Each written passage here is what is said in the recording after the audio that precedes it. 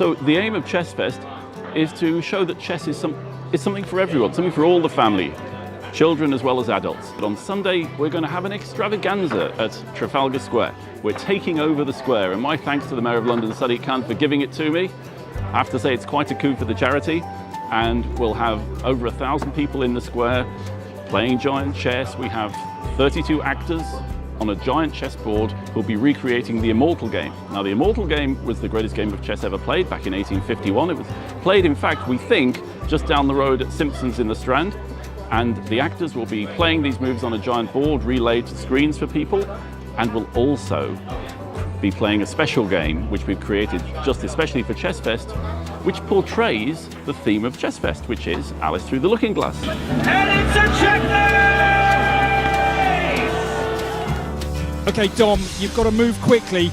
The rook goes in the middle. How do you think you're doing? Not so well.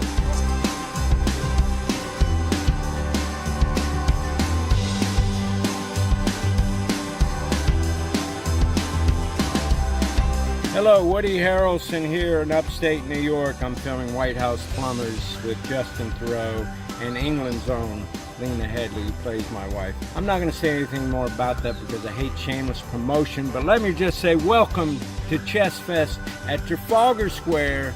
My first move is very unpredictable, E4.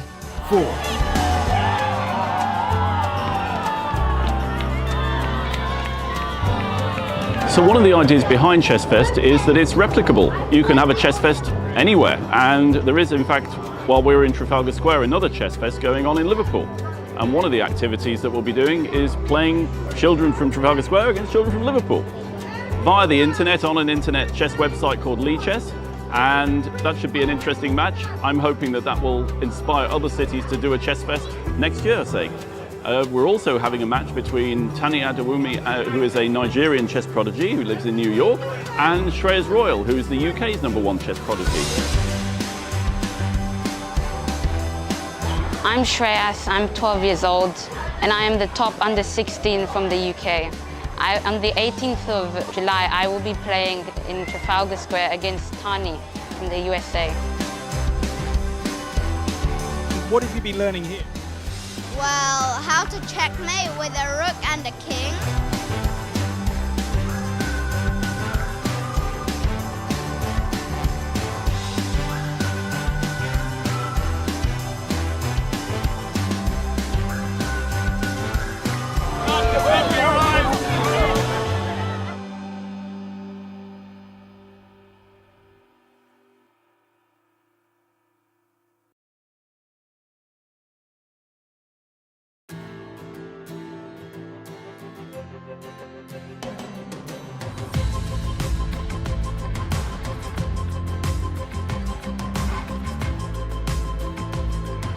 So here we are in the historic and beautiful Manchester Square Garden in the centre of London, right by the Wallace Collection Museum, for the first day of Chess Fest, which is a new event created by the charity Chess in Schools and Communities, which I founded back in 2009, that teaches chess to children all around the country in state schools.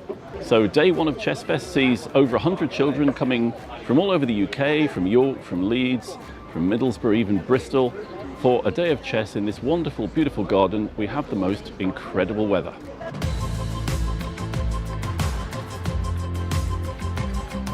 We've got giant chess sets so they can play in a giant way and make giant moves. We've got normal-sized chess sets that you can see behind me and to my right, where they're playing tournament games, and they've also had a chess lesson. Later on, they're going to get a chance to play a real grandmaster.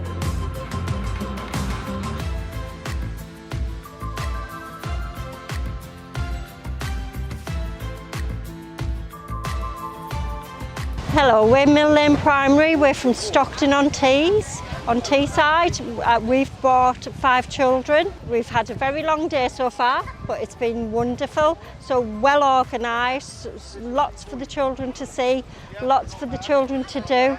It's their first outing this year, and it's lovely to see other children as well, enjoying the competition and mixing together beautifully.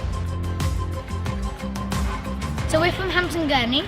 I am 10 years old, and we've been having a great time so far.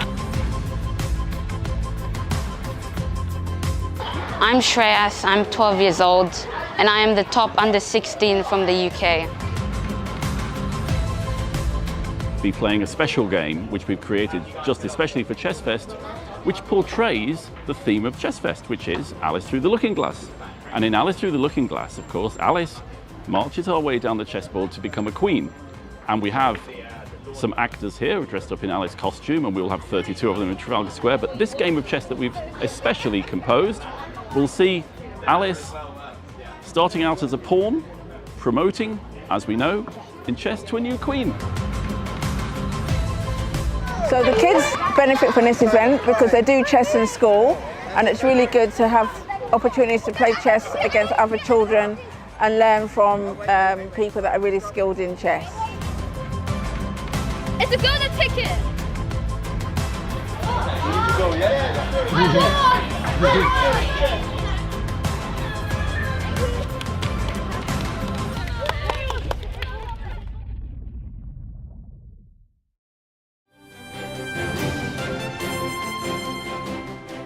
Now, 43 teams from 31 countries competing in an online chess contest spanning the globe. The difference, all of the players are behind bars.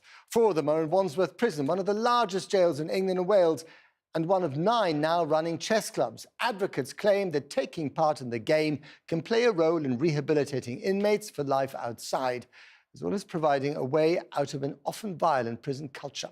Our Home Affairs correspondent, Andy Davis, has this report.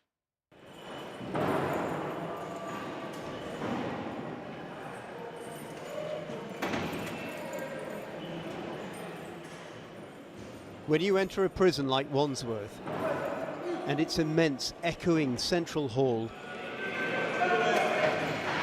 there are many sounds you expect to hear, but not this. And the intense quiet which follows.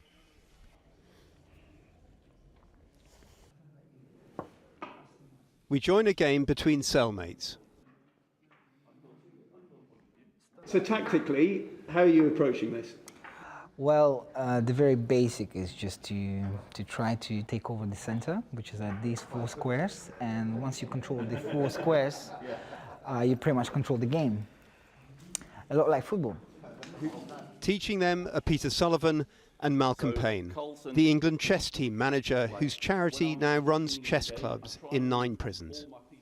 I asked a few psychologists before, when I first had the idea of prison chess, I was sort of thinking, well, you know, how will it work? What will be the benefits? And indeed, I remember very clearly what one of them said, which was that distraction is an excellent idea. If a prisoner can forget where they are for even just a few minutes, then that will, you know, that will be beneficial. I think, though, that genuinely what learning chess in prison does, and a lot of people who are in the club have learned chess in prison, is giving them a life skill, something they can do on the outside, something that will help them integrate when they're released. Check. Knight c3. Knight c3, exactly. That's what I play in this position. That's what I play. Chess as a means to help reduce reoffending is gaining more support, seemingly, in many a criminal justice system. You got to castle your king. In October, for the first time, the Ministry of Justice allowed England's prison chess team restricted internet access to compete in the first ever World Prison Online Championship. Prisoners in Wandsworth made a film about it. 4 of them competed. England came 7th out of 31 countries. Do you see this as a form of rehabilitation, or is it just a means to relieve the boredom of being in prison? Oh, 100%. It is a form of rehabilitation.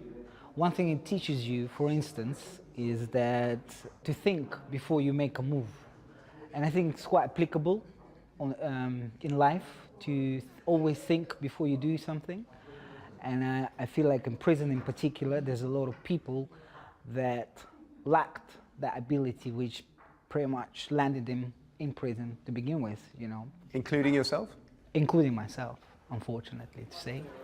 The wing would have now tables, actually, you know. It is quite nice because you get like 2 people playing and 5 people just watching around, you know, trying to provoke each other, who is going to win, who is better. So it is quite fun. It is something new, and it's quite rehabilitating, I would say. In what way? Intellectual way. So you you challenge yourself intellectually. Your brain works. Here, the prison officer who helped start this weekly club plays triumphant prisoner. Checkmate, officer. Oh. That's all right, it's done. What's that, 3 times? There's only one way. There's 3 times. So how long have you both been playing chess? About a year for me. About 6 months for me. 6 months. What impact does it have on the wing? I mean, what are the benefits, do you think? It's a welcome distraction for them, and it's a way for them to concentrate and actually build relationships with each other. I mean, and with you as staff, and with staff as well, yeah. And the most interesting part is that you can have an old Russian guy, you know, from one wing who's never spoken to a black boy from South London who's on the other side before, but they can play a game of chess. That's quite interesting. I like that part. Yeah. 2 different worlds meet. Yeah. It is impressive, but it is just one scheme. We weren't allowed to film on the wings in the prison. To help assess this in the context of what many consider a wider prison system in crisis, creaking under the strain of overcrowding, violence, the pandemic, and inadequate access to rehabilitation programs. This chess club, you know, looks great, but it isn't the reality across the prison system that there remain glaring deficiencies in terms of prisoners getting adequate access to rehabilitation programs. There are lots of different ways of offering rehabilitation programs in the prison service, and what we try and do is adapt the rehabilitation to the prisoners' different needs. In a prison where most people stay short-term like Wandsworth, we try to offer activities that people can learn quickly and that they can take with them to another prison or that they can take outside with them. See, you rushed me into it. You rushed me into it. Sorry about that.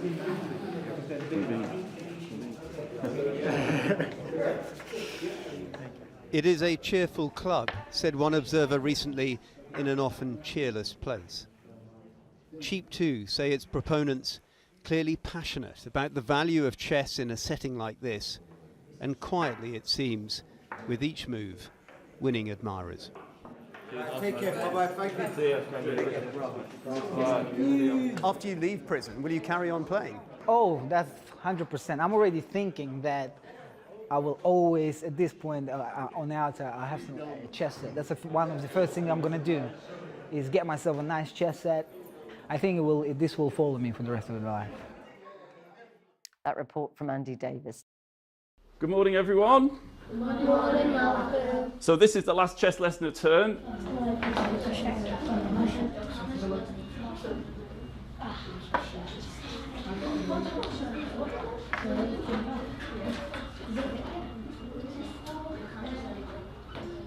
I like chess because it helps you do maths better, like coordinates, and it makes you concentrate more. It's like really fun to play it, and it calms you down when you're in like an angry mood. It like gets you ready and it puts you into the right mood for like doing lessons. One of the lovely things about doing chess in the classroom is that children are learning through play, which makes it so much more fun. It doesn't feel like an ordinary lesson, it's something children look forward to. It helps them to learn how to concentrate, how to think a little bit strategically, think logically, and we hope that it turns them into more rounded and ultimately, of course, employable individuals. Just get a board in pieces and learn how to play. Just practice and see if you can do it.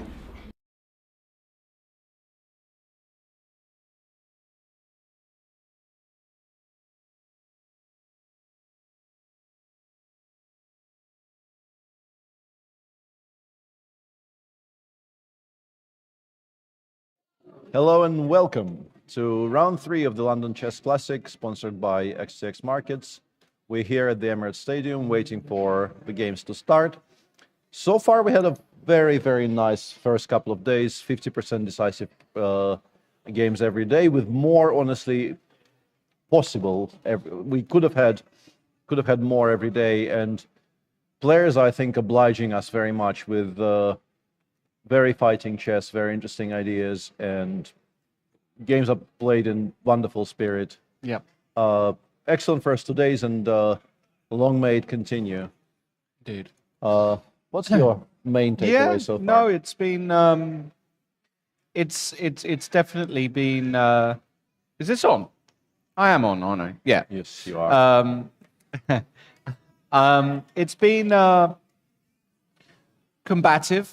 No, none of the players are here just to make things not interesting and just try and collect a paycheck or something like that. People actually want to win. Every single player is fighting.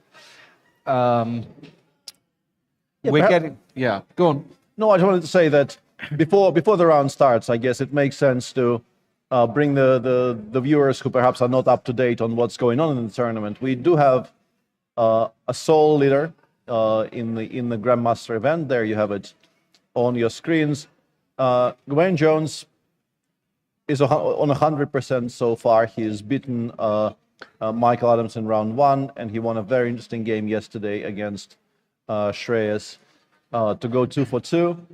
And 2 players are a half a point behind him. Vidit, who beat Andrew Hong yesterday in what I think is game of the tournament so far, and Nikita Vitugov, who had the 2 whites in rounds 1 and 2 and used them to score a point and a half. Then Shah on 50%, and 4 people tied for last, if you want to be harsh, or 5th if you want to be slightly more generous, on half a point out of 2. But plenty of chess to play, of course, and a half a point lead at the top is not decisive, let's put it like this. But it is very nice to see Gawain playing well. It is obviously you do want good things for Gawain. Yeah, absolutely, especially at home. You know, he's top player, top guy. Obviously, well, we all know he's had a very tough time. So for him to score a massive result like this, winning this event, I think everybody would like to see it. But he's got a long way to go. Today is round 3. And perhaps we can see... Yeah, let's take a look at the pairings for the pairings, day. yeah. And there we have it. Our leader today is playing one of the people who are directly behind him, half a point behind, Gawain Jones with the white pieces against Vidit. Nikita Vitugov is playing against Andrew Hong. Up top there, Azerbaijani veteran. Feels kind of weird to call him a veteran, but he has been around absolutely forever and is a very, very well-established player. Shahryar Mamidarov is white against former and potentially future world champion, women world champion Ju Wenjun. And Michael Adams is playing Shreyas Royal on the, well, not really a bottom board. They're all really equally important. So this is the lineup we're going to be watching today. I actually think today we could get 4 decisive results. You're going for I'm going for broke. Yeah, for absolute carnage. Prediction carnage. Yeah, 4 out of 4 is never impossible, really, but never really all that likely. And our producers are very kindly reminding us that we should perhaps introduce ourselves. Oh yes, I'm Grandmaster Peter Svidler, and next to me is the eye candy International Master Lawrence Trent. Yeah, that's right. I don't think that applause was for us, but we'll take it. Yeah, we absolutely are going to take everything. We haven't done anything yet, but you know. No, not really, no. And moves are starting to come in, so perhaps we could bring up the chessboard and start talking about positions. Shah opted for a Trompovsky in his round 1 game against Vidit, but today he is back to his more usual fare. I played so many symmetrical G3 Grunfelds against him with the black pieces. It's not even funny. And it looks like it might be headed in that direction today as well. Of course, White, for now, is not committing to playing D2, D4, and Shah has been known to deviate and to play slightly trickier move orders. You don't have to switch directly into Grunfeld here. And as you can see here, he does castle giving black the option of playing e7, e5, after which it will not be a Grunfeld. It is more likely to be some kind of a King's Indian with colors reversed, more than anything else.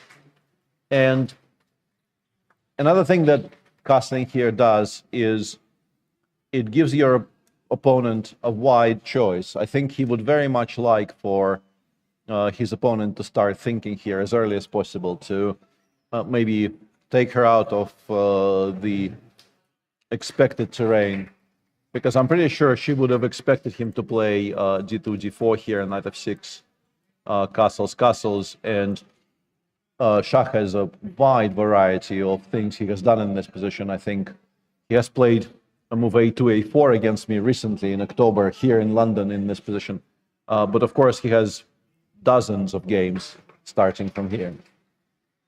And I'm pretty sure this is what Jun expected to happen today. But castling, of course, you can still go knight f6 and say, I would like you to go back to all of that. But e5 is never a mistake in this position. Just playing e5 and playing the King's Indian with colors reversed is a perfectly healthy option. But it will probably eat into her clock a little bit, the availability of all these options. Or even c7, c5, which is also a separate thing you can do, which also probably leads to a disparate set of positions, unlike any of the ones we mentioned so far. While she's thinking, let's take a brief look at other boards. In the game between Andrew Hong and Nikita Vitsugov, Nikita is playing his first game with the black pieces in this tournament, and he opted for a Sicilian, which is, I wouldn't say his absolutely usual fare. He has become, I think, much more of a e4, e5 player in recent years, but he has played a lot of Sicilian in his youth. And as I mentioned, I think during yesterday's broadcast, he's been seconding Jan Nepomniachtchi for quite a long time. I don't think it's true any longer, but he definitely was there for Jan for the previous 2 cycles of the World Championship. And that makes you look at pretty much the entirety of chess theory. So I think he's capable of playing absolutely anything. This is a very topical Rossolimo. Are you a Rossolimo player with white? Yes, when I'm not feeling ridiculous. I've played the Rossolimo a fair bunch.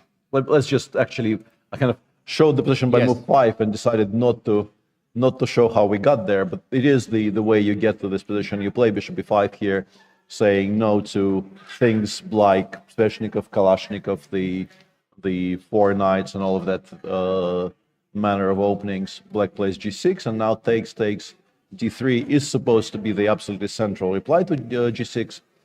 And queen c7 is a very newfangled way of treating it, but your history was Rossolimo first. Well, I don't really have a history with it. I've played it quite a lot with white. My score with white against specifically g6, I think, is very poor, which it really shouldn't be, because you've got quite a few options with white. But black can cause you problems down the line if you're a bit too lackadaisical, basically, with white. If you just... That is true. And queen c7, I think, is an indication of exactly what black is about in these lines these days. Black would very much like to play 75, clamping down on the white center. It is often done without even putting the knight on f6, because the knight you could definitely make an argument for the knight not even going to f6 at all. If, let's say, I will make some completely unnecessary moves on the white side, you can definitely imagine black playing something like g6, and then the knight might come out via h6 and f7, for instance. You would argue f7 is maybe a more harmonious square for this piece than either e7 or f6.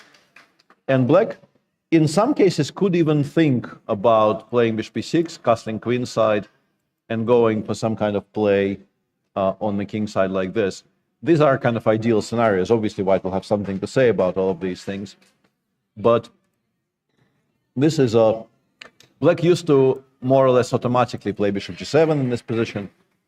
After knight c3, you had a choice between, let's say, e5 and knight f6. And when I was playing the Rossolimo actively with the white pieces, let's say, I don't know, 20 years ago, you would get positions like this sort of on autopilot, like not queen d5, of course, but queen d6 in this position. I think there's a bunch of very, very high-level games dating to, let's say, mid to late 90s, early 2000s, which just began from here.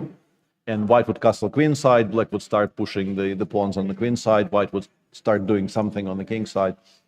This is extremely outdated. You don't see this at all anymore. Black, I think, is unwilling to give white this amount of freedom. In particular, I think trading the bishop on c1 for that bishop on f8 has become a lot harder to achieve. Black players are not in favor of that anymore. It's interesting that Andrew is pausing here after queen c7, because as I mentioned, queen c7 is very much meta, so to speak. It's very hot property in terms of what you can expect from black if you play this particular line of the Rossolimo. Elsewhere are two leaders on board 3, Gawain Jones white against Vidit. This is a pure reti. Knight of 3, d5, g3, knight of 6, bishop g2, c5, white played castle, e6. There's been a lot of work done here trying to make the move d2, d4 work. Knight c6 often just transposes into classical Catalans, but there is also, after d4, the option of taking and playing e5, which I think has been quite seriously analyzed recently, because white is trying to sort of not play mainline theory, but still have a shot of an advantage. But Vidit just goes for pure reti structure, c4, d4, e3, knight c6, d3. And once again, this quiet move h7, h6 makes an appearance, which feels like, you must have more useful things to do here. And why are we, as black, spending a full tempo on this seemingly completely unnecessary move? But what do you think? Like, why do you think that is? It's probably, h6 in these positions has a useful function. In some positions, white does take on d4 and try and remove the knight on f6 with bishop g5 to get a grip over e4. I think it's exactly that, actually. Yeah. I think it's pretty much just that. And there is obviously some positions as well where if you've got a knight on d2, you can go knight g5, knight e4 as well. Yeah. So it's just depriving white the g5 square. And also, interestingly, you pretty much never want to take on e3, because that gives white a very clear-cut plan to take with the bishop, play knight c3, d4. And if white gets all of that in, they will have a nice little edge. And then you start looking at the moves you could make, and those are mainly bishop e6 and bishop d7. Sorry, bishop e7 and bishop d6. And apart from what Lauren said, which is, I think, absolutely correct, and one of the, I think, very central lines of this variation goes like this. And now let's say rook c1, or we can maybe include a3, a5, and play rook c1 and try to push for c4, c5. All of these positions are quite heavily discussed, and white absolutely jumps at the opportunity to get rid of the bishop on c1, which is very often the worst piece you have here with white. If you don't trade it for this knight on f6, you often struggle to find any work for it whatsoever. But also, if you come at it from a slightly different angle, you don't really know yet where this bishop belongs, whether it's d6, e7, or even maybe c5, because white will eventually take on d4. It's really not possible for white to postpone the capture on d4 for much longer. You can maybe make some argument for a move like rook e1 or maybe knight a3, but they don't look particularly threatening. And if you are to get this position, then whatever white does next will provide you with a much better clue as to where the bishop on f8 belongs. So you also preserve a lot of flexibility in terms of exactly how you're planning to develop this bishop. So yeah, h6 I think has become a very topical choice, and a lot of very strong players are playing it these days. And our final game of the round is this game between Michael Adams and Shreyas, where after e4, c5, Mickey has done something quirky-ish. He started with knight c3, knight c6, knight f3. Okay. g6, so far so good. Yes. And now, instead of playing the accelerated dragon, which is what I'm assuming the young man expected, and now you play bishop e3, and black can play knight f6 or d7, d6, and there's a lot of theory obviously connected with all of that. Mickey starts by playing bishop c4 first. Bishop g7 castles, d6, and rook e1. And yeah, I'm not sure what I think about this. People do this more and more. Not exactly this, but this type of stuff has, I think, become a lot more popular in recent times as an attempt not to play anything particularly theoretical and just to get a game of chess. But you still feel this is sort of, you know, you're kind of giving up on fighting for advantage a little bit when you decline to play any kind of a main line against a Sicilian at all. And also, I want to say I would be sorely tempted by the movie 75 here. And the reason I say this is I will try to reconstruct this line. Magnus has been doing this, I think, quite a lot. In the old, how does this go? I'm trying to, no, it's not this line. I think Magnus at some point started quite seriously playing e75 in this position. Right. And the plan is then, if white doesn't do something very fast in the center, you play knight g7, you play, let's say we go, I don't know, castles, knight g7. I think there were some games like this.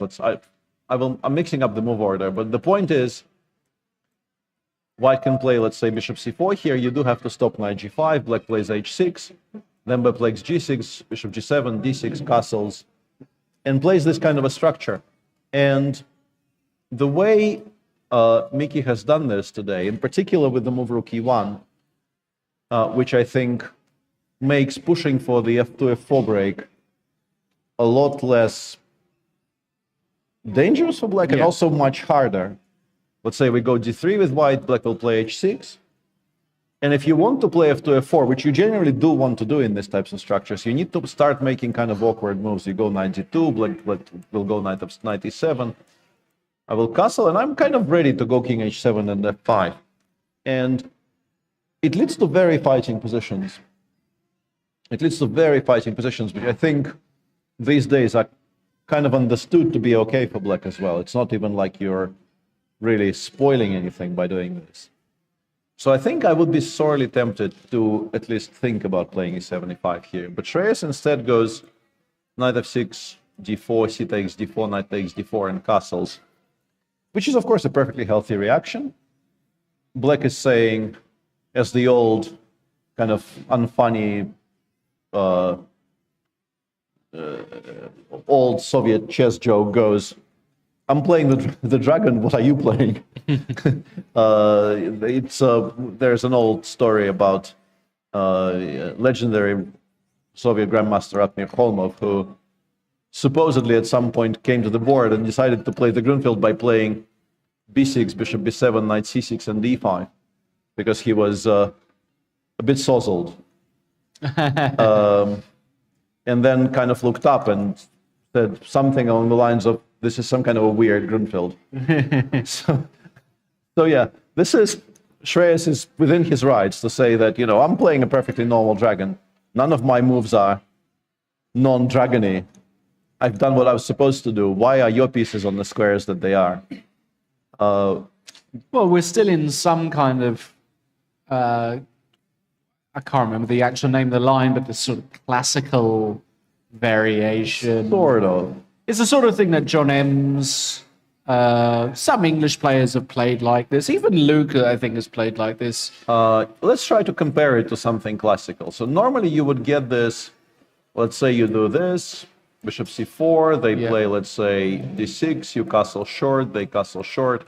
I should have already played knight g4, but I'm not doing it for the purposes of a demonstration. And you probably play something like h3 or f3, because you do want to stop knight g4. Yes. Whereas in the game, let me find our game position there somewhere. Yeah, and Mickey has just played h3. What we have is a rook on e1. Yes. The bishop back on c1. Yes. And the bishop might actually end up going to g5. Almost certainly maybe, will, yeah. And the question is, can black use the fact that you can take on d4 and provoke white to recapture with the queen, which wouldn't have been the case in those other lines because you would almost certainly be recapturing with the bishop.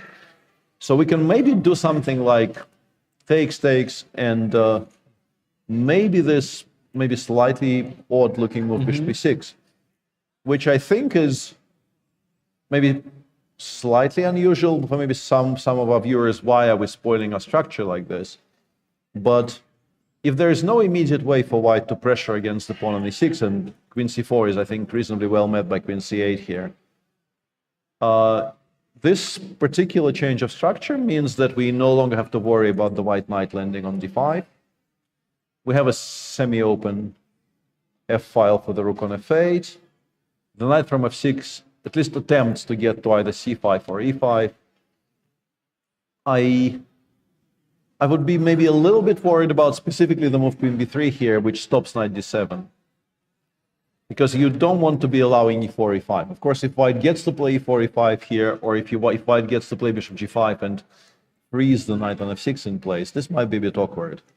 So I'm not sure if this is good, but this would be at least something I would absolutely consider.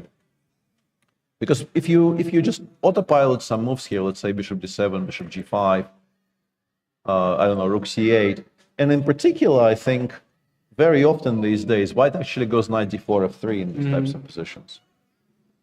You suddenly, with black, find yourself kind of cramped and a little bit unsure where your pieces go. Because yes, you can play knight a5, the bishop will drop back to either f1 or sometimes even b3. I've seen people be quite happy with white allowing this trade and then just playing queen d2 and aiming to eventually land the knight on d5 and just be structurally a little bit better. And yeah, this could become a little bit awkward.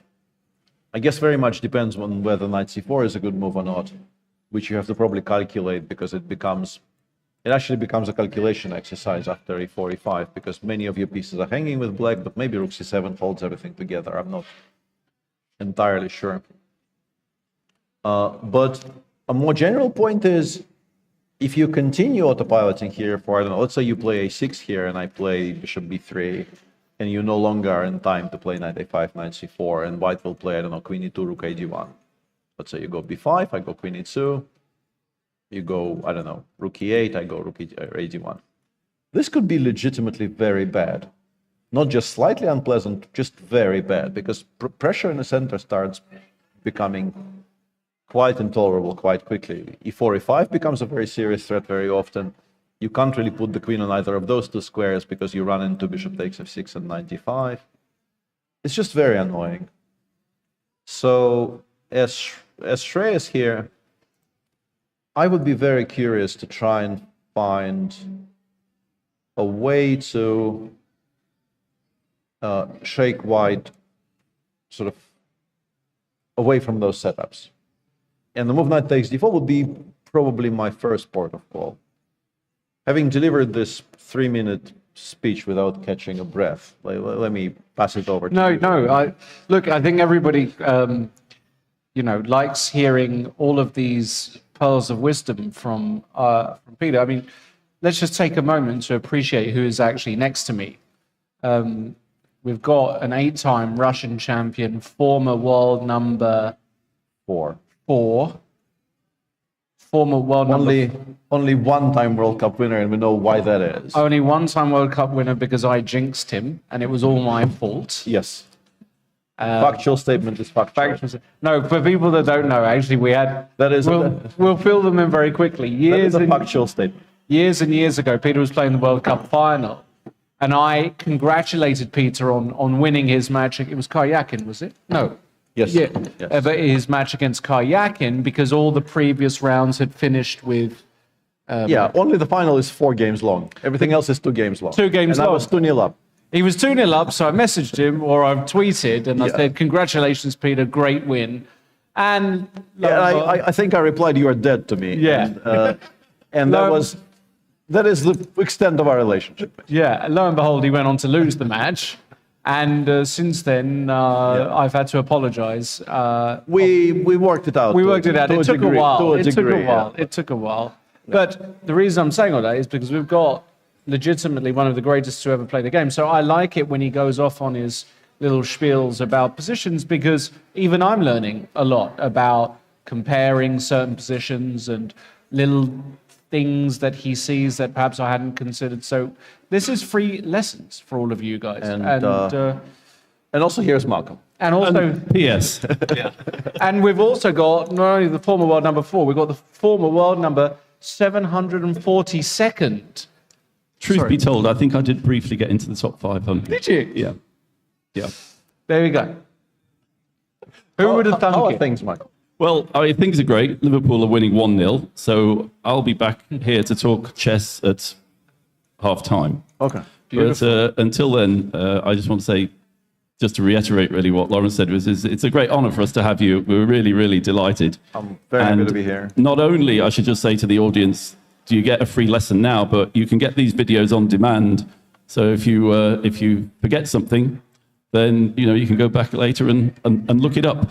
Just for my own personal edification, what's going on in all 4 games just quickly? So we just kind of described. Mickey is trying to make his young opponent play his own moves as early as possible, which I think is a very sound strategy.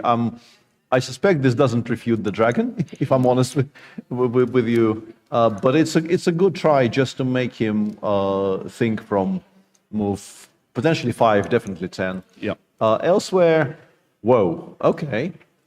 So if the gauntlet had been picked up by Juven Jun, Shah played d3, knight e7, and now something I did not really expect. c4 is fine. c4 is very much a move you make in this position, but after c6, Shah continued with e2, e4, which is This is very strange. I mean, very quirky, unusual. Very quirky. She absolutely logically castled in response. And now Shah is thinking, okay, how do I follow this up? One way to follow it up would be maybe something like ed5, cd5, knight c3, trying for some kind of an imbalanced structure in the center. If black plays d5, d4, maybe we have some good squares for this knight. Maybe it goes to e4 later. Like if it gets chased all around, I don't know who ends up liking this more. This actually might be completely playable for black. As the more I look at this. Couldn't you, when you have the knight on e7, sometimes you put that one on c6 and bring the other one to d7, don't you? Sometimes? Yeah, that's also possible. You can maybe wait for a move, go knight d7, prevent knight c5, and then go this one here, f5. This one goes to c5. Those 2 squares. I don't know. I would very much like for Shah to actually play something here, because I think his next move will give us the best indication yet as to what he is planning to do. Because, like, if you play rook e1, apart from the fact that, yes, I can still probably play knight d7, I think I'm reasonably interested in the move d5, d4 as well. I don't really see why that would be bad. Followed by, I don't know, c5, knight bc6, or h6, f5, or both of those things together eventually. I really can't, for the life of me, work out why that would be great for white. Same applies, of course, to knight c3, d4, knight e2, which, I mean, you're sort of playing a King's Indian, but you played c7, c5, I think, way too early for no particular reason. And after f7, f5, I would immediately start thinking maybe black is already a bit better. Yeah, absolutely. So, I mean, it's a very new position. It's a very fresh position. But, yeah, I would like for Shah to, elucidate a little bit, because I'm a bit confused. Peter, do you think he's doing vaguely the same thing that Mickey's doing, just trying to get the opponent to think for themselves as fast as possible, really? But also knowing Shah, he does have an idea here. It's not just, I mean, he is only just started thinking here. He's on an hour 27. Everything up until that point was more or less blitzed out. I do not think this is over the board randomness. It's just that I'm not entirely sure how you follow it up. I've never seen this before, and I'm a bit confused. Is black a bit worse if she takes on c4 and d1? I'm just thinking bishop e3 comes and there's no knight g4. And yeah, I think the knight on e7 is going to be a very poor piece. Like we discussed the structure a little bit yesterday. Let's make a move for white. It's a similar structure to what Gawain Jones had yesterday against Reyes, where there's this hole on d4 which you seem to be able to play against, but it's very difficult to get to it. The knight on e7 is a very poor piece. Yes, you can play c6, c5, and you will get your knight to d4, but white will get theirs to d5 faster, and it's not always particularly happy for black to do this. So yeah, I'm not expecting any kind of offloading of pressure like this. I think for black, you probably want to play h7, h6, bishop e6, knight d7, that kind of stuff. And also d5, d4 against many things here. Seems quite logical, at least to my eyes. So yeah, I'm curious. Vichugov, Hong against Vichugov continues very slowly after queen c7. Andrew played bishop e3, e5, and a4. I am not in love with placing the bishop on e3 here this early. I think, weirdly, it becomes a bit of a target because black often, probably not right away, but often there are ways for black to get a very quick f7, f5 in these structures. And in particular, if you have, let's say, a knight on d2, this bishop on e3 is kind of speeds up black's play on the king side, because let me just make some moves. I don't know, b6 with castle, I go, I don't know, bishop g7, knight b2, and I actually go with it.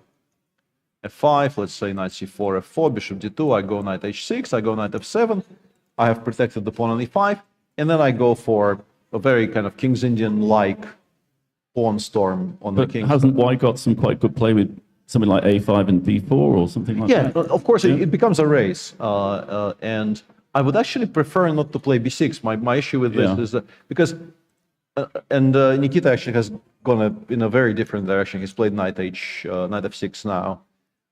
The best square for this knight, if you can get it there, is e6. And maybe you're even in time to play knight h5, knight g7, knight a6 here. Because white's play, now that you played both bishop e3 and a4, white's play on the queen side is kind of slow. I think if you're expecting e5 to happen, what you maybe would like to try for is some kind of a3 b4 lines. What Andrew has done instead is, I mean, he's secured a very nice square on c4 for the knight. He's probably intending to play something like knight g2 or maybe knight a3. Let's say knight h5, knight c4, and f6. But then you have to ask yourself, what is your follow-up? Because you are not really playing b2, b4 anymore. The f4 break is also kind of ruled out. I guess your play in terms of pawn breaks now consists of trying to get c3 and d4 in. But black has ways of dealing with it. Let's say c3, I will include bishop b6, I will put the rook on d8.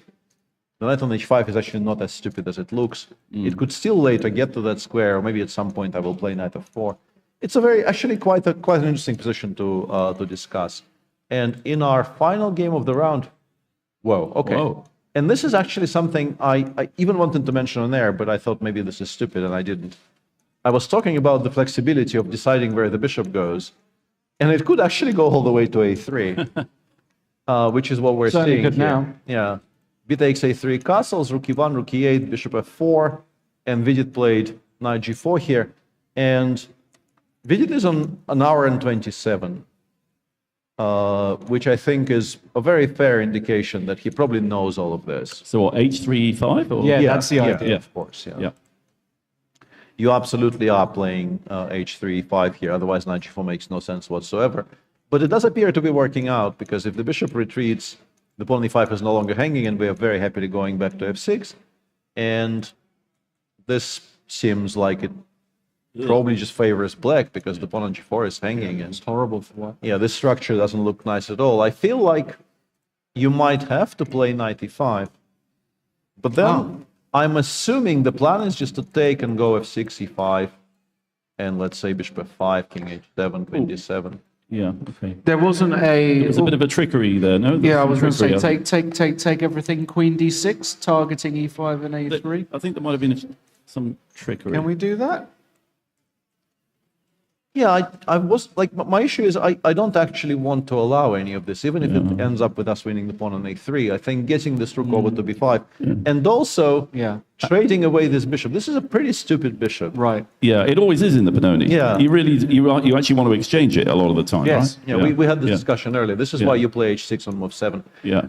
So I'm sort of ideologically opposed to trading the knight on c6 for the bishop on e5, even if it still leads to a very playable position for black. Honestly, yeah, something like, I don't know, takes, queen c7, followed by rook b8, bishop d7, bishop c6, is also, honestly, extremely healthy. Looks solid, doesn't it? Yeah, nothing wrong with it whatsoever. But I wanted to be a bit more ambitious.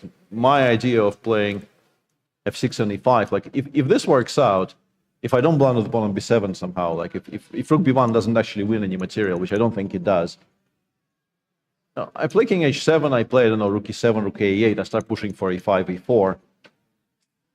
Strategically, this is risky for white. It might be okay, but strategically, this is quite risky for white, and this is such an idiot. Yeah, I was wondering about throwing a bishop d5 check in earlier and trying to attack you. Yeah, you can. Maybe. But several moves ago, like when you went e5, actually. Yeah. No, then I will play bishop e6. I thought so. Yeah. I mean, but then I wanted to take on h6, but it's just nothing. Yeah, there's a couple of checks only, right? Yeah. You only have It's one not attacker. enough. Yeah. I'm not even taking And the if draw. I go queen g4 first? Instead of taking on h6? that is a serious thing. Yeah. Okay. Yeah, this I blundered, but yeah, this might actually. Maybe hang on a something. second. F5. F5 wins, right? Yeah, F5 queen to f5, F5, rook rook f6. Yeah. Yeah. I did not see that. I did not see that when I was suggesting it, but it does appear to be working out. But actually, it feels like it should. Nothing wrong with black's position. Why should he be vulnerable to something like that? So yeah. Cool. So well, I'm going to watch a bit of football. I'm up to date. Thank you very much. Yeah. Well, good luck. Sorry. Good luck. Who are Liverpool playing? Manchester City. You're winning 1-0, you said. And we've hit the post. Have they broken the streak yet, or the streak? The streak? They lost 3 in a row. No, they lost 5 in a row. 5 in a row. City. 5 in a row. But they did break the streak. They made a draw, but they were winning 3-0 with 15 minutes to go. I think I Who's that heard against, Malcolm? That was... vaguely heard of that. Yeah. Yeah. So Man City were up 3-0 and they couldn't finish off being up 3-0. So they're in a horrible moment. Why is that happening? Great question. Why are Man City in the worst lull of their... I think losing Rodri actually has made a big impact in the middle. I think people have started to realise that he was actually a fundamental key part of this team and their success. So Malcolm's going to... If you don't know Malcolm, the organiser, he's a hardcore Liverpool fan, goes to a lot of games. So watching the game is much more important than watching these priorities. Watching these guys battle out a Benoni. Yeah, he'll be back there. No, I mean it's very lucky for this tournament that the tests in New Zealand start at 10 p.m. or I wouldn't be able to do this. Oh right, yeah, of course. How are we doing there, by the way? We won the first one. We won the first test. We as in England, because Peter is an Anglophile and a hardcore England cricket supporter. If you didn't know. Anyway, where do you want us? For some reason. Yeah, well, the story is Nigel. Well, one day you can tell us the story again. He didn't grow up on the streets of St. Petersburg with a big old red ball in his hand. No. I can tell you that. No. Okay. I actually thought this might happen, yeah. And Shah continues just making only the pawn moves. He developed something on the king side and has now embarked on this idea of just moving only the pawns. And before, honestly, it makes quite a lot of sense because this bishop, if it goes anywhere in these types of structures, it probably goes to b2. And honestly, if you play something like h6, I very much suspect the next move is a4. Yes. And then maybe b5. You will just continue pushing because we're gaining space on the queen side, which is something that white is extremely interested in doing in a lot of openings these days. Like, it's a bit of a tangent, but the accepted thing about the Italian now is that it is very important to grab some space on the queen side before you do anything anywhere else. So even in the openings where generally you wouldn't think that like gioco piano depended on white having pawns on a4 and b4 is now very much revolving around those ideas. And here, I think it's very natural to go for this space grab as well. And also, you don't really want to commit any of your pieces to any squares yet, because you don't know where they will belong.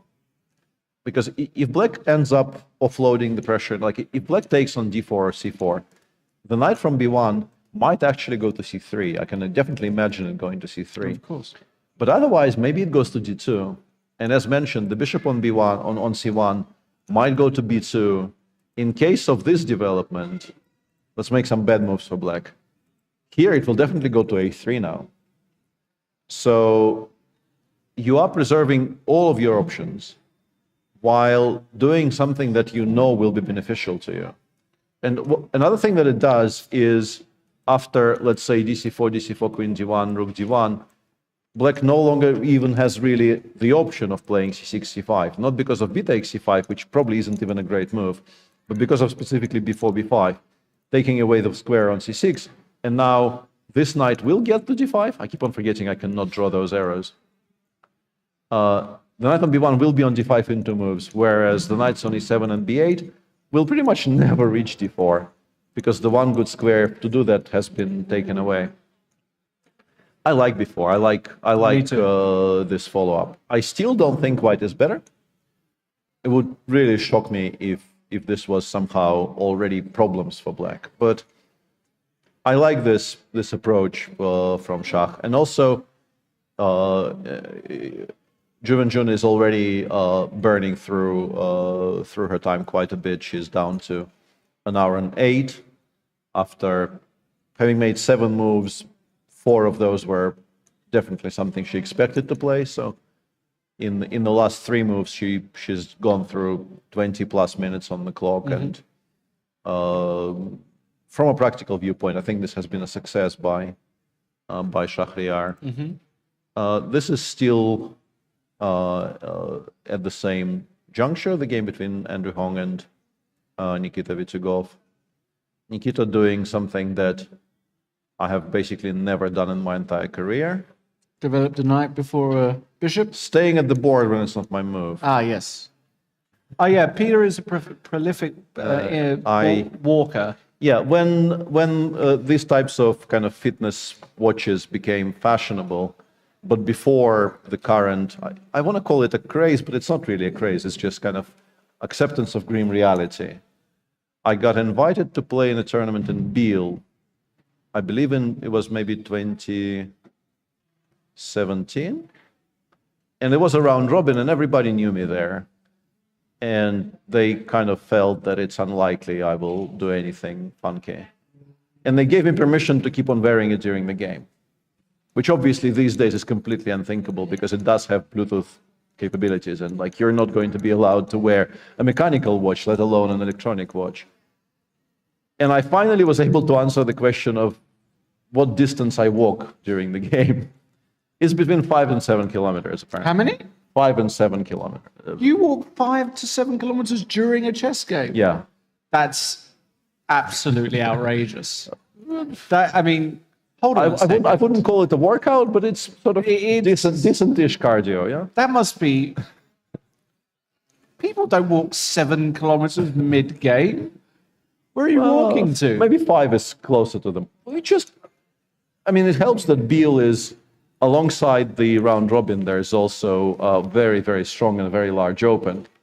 And I would make a move and then I would take an excursion around the top, 30 open tournament boards. But yeah, I finally had the answer. It's never below 5,000 steps, and my steps are kind of a meter, close to a yard. Let's put it like this. Anyway, there you go. Yeah, and there he is. Okay, now it is his move, so I understand why he's at the board now. But previously, I would have been more skeptical. Have you ever actually sat at the board when it's not your? Of course, I have. Yeah, but I don't particularly like it. Right. And just for the young guys watching, either here in the crowd or at home, it's not great advice to do it, if you're starting out in chess. The reason why Peter can do it is because he's able to visualize the position and calculate what's going on whilst walking around, and even whilst looking at another board. Yeah. He's got one Honestly, yeah, this is not an advertisement, because I think it's harmful even to my chess, and it definitely isn't easily translatable for other people, but it's how I've always been. Well, you're a bit fidgety. Yeah, and I always found it easier to kind of burn off the excess nervous energy by walking, and yeah, I was exactly the same at 10. Right. So, Okay. It's not as if, you know, it was a function of my ever-increasing skill. It's just how I was built, basically. Knight a3, we mentioned knight a3. I'm expecting knight h5, but you can definitely imagine the knight going to d7 as well, although it's a bit more passive. I really do think knight h5 is the most natural move in this position, because you are going to be faced with the move knight c4 next move. You know this much. You're probably not playing bishop b6, because after knight g5 you will have to find a new home for this piece. Although maybe you can make an argument for bishop b6 and then bishop g4. Because if you provoke f3 and then go all the way back, this knight on g5 is a little bit stranded. True. So bishop b6 is not unplayable, but I'm not sure we need it on this square this early. And let's say white goes h2, h3, and now you constantly have to worry about calculating knight g5. I am much happier putting it on e6 later in the game when there's already a pawn on f6, which is why I was advocating for something like knight h5, knight c4, f6. If need be, I will follow it up with bishop e6. And then, having made all the development moves I like, I will decide on the further plan. Let's say, just to illustrate, once again, we talked about this briefly, but having more or less ruled out any kind of b2, b4 breaks, because they're going to be very difficult to organize now that the pawn is on a4, we only have this. So let's try playing c3. Now this knight is vulnerable. In order to continue supporting the d3, d4 break, maybe you play, let's say, something b3 or queen e2. Let's say b3. I will play rook d8. Now with the rook on d8 as black, I don't think we are particularly worried about the d3, d4 break at all. Even if it happens, it's not going to really generate a threat. Let's say white castles, and we play something like bishop b7 and prepare maybe to castle. And if we set up some kind of a position like this, eventually I will quite happily play something like bishop f7 and put the knight on a6. Or I can even keep it on h5. And in terms of really ambitious plans, and as I've given the speech, he does play bishop b6. As I felt like the moment I said this is not something to do, it was going to happen. In terms of really ambitious plans, if you can somehow make it so that the knight on h5 is not hanging, you can definitely, in these types of structures, go for ideas of g6, g5, and the knight to f4. You don't want to play knight f4 when you have to recapture with the e-pawn. But even if you somehow arrange this setup to be able to recapture with the g-pawn, this, of course, is very happy times for black. Rook g8, and there will be pressure against the white king side. Okay, so bishop e6 has been the choice. For white, knight c4 feels like it's, for now, not really very playable, because with the bishop on e3, we're not going to be able to generate any pressure on the e-file, and black just wins this pawn for, as far as I can tell, pretty much nothing.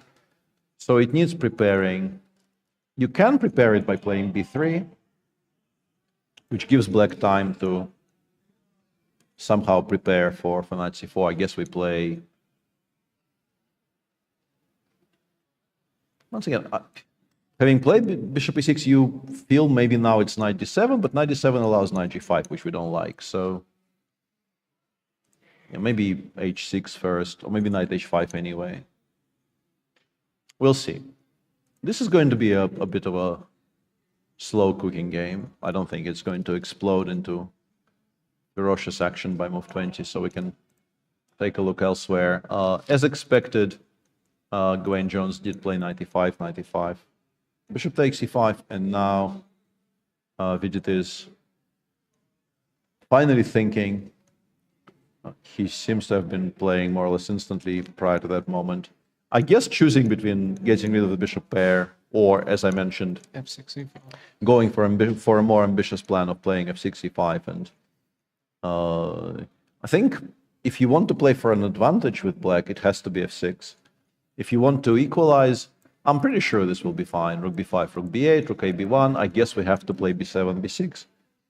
But we do have a decent reply to c5 because we have bishop a6 here. cb6, let's say, I don't know. Maybe even a b6.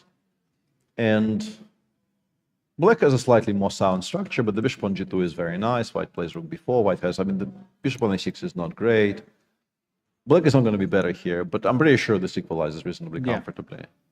But in terms of a full-fledged fight for advantage, it has to start from here. Bishop probably drops back, because if white doesn't win any material, white definitely is not interested in this trade. The bishop on g2 is arguably your best piece. You don't want to trade it for the bishop on c8. So you go bishop d2. I like f5 as a square better than I like a6, because I think the most obvious plan for black actually involves trying to prepare the e4, e5 break. Really? Yeah. So we play bishop f5, we play queen d7, we try to play rook e7, rook a8. My arrows are once again very much off-piste. And then we try to push for e4, or we play queen d7, bishop h3, and then maybe some kind of h5, h4 push. And I think the bigger question is, what is white doing here? Because you will be able to put some pieces on the b file. I will solve the problem of not blundering the b7 pawn. I guess it has to be rook e7. Queen takes b7 exists here, though. But the d3 pawn is so weak, we're not really worried about those. So I want this setup, and then I really am kind of looking at the white player quizzically and saying, what exactly is your plan here? If you're not actually achieving anything by your pressure along the b file, what do we have as black to worry about? No, I agree. I've not been a fan of white's position since Stone Age, to be brutally honest. So yeah. I think Vidit, I think nowadays also the notion of, oh, it's black, I've got black, so it's okay to draw. I think that's slowly being lost, especially amongst the younger guys. Of course it's okay to draw with black, but rather than thinking about equalizing here, I think a lot of people are just thinking about being much more ambitious. If Vidit is taking his time because something is no longer in his notes, and the assumption being that he spent 2 minutes on the first 12 moves because he had seen everything prior, then he's basically saying, okay, this didn't pop up on the computer screen, so therefore it's inferior, therefore let me try and garner an advantage. So I think nowadays we're getting that from a lot of the young. In the old days, when I say old, I mean not even that long ago, I'm talking about maybe even 15 years ago. 15 years ago, 20 years ago, equalizing with black and drawing with black was seen as a really big achievement. And nowadays, I don't really get that impression. It's either right or it's wrong now. Yeah, I think that's absolutely right, and I can also attest to this kind of a culture change, because I grew up when, Sophia rules kind of saved my career. And for those unfamiliar, they no longer really called that, but Sophia rules were called that because the round robin in Sofia, Bulgaria was, I think, the first major tournament, even though they were in place in tournaments on Corsica, organized by Leo Battesi, I think, for some years prior to Silvio Danailov deciding to go that direction as well. They were the first major tournaments where you couldn't offer a draw until a preset moment, which I think was 40 moves in Sofia, maybe 30, but I think it was 40. I played one of them in 2006, but I don't remember exactly. And I definitely credit the acceptance of it and the wider and wider implementation of those rules with prolonging my career and making me a much better player, because I used to be kind of completely incapable of not accepting a draw. At some point I looked at my stats and I found that it wasn't that I offered draws a lot, although of course I did. And my first tournaments, let's say when I was a kid growing up, and I started playing decent opens, and I would, let's say, at the age of 15, 16, would get paired against a grandmaster. I would get to move 15 with black, and if I felt like I equalized, I would offer a draw. Right. Because it felt like a draw against a strong opponent with the black pieces is a result to aspire to and like actively seek. And if they said, no, we played a game of chess and I did okay. But my kind of preset idea, which I didn't arrive at it on my own, it was kind of the kind of general understanding which was in the air. It wasn't like I was taught that, but I saw people doing it all around me. You play a game with black, you play a proper opening, you equalize, you politely inquire if maybe the game can be ended here. And if your opponent says, no, you play a game of chess, you're not even that unhappy it was declined, but you do ask the question. And then they took away the option of asking the question. And I was kind of forced to relearn to play every game of chess. And it turned out that I enjoy playing games of chess, and actually I'm capable of playing reasonably well on occasion. And I think maybe this kind of a sea change can be at least partly credited as to why this younger generation is very much not interested in this whole concept of equalizing and then cutting the game short and just like prioritizing equalizing over everything else. So yeah, I mean, for Vidit, I don't really even think he is right now debating it in those terms. I think he understands that this is an important turning point because one move leads to very dry positions and one move doesn't. And he has to choose one. And also, if we go back a level and just talk about the tournament situation, he's on +1. He's playing somebody who's on +2. And who has so far showed very good play. And if you want something done, do it yourself kind of thing, right? Somebody needs to beat Gawain in this tournament for Gawain not to win it, probably. And this represents an opportunity to try and do this yourself for Vidit. I suspect he will end up not playing knight takes e5, but I could be wrong. I think Vidit is sort of, maybe not even that quietly, a very ambitious young man, and it makes perfect sense from a tournament standpoint not to try to equalize when he's not really worse. Why would you? So I'm expecting he will just kind of double and triple check and go f6, e5, but we'll see. And okay, I don't like this at all from the black side. After h3, Shreyas played knight d4, queen d4, and now not the move knight bishop b6, which I was discussing, but knight g5, sorry, knight g4, queen d1, knight d5, bishop b3, bishop b6, which, yes, is a similar idea, because I was talking about the need to get the knight away from f6 when you play bishop b6 and the trade happens. This is a much better version because there is no queen on b3. The knight is already on a very good square. It will go to c4, rook c8 comes in. But obviously, you cannot force white to take on e6. And what's even more unpleasant, white does have this move knight d5, which is basically what the entire setup revolves around. And he also took on e5 straight away. This is a very strategically risky structure.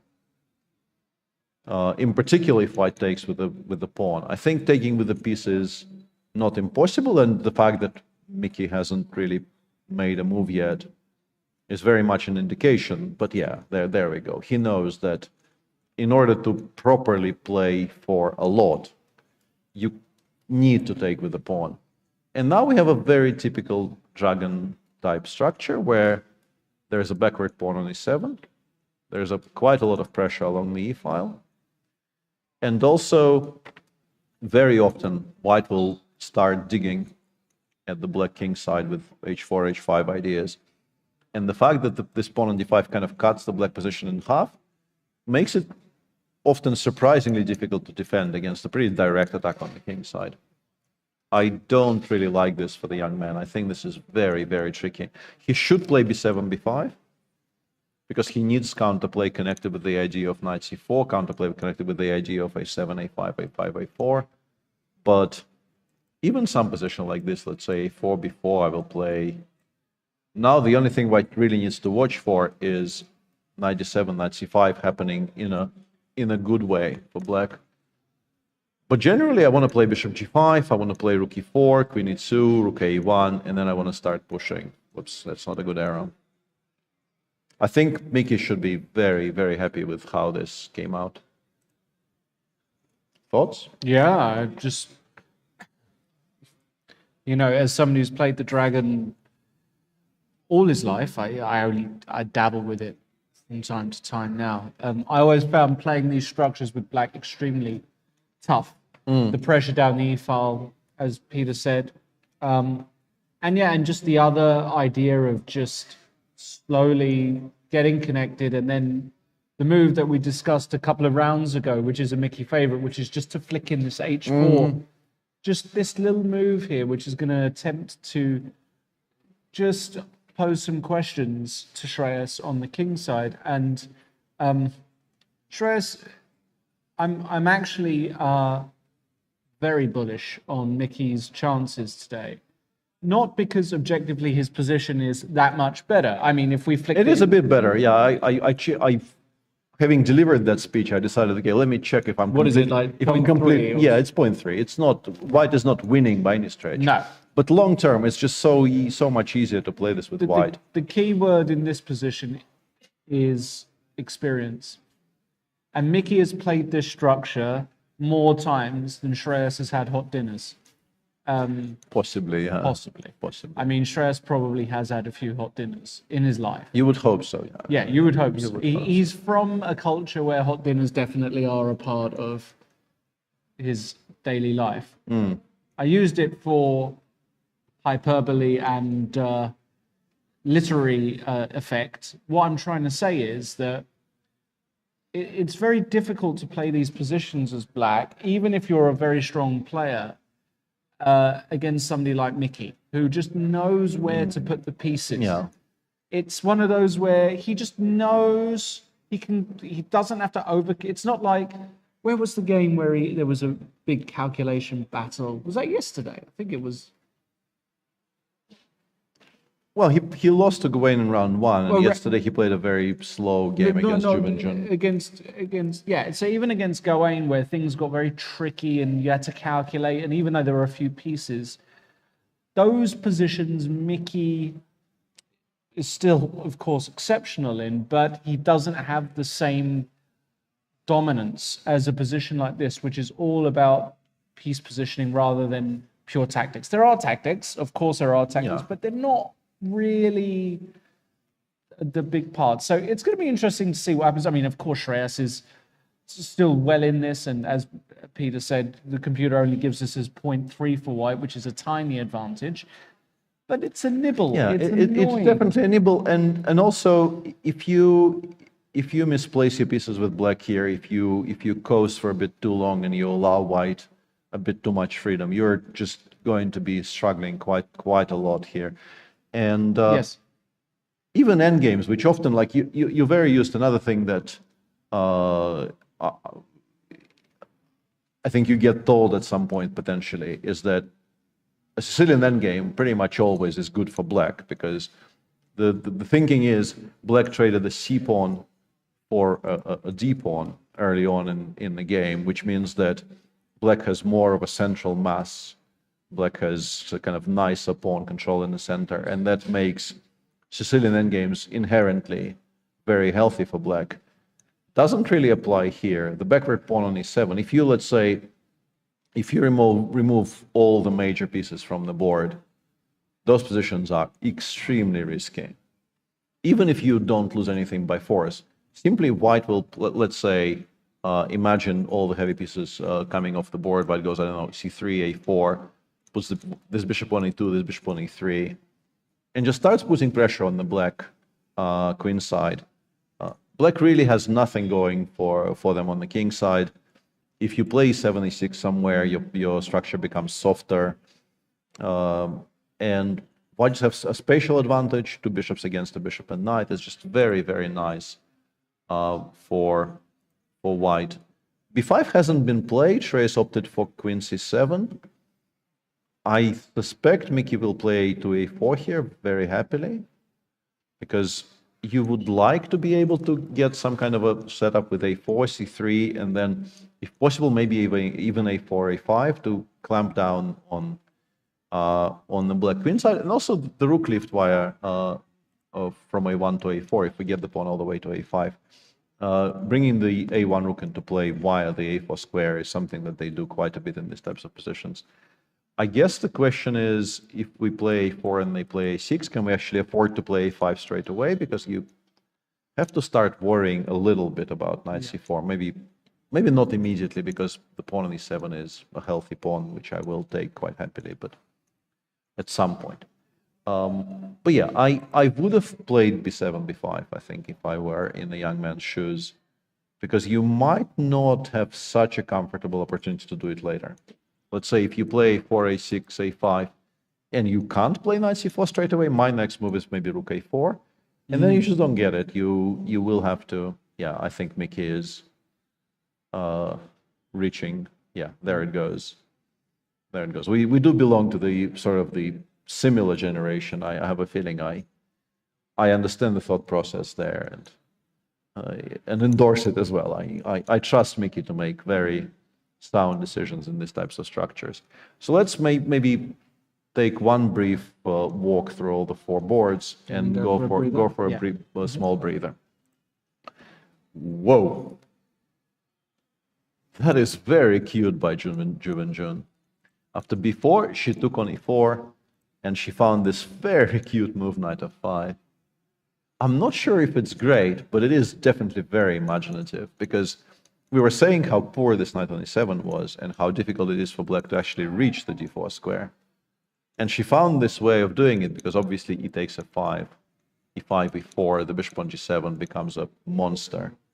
And therefore, Shah was forced to play bishop b2, and there we have it. One of black's knights is on the d4 square. Shah takes, and now I guess you would like to play c4, c5? No, he goes knight d2, okay. The reason I said you would like to play c4, c5 is I was curious if black can actually play c5 herself. Yes. But specifically after knight d2, I think Shah will very happily just snap on c5 and put the knight on b3 and say, you are not winning this back. I am still interested in doing this for black. Yes. I will just develop this here. After knight b3, I have bishop b6. Let's say rook c1. Maybe I play a7, a5 here. Black definitely has some compensation for the pawn, but this is a healthy setup for Shah. You are not at all obliged to play c6, c5, but you do need to solve the issue of developing your queen side in some way. Maybe you start with a5. Maybe a5 is healthy. a5, let's say, if b5, I will play c5. This looks a bit ridiculous, but I can sort of imagine Shah actually doing this and following it up with like a 4, e5, knight e4, and going for this kind of a very sharp setup where we have voluntarily gave black a protected passer in the center, but we are playing around it.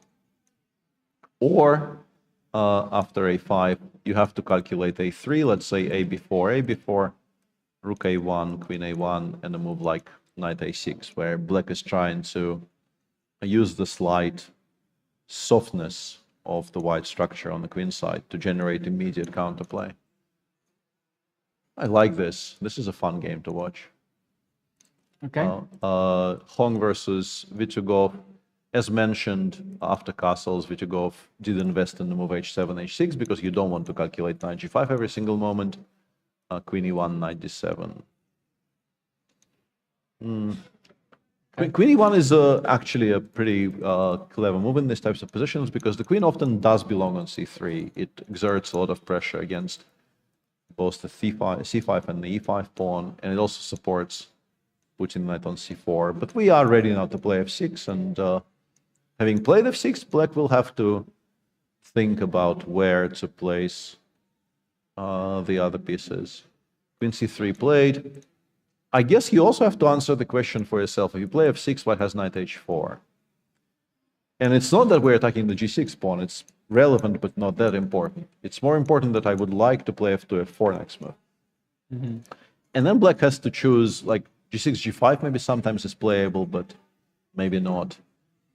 So maybe it makes sense to postpone f6 for. Maybe what we're doing here is we're playing g5 now. I like this more and more. We're playing g5 now. We're waiting for knight c4, and we're playing f6 then. And this completely rules out all the f2, f4 shenanigans. And then I guess the king eventually walks over to g7 or even stays on e8. Or we're probably not castling long, but we are quite happy with how solid our structure in the center is. And one thing to say about the queen on c3 is that it's very much in the way of our d4 break, because we will need to move it back and then play the c2, c3 to organize some kind of a break in the center. I would like to see g6, g5 here as Nikita's next move. And in the game, well, there we have it. Very happy about this. We did take some time, actually a lot more time than I expected. He's now below an hour. Having blitzed out his first 14, I think, he is now below an hour on move 17. But he did go for what I thought he should go for, and this promises us a very full-blooded struggle on our top board, where the sole leader of the tournament is playing somebody who is a direct competitor. This, I guess, concludes our first roundup. We'll take a bit of a break, and we'll be back in about 7 to 10 minutes. Stay tuned. See you soon.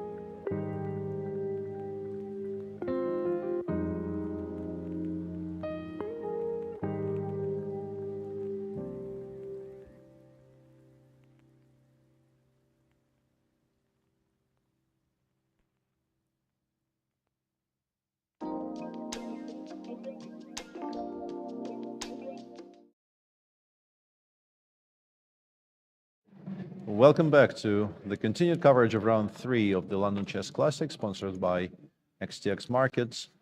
Excellent day today so far, actually. Very interesting positions on pretty much every board. And I think we'll start by the quirkiest openings of, I think, today. The line Shahryar Mamedyarov chose against Juven Jun. And I think he will be very happy with how this is coming out. Not only is this a mess, I have a feeling it's a mess that favors white. So a perfect outcome, 40 minutes extra on the clock, very, very sharp position with a lot of decisions required from both sides.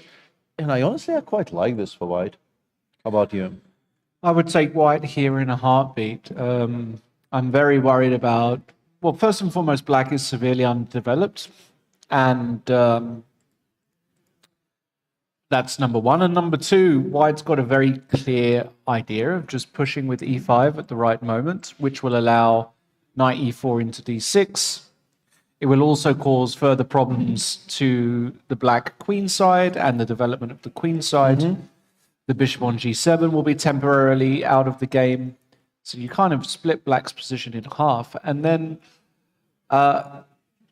you have to try and think, well, how am I going to deal with that as black? And it's not easy at all. clear. Yeah, I briefly checked because I was wondering. I thought my initial impression was this is just bad for black. It's not bad, but you have to play very precisely. The engine, I think, starts by playing d4, d3, not just, and maybe not even to attack the rook on a1, but to give yourself a chance of playing queen d4 check if that actually becomes required. And then it goes bishop e6, trying to sort of hold the knight on d2 in place a little bit by attacking the pawn on c4. And I'm guessing we will often be very interested in developing knight on b8, even if it maybe costs us the pawn on c6. This is a very, very sharp position. I still, honestly, even if, let's say, you make a move like king g1, h1, just to sidestep some checks along this diagonal, specifically, I want to be able, after knight d7, to take on c6 twice and not have to worry about queen b6 being a check. I'm not sure what my next move is with black here. I don't particularly like c takes b5, c takes b5. Maybe we want to play f7, f6, but those are very much fraught with danger. Opening files in front of our king could backfire. I could easily imagine it backfiring quite badly. And with the knight on b8 and the rook on a8 completely locked out of the game for now, this is very tricky. Maybe we can do something like cb, cb, rook a5. But then you really start running into 94, 96 problems. So yeah, I think Shah will be very, very happy with how this came out. Okay. Elsewhere, Nikita did play what I expected him to play after queen c3.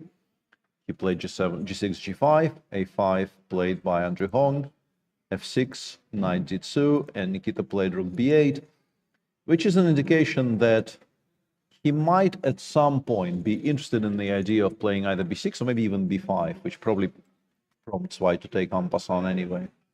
And then it's useful not to have to worry about blundering something along the a file. But I think, in more general terms, white needs to force black to do that. Black is not really very interested in doing that under his own steam, I think. You would much rather play something like bishop b7, king f7, king g7, and just shuffle for the time being. Because, let's say, if you imagine this happening, suddenly, yeah, I know what my next moves are. I will play rook a6, I will play rook fa1, I will try to put the rook on a7 or a8. It's not necessarily game-changing, because if we just add a couple of moves for black, rook a7, we have rook b7, the position is still incredibly solid. But at least we have something.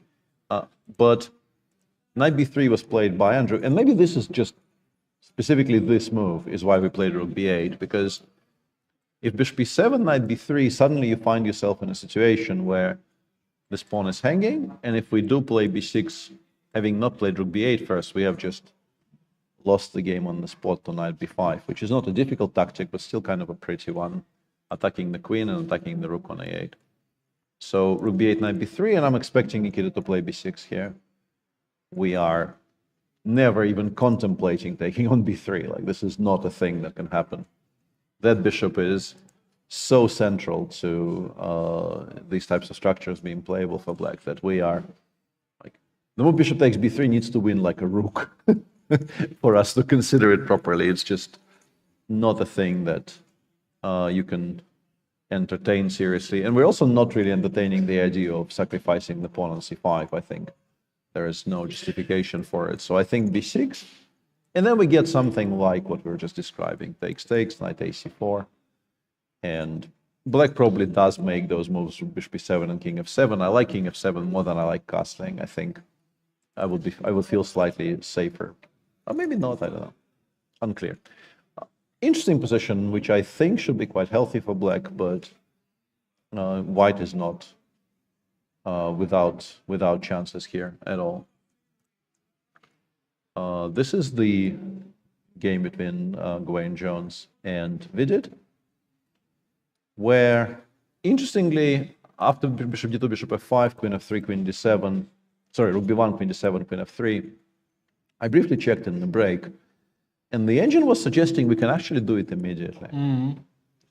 Just sacrifice this pawn in order to weaken the pawn on c4 and also give yourself this gorgeous square on e5 for the knight.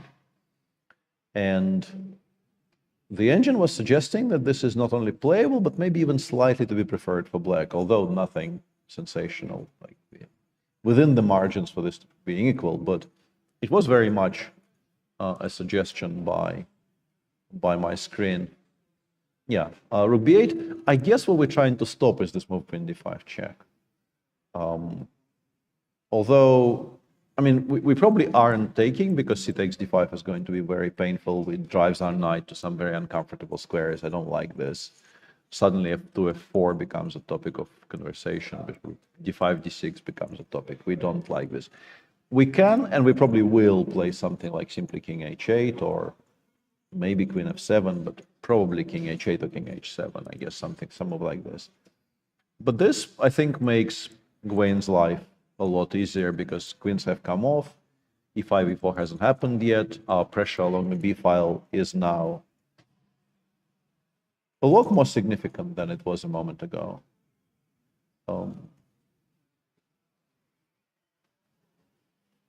Who do you pick, let's say, if this position appears on the board, who do you pick here?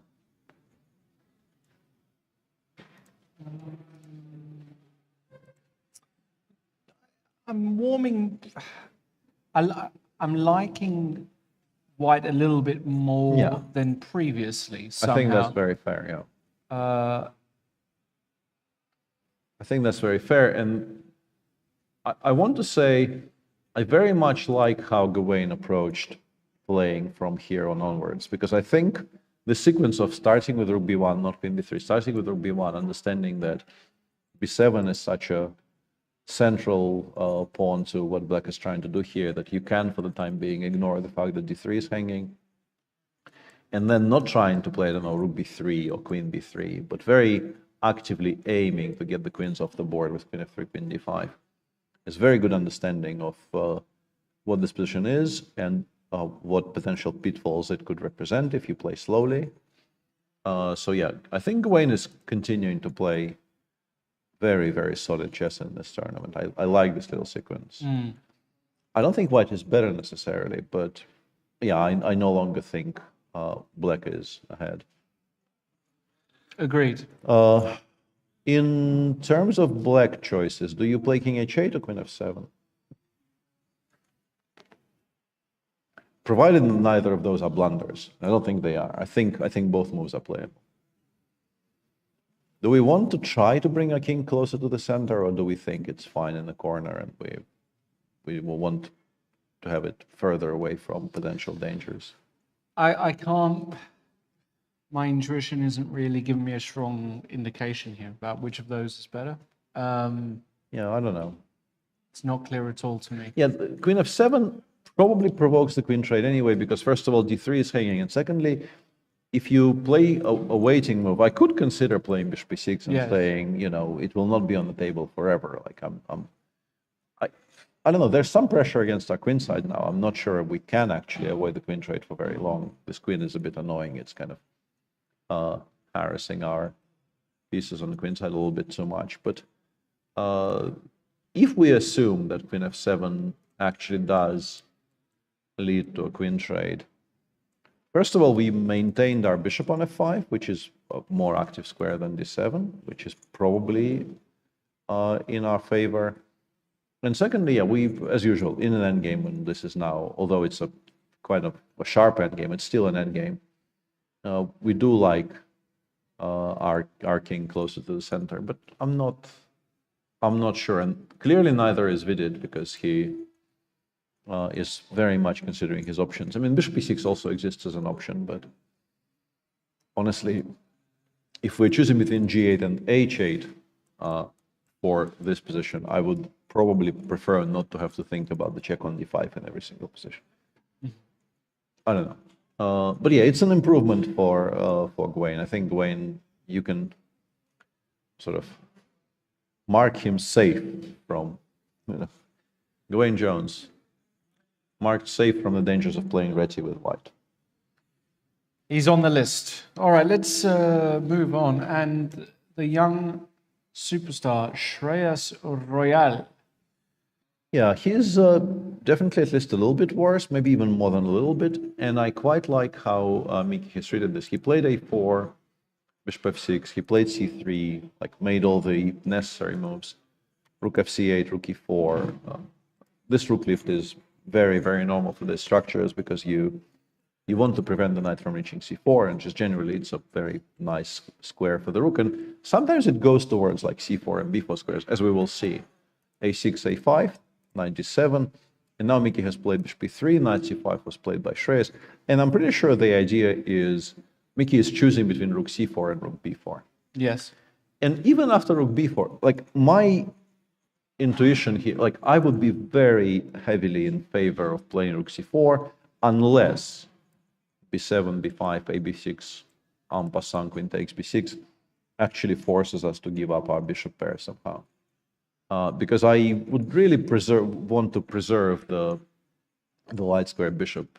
If after rook c4, for instance, if black plays something slow like queen g8 and we get to play bishop c2, this is about as dreamy a position for white as you can imagine. The rook will then proceed to go to b4, and there will be a lot of pressure against the black queen side, which is now fixed on a6 and b7. But also, I will at some point play like g3, king g2, h4, and h5. Yeah, you might. Exactly.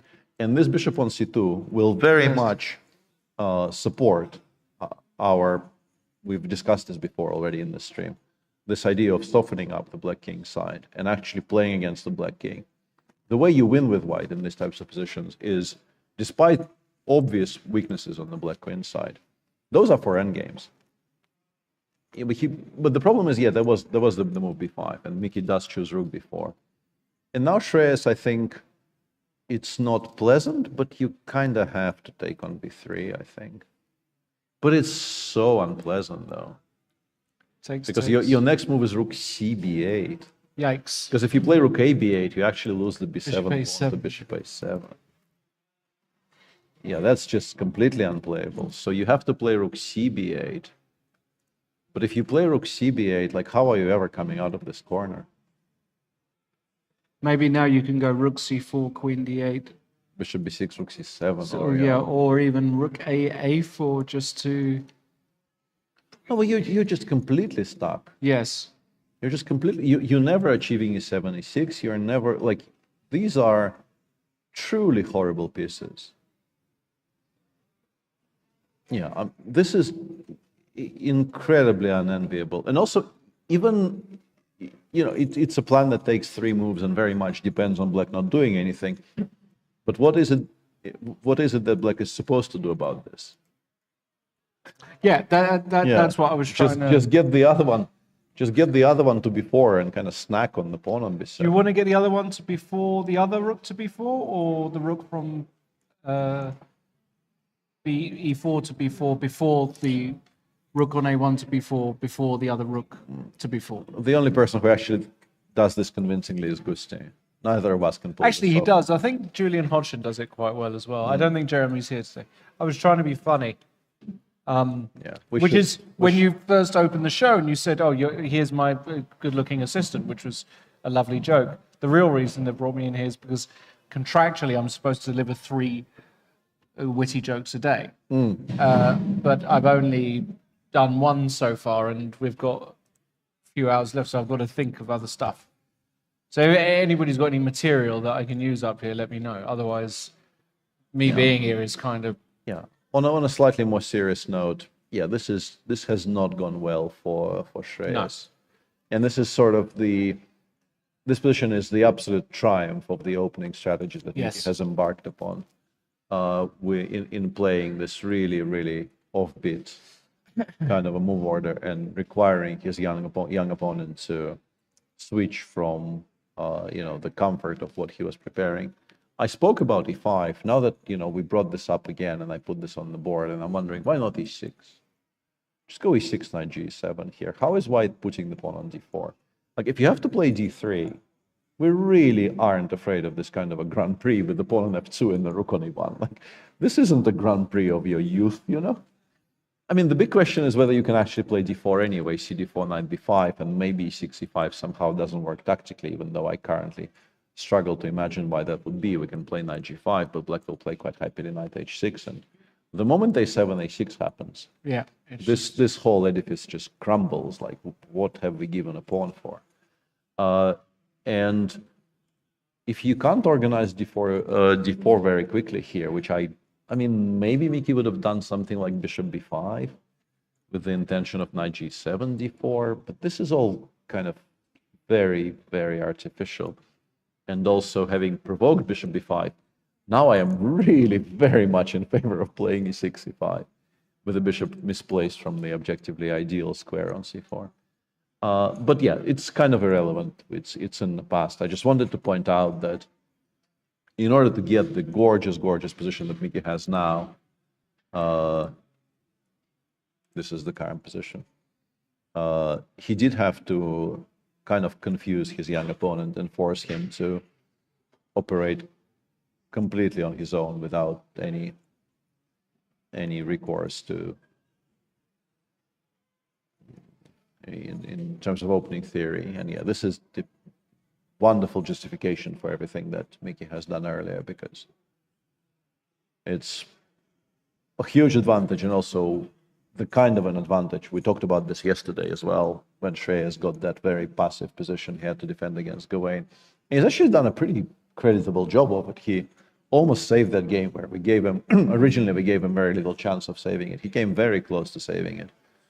But this is a second day in a row where he will have to defend a passive position with more or less zero counterplay against a vastly more experienced opponent.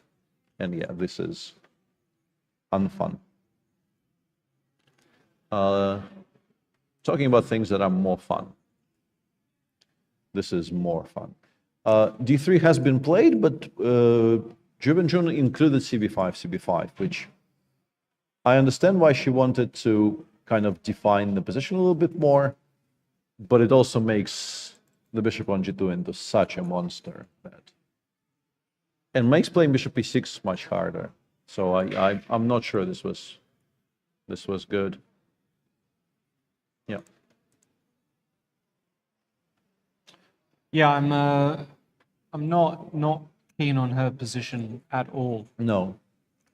Machine says you have to give this check and just start developing pieces to whichever squares.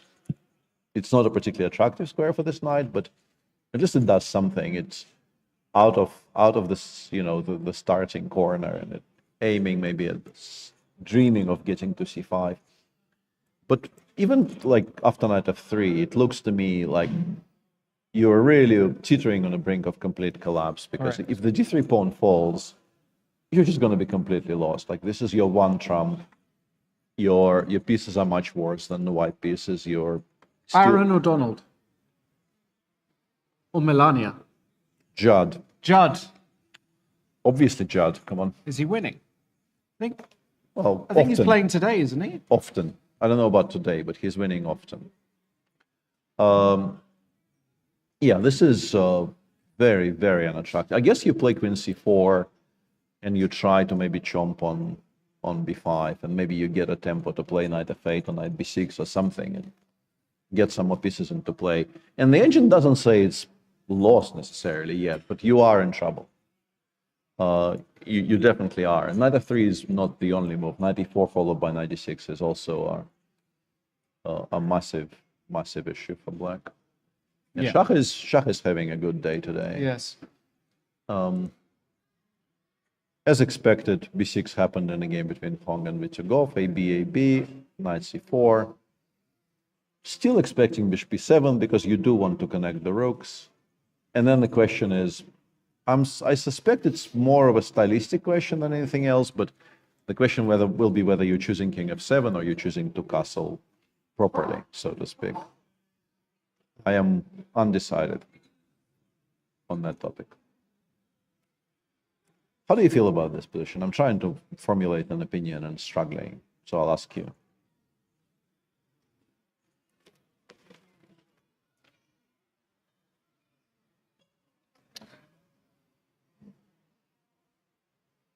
Say something. I'm trying to do the same as you. I'm trying to formulate an opinion here. I'm struggling. It's a bit like when you get given, you get sold on slightly more expensive hummus, and they promise you that it's the next best thing. This hummus, it's more tasty. It's more. Apparently, I was texturous. I was reliably informed that's just not true, and the dirt cheap hummus is better than the really fancy Waitrose. Yeah, the dirt cheap. So I'm like that. I'm not convinced. Basically, I'm not. But at the same time, this is the sort of position which I would fail gloriously with both colours. I feel.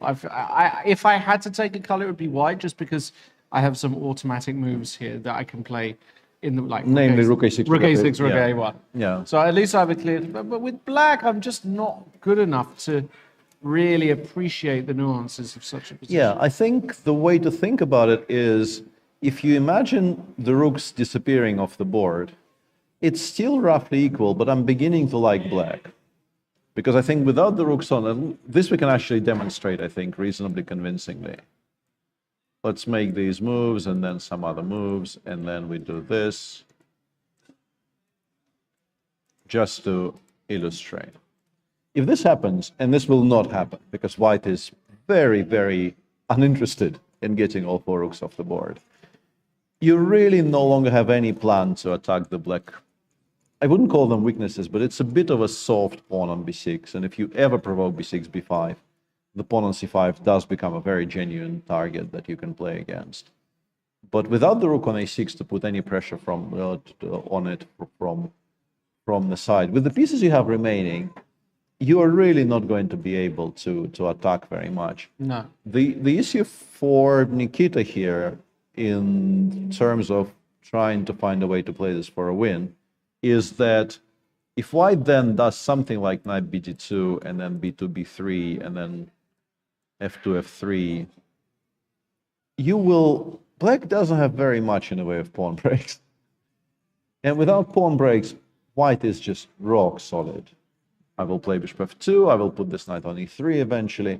I still am not a huge believer in white playing this for a win, despite the, potentially this very weak square on f5. It will take so long to organize something that I'm sure black holds. Mm-hmm.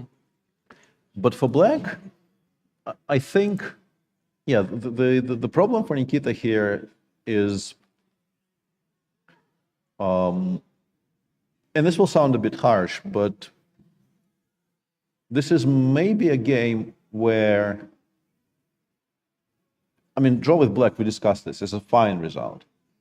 But if there is a game with the black pieces in this tournament where maybe you would like to have a double-edged position with chances to play for a win, it's maybe this one. Because Andrew, he showed glimpses of very, very interesting play in both of the first two rounds. He was close to beating Shreyas in round one, and yesterday he played a very imaginative game against Vidit, and if he hadn't blundered queen e2, queen e5 at a certain point, he was actually doing quite well against a very strong opponent in a very sharp position. None of what I'm trying to say here is to indicate that he is not a good player. He is. But this is a round robin where the field is mixed, and you do have certain soft targets on people. Correct. And if ever there is a game with the black pieces where you would like to have chances to win, it's probably this one. And I'm guessing maybe games against Shreyas and maybe Juve and Jun to a degree, right?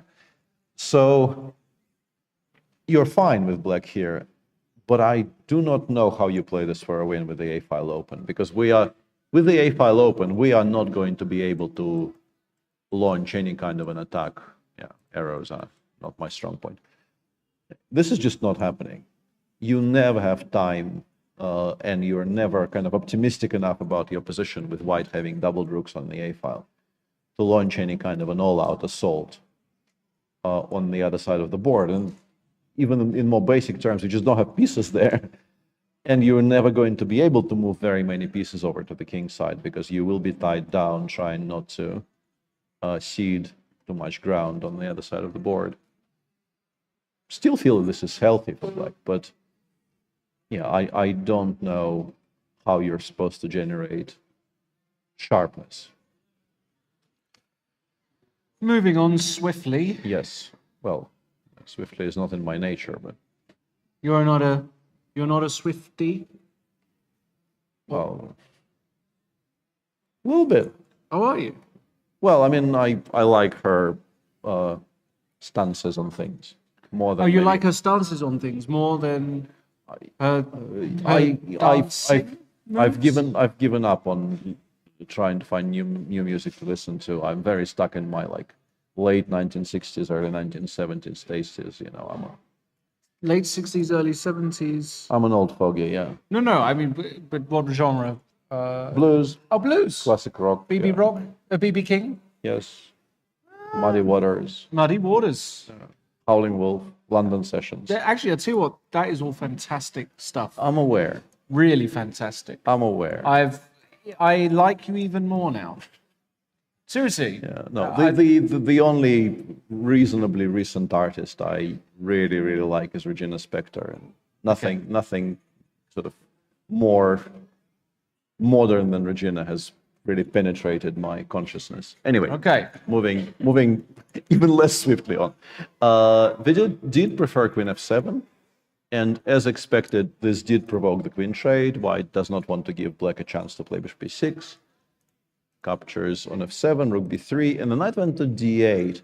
Obviously, the ideal square for this knight is c5, but I don't think it's going to reach there. Right. It's a bit kind of optimistic to expect it to actually happen.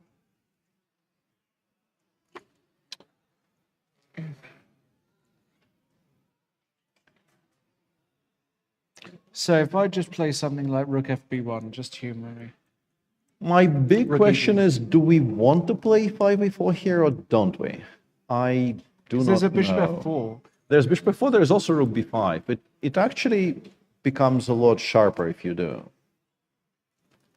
The thing is, you haven't actually created a threat. I'm entirely unbothered by the idea of losing the pawn on b7 if it involves you trading a bishop for a knight. Like, I go h6, h5, and if you go after this, I would argue black You're is happy with black? Yeah, like I just go rook e7 or even king g6, because this one is just like you instantly go back to b3 and your extra pawn is on a3. And this one on d3 is much weaker than anything we have as black. So yeah, black is completely fine here. So I can. Okay, and f4 actually has been chosen. I like this. Yeah.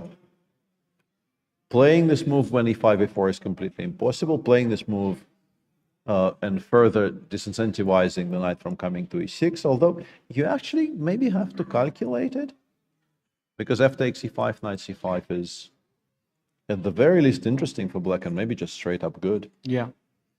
With the d3 pawn. Not only d3 pawn is falling, it also is about to fall with a fork, attacking both the rook on e1 and the pawn on e5. So what happens if we go knight e6? Let's try and work this out. Options for white include fe5, bishop d5, which I don't know what that does because I will just play king g6. Rook b5 maybe, but I'm not sold on that idea. Bishop b4. The most concrete one is bishop b4, because we also generate a threat of bishop d6 and rook takes b7 check. Okay, so if bishop b4, Vidit arrived at the board and then did not sit down immediately, which I thought maybe he already made a move, but no.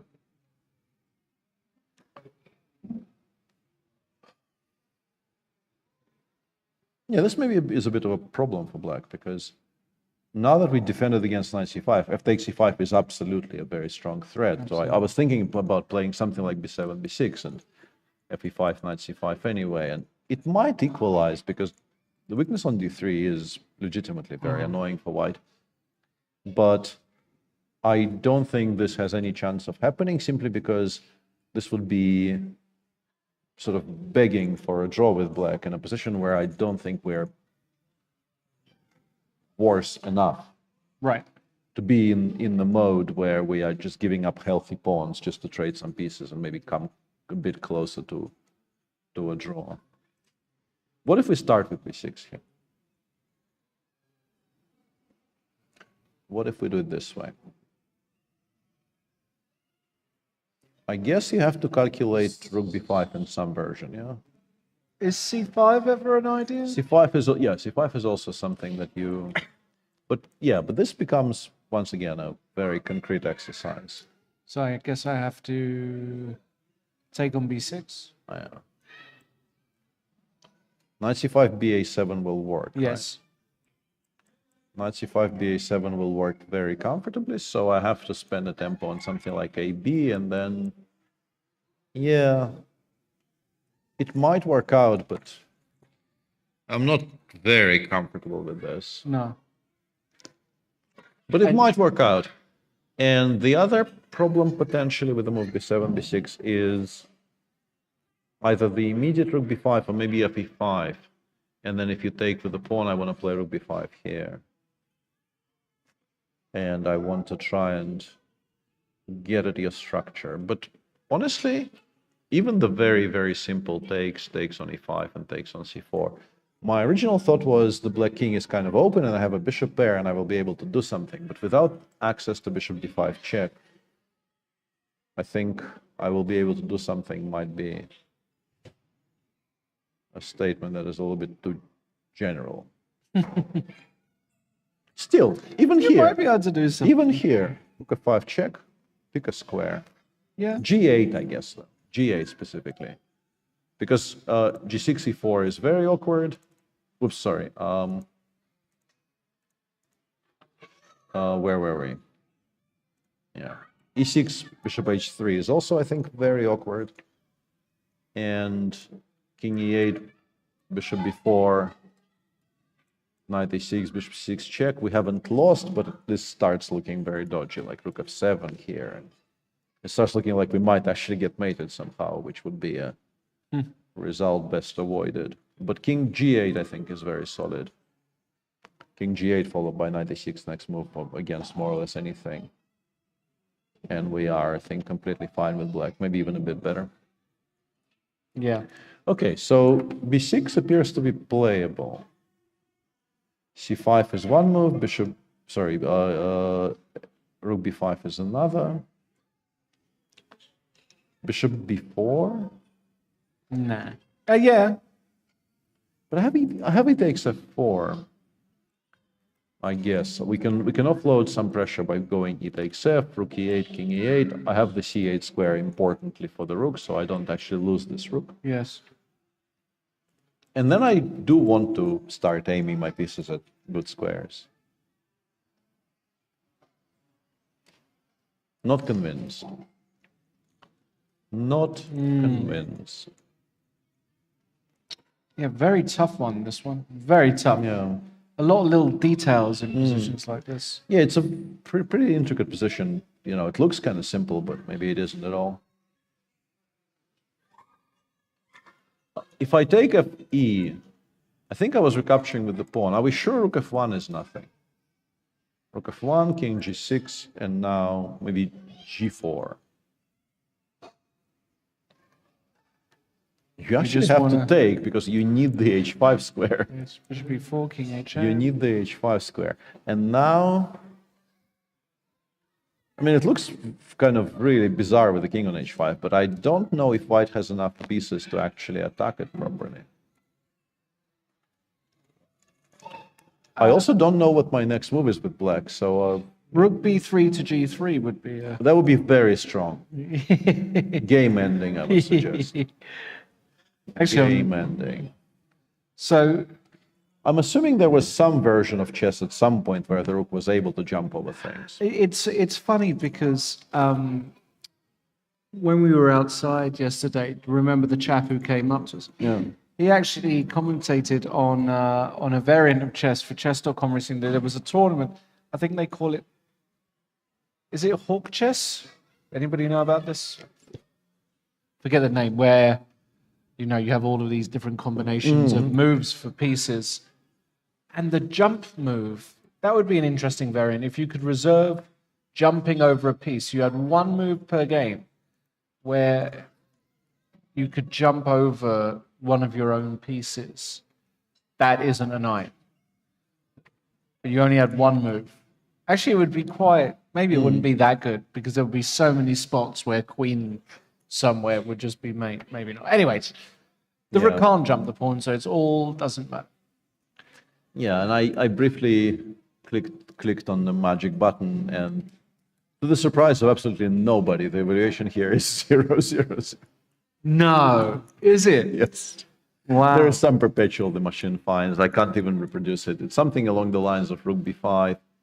And then somehow the knight goes somewhere. We make a move, maybe h3, and the perpetual is this. Should be 5, rook f5, king g6, and rook somewhere along the f file, king h5, rook f5. It's bizarre. I don't understand any of those moves either, so don't ask me to explain them. I have no idea why any of that is strong. But yeah, this is maybe not even ridiculous. Rook f1, king g6. Oh no, white is winning here because of h3 though.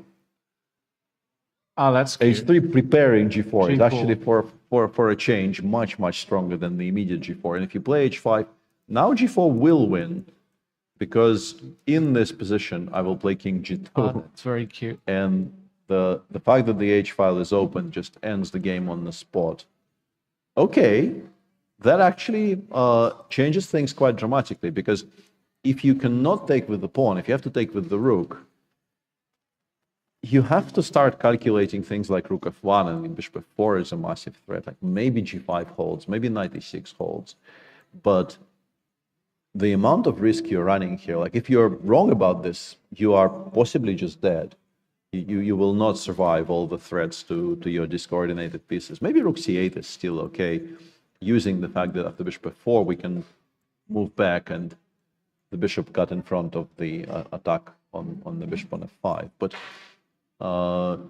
yeah, you would feel very uncomfortable, I think, playing b7, b6 here. Once you realize fe5 forces you to play rook takes e5.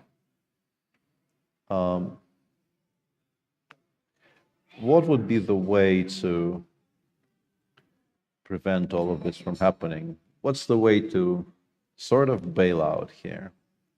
Is e5 takes f4 ever a decent bailout? Rook e8, king e8, bishop f4, rook c8. It's sad.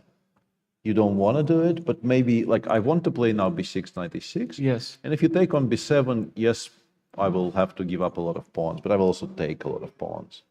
And these types of positions very often end up being drawish.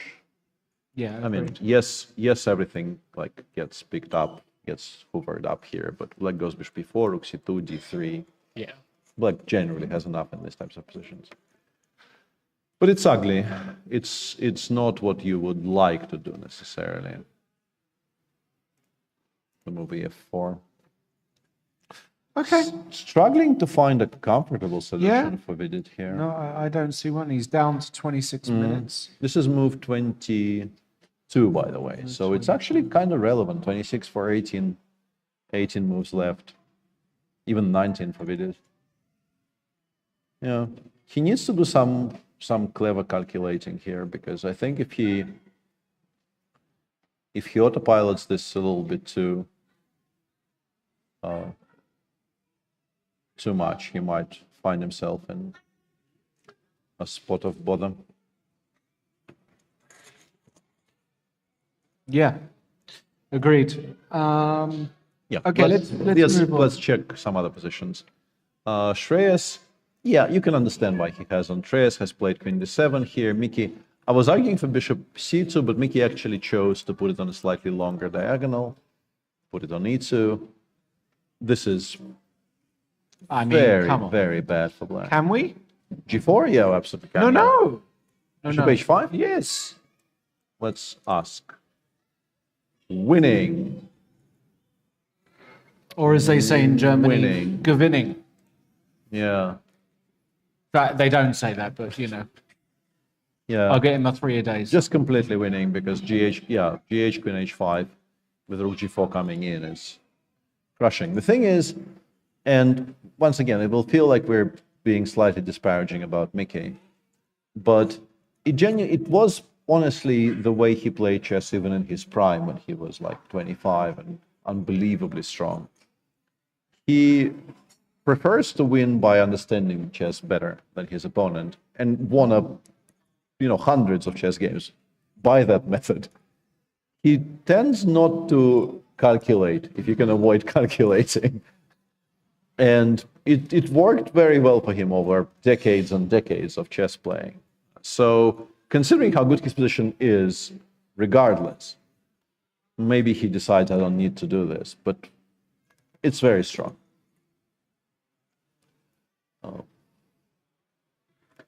It's very, very strong, because simply the rook, like, you can play king f8, but you will not be able to run any further. No.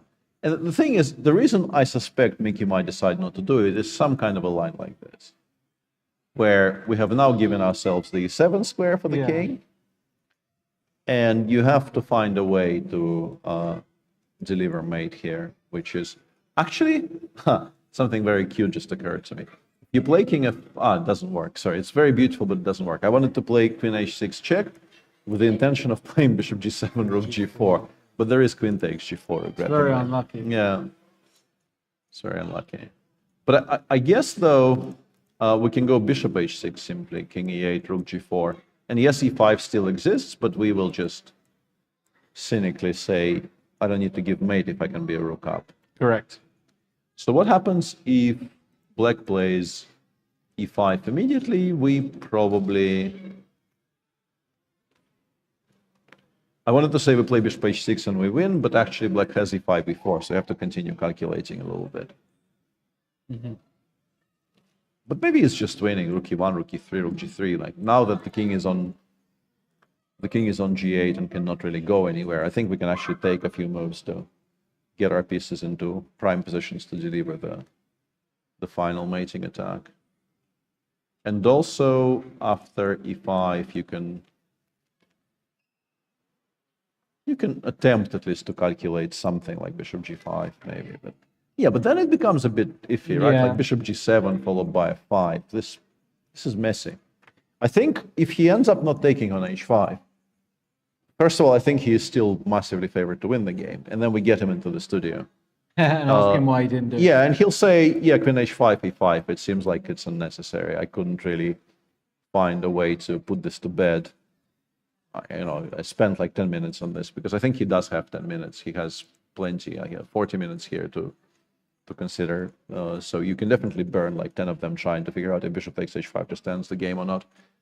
And he will have seen e7, e5, and he will have decided that he doesn't really want to bother, because once again, his position is massively better regardless of what he does here. Mm-hmm. Okay, let's play a game. Let's. So, does Mickey take on h5 or not? Who in the crowd thinks that Mickey is going to play bishop takes h5? Put your hands up.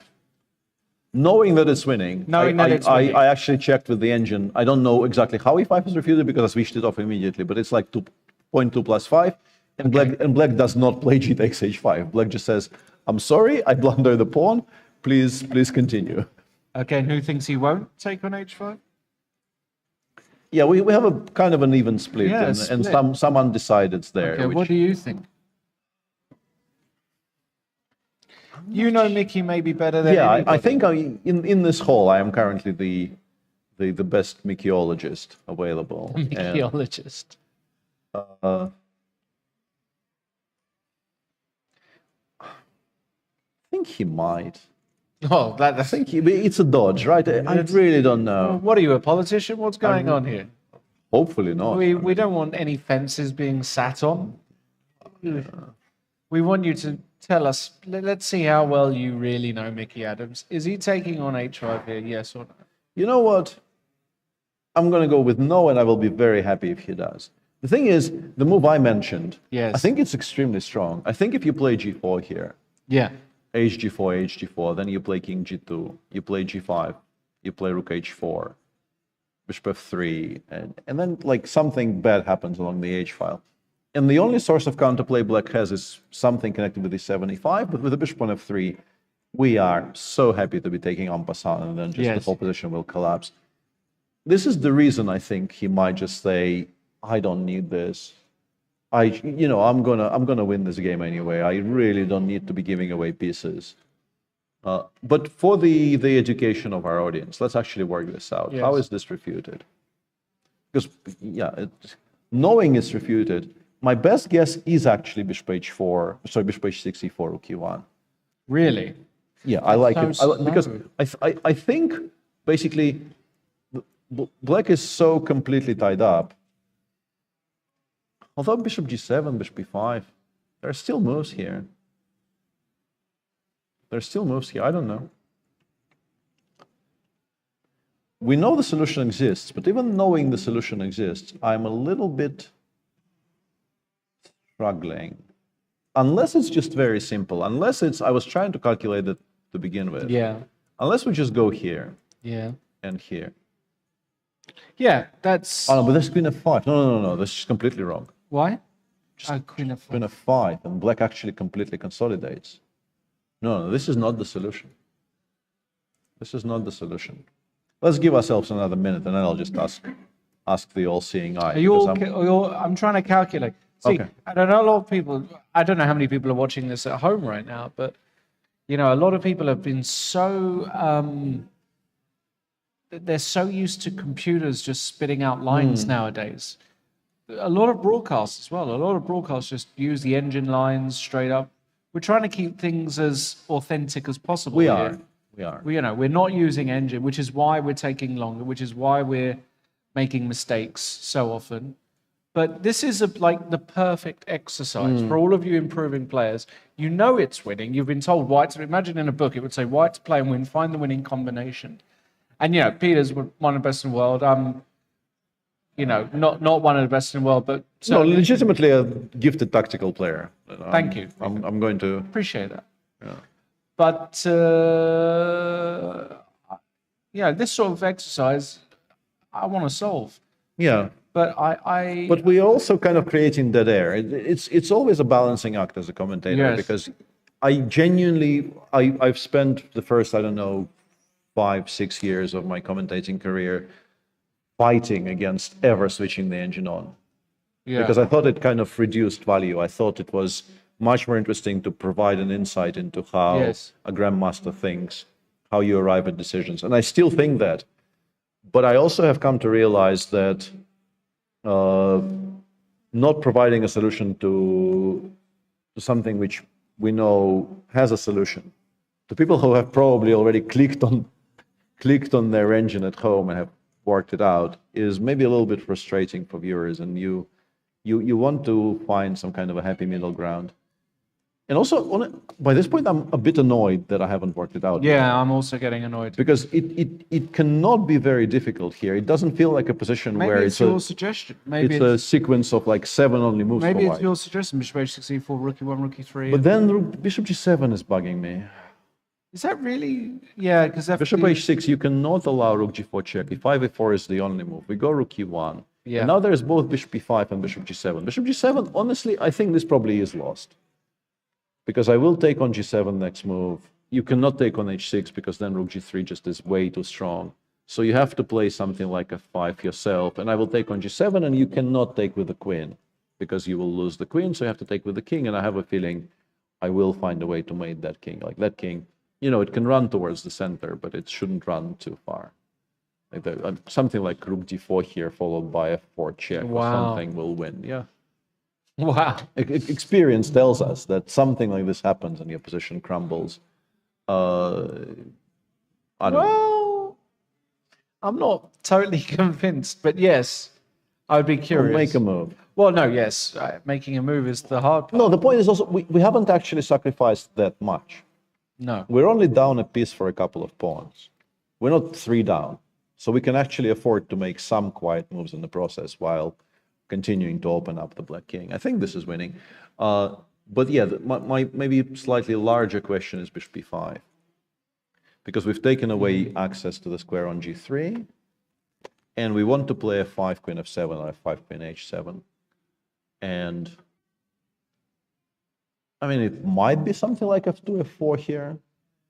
It occurs to me that maybe f2, f4 is just very strong.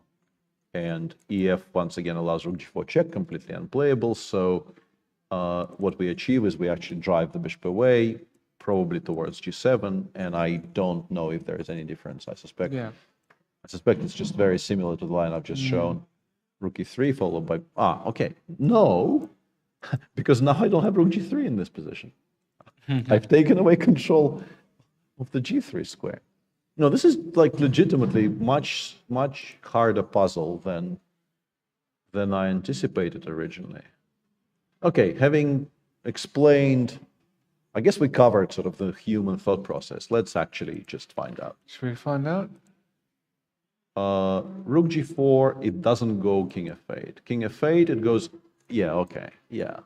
f4? Yeah, this is where you probably... That's not happening. Yeah, this is probably where you turn away. Even, you know, even without the speech about Mickey being Mickey, if you have to play f4 here, allowing black seemingly access to the e-file and giving black a full move to do something, like knight d3 exists as a move, rook e8 exists as a move, e5, e4 exists as a move. This is quite... And like king e7, fe5, d5, you have to play bishop g5. This is not obvious. No. I mean, you see it, you believe it, of course. You like this is not outlandish. You understand the reasoning behind it.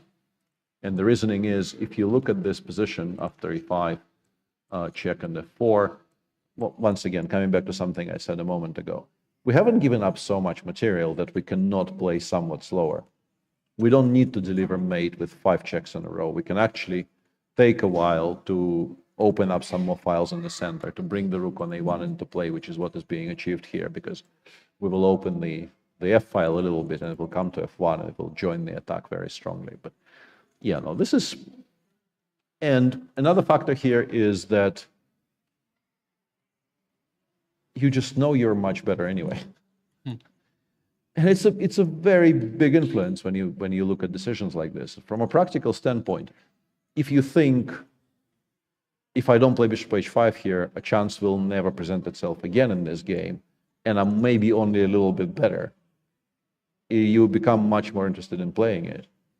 But if you know you're massively better regardless, no risk, full control over the course of the game from here, if you play... Immediate g4 is very strong, as I continue saying, but you can also just play something like bishop f3, I don't know, queen e2, rook d1, something. And then something will present itself later anyway, because your position is so healthy and so much better.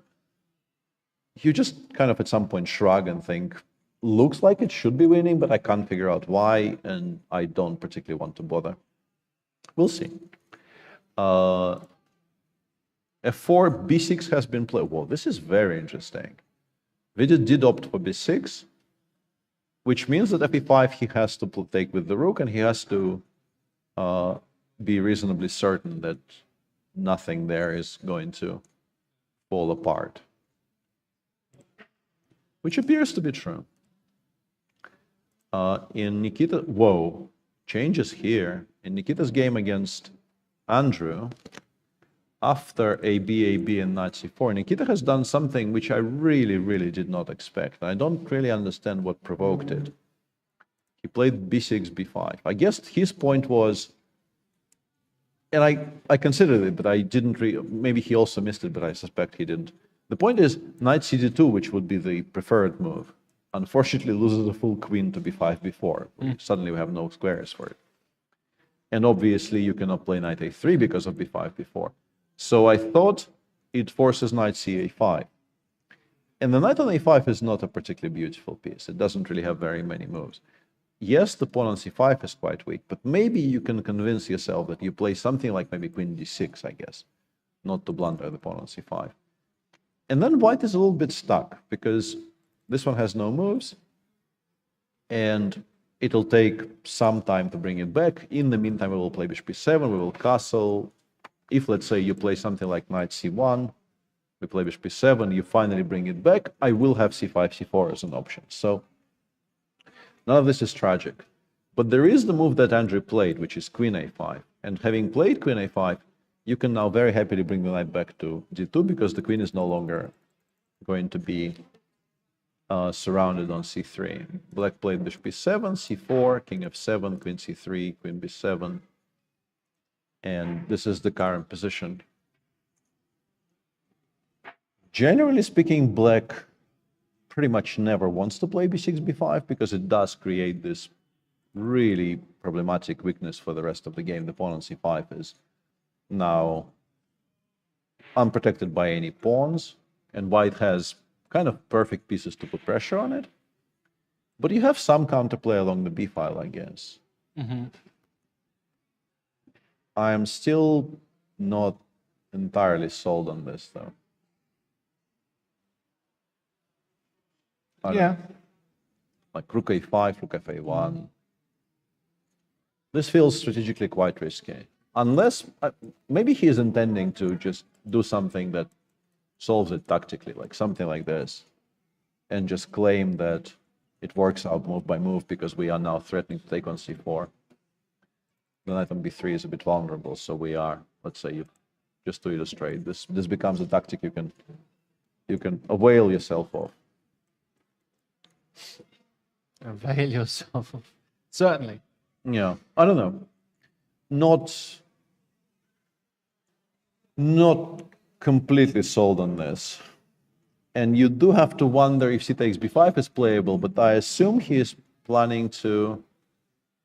Well, maybe even c takes b5 is possible, because if you take this pawn b5, b4, followed by rook h, c8 might be very strong. The pin might be kind of decisive. And I will say one good thing about the option that Nikita took here is, I think by playing it this way, rook a5 has in the meantime been chosen by Andrew. By playing it this way, what Nikita has done is he, I think, compromised his position just enough to make Andrew very interesting in pushing. Yeah, absolutely. He's an ambitious player in the first place. And the way you win these types of positions with black, more often than not, is that your opponent overpresses. Your opponent decides, okay, I am being gifted this opportunity to go for something quite tangible, and then you go kind of all in, you miscalculate somewhere, you compromise your position in return, and then black suddenly does have winning chances. Because in general, yeah, it's very, very difficult to imagine how black plays this structure for 3 results. And here, Wow, that's... A lot of things happen since. Loads of things. So we left it here. Yes. And the move that Juven Jun played here, honestly, would not have occurred to me. It looks, Go on, show me. looks so stunningly risky. Oh my goodness. Stunning. Yeah. I mean, a lot of respect to the Chinese Grandmaster for this, because for this to occur to you, you really need to, have a very imaginative approach to chess. And the idea, of course, is you're leaving white with this gorgeous passer. You also, because now you will never play f7, f6, you've already forgone the chance to play f7, f6. Your bishop on g7 is completely out of play. You will have to find a way to somehow either trade it or do something with it. And also, your king is, obviously, when you play f5 in any kind of a Grunfeld structure or Grunfeld adjacent structure, your king is much, much weaker immediately. But we have stopped knight e4 which is a very important part of what white is trying to do here. So king h1. Now, without the queen d4 check option, white is now threatening to get to d6 via c4. So she goes bishop e6. Now, this is, I really like this. Even if it ends up losing her the game, I really, really like this. This is very interesting and very daring kind of approach to chess. Bishop takes b7, rook a5, bishop g2 back, rook takes b5, bishop d6. Interesting that queen takes a4 hasn't been played. Sorry, not this. Queen takes a4 would have been a very natural option here, but I guess after rook a5, you don't have a good reply, right? Or maybe that's, yeah. Yeah, queen before bishop f8, yeah. Very tactically aware. So he's gone bishop d6. She played bishop f8, queen a4, queen a5, takes, bishop takes f8, king takes f8, and knight b3. And this is the current position. And, you know, it feels like we're pretty close to actually being able to save this with black. I don't know if we do, but we are definitely not without our chances here, because let's say if we could take on b3 and then teleport this knight to b4, which sadly we are not capable of doing because both c6 and a6 have been taken away, which is very regrettable. But if you could imagine playing like bishop knight a6, bishop f3, knight b4, I think there's very, very decent drawing chances for black. This is a very strong passer. I can also try playing like rook c8, rook c2, or put the rook on b8 and try to play knight c2, knight d4. There's a lot of counterplay here, but regrettably, because the knight on b8 is completely locked out, I don't know how well this works out. The other way you would like to play this position is to play rook a3, of course, but then you probably have to deal with knight c5. And I am currently not sure how. Because if we play bishop c4, which is the most natural move, we continue being kicked about by the move rook f1. And we're sort of one tempo short. Once again, if let's say, if white goes king g1 here, and we play rook c8, I would venture, you know, as far as to say black is completely fine. Kicking the knight away from c5 and then bringing the bishop back and putting the rook on c2, you know, you could start playing for a win here with black. This is such a strong pass. But unfortunately for us, we cannot really establish the bishop on c4 for long enough because of rook fc1. She's played rook a3, so we are progressing quite fast towards exactly those types of positions. What else do we have after knight c5? We have knight d7 maybe, or knight a6. Knight a6 maybe?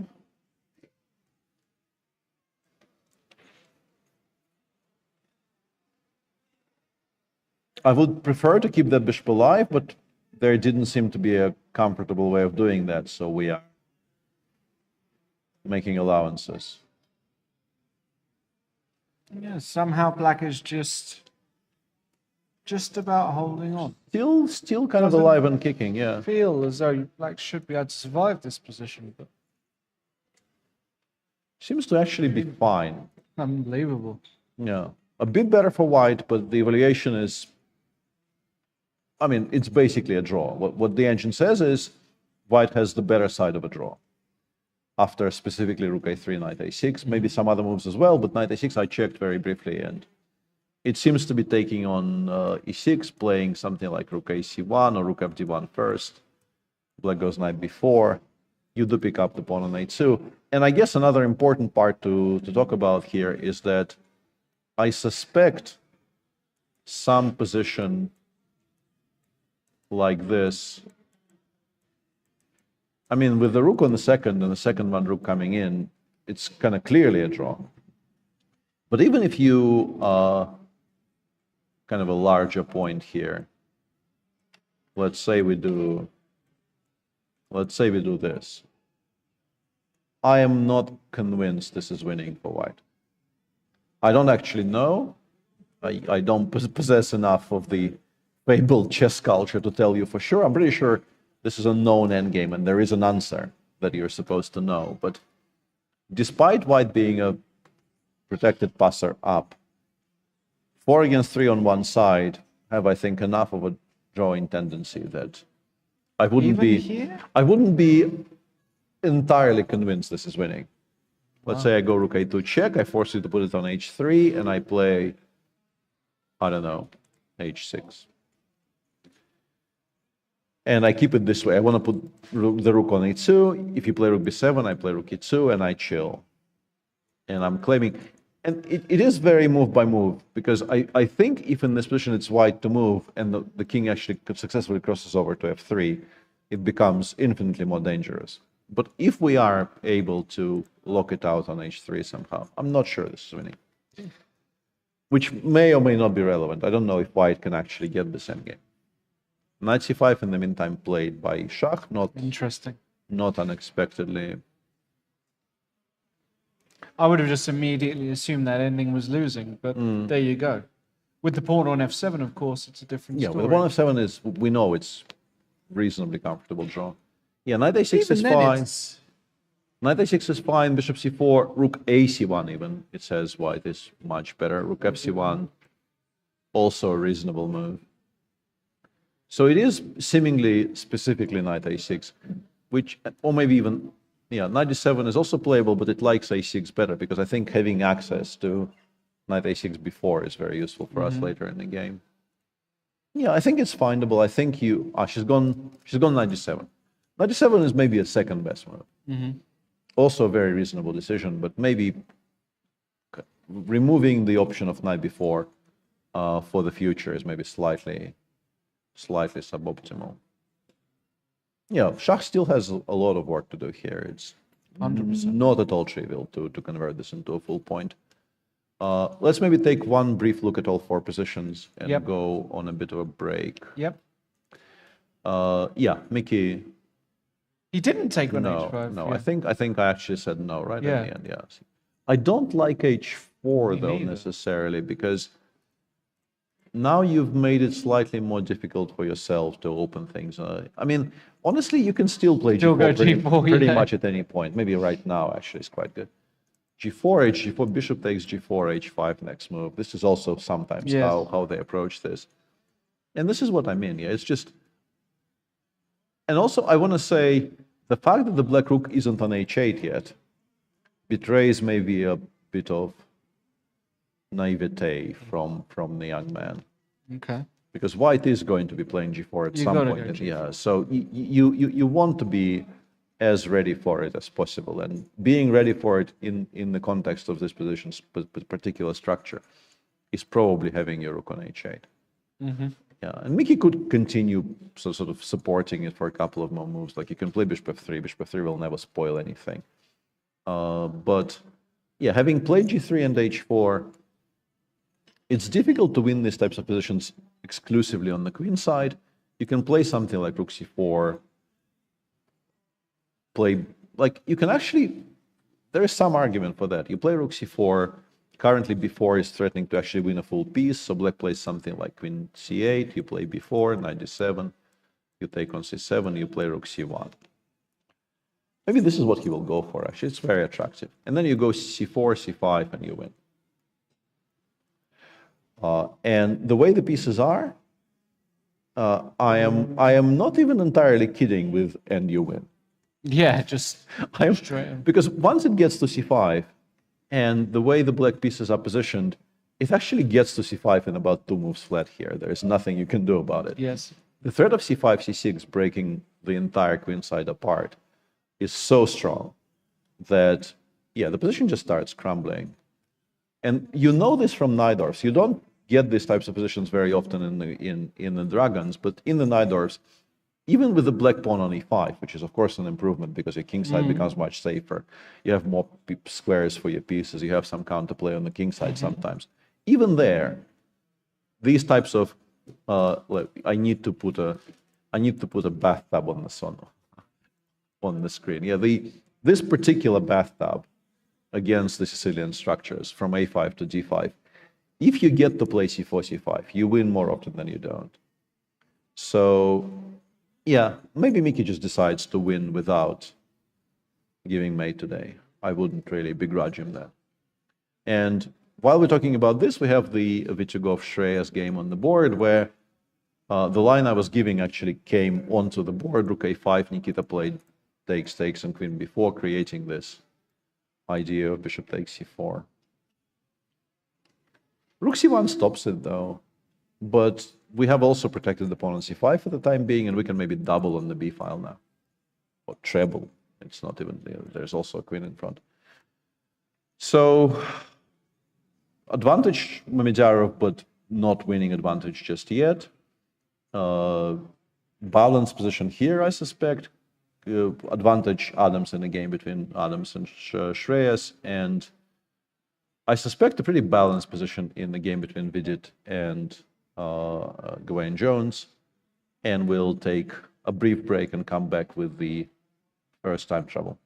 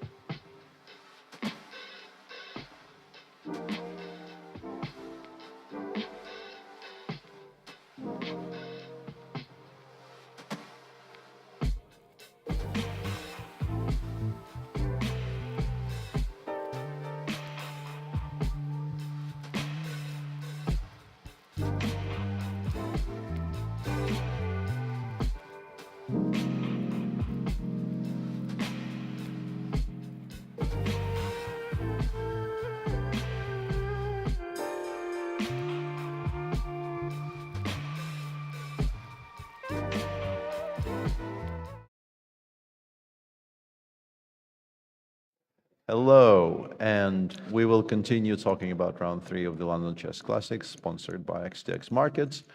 And at least in some games today, our prediction game is very much on point because Mickey has played the plan we indicated he should play, and this is the game we will start with, the game between Michael Adams on the white side against probably scooch this way, yes. The game between Mickey and Shreyas. We left it here. Mickey did include bishop f3, waited for the move queen c8, and then did finally pull the trigger on g4, bishop takes g4, and h5. Shreyas played rook h8 just now.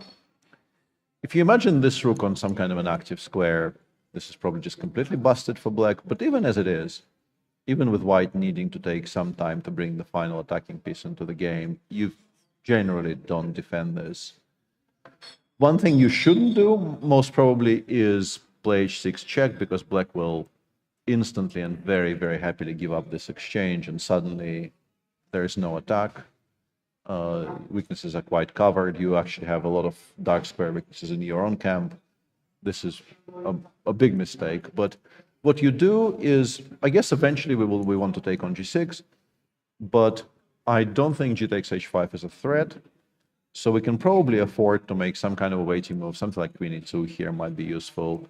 Queen e2 with the intention of bringing the rook over to h1, maybe even taking all the time in the world to bring it up to squares like g3 and f3.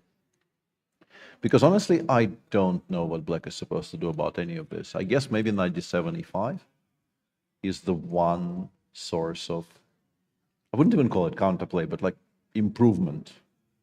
Getting the knight from the c5 square where it looks beautiful but does absolutely nothing to protect the king side to a square where it actually participates in the defense. Do you think we need to do something forcing right now, or what's your feel about this? How would you approach this with white? Great question.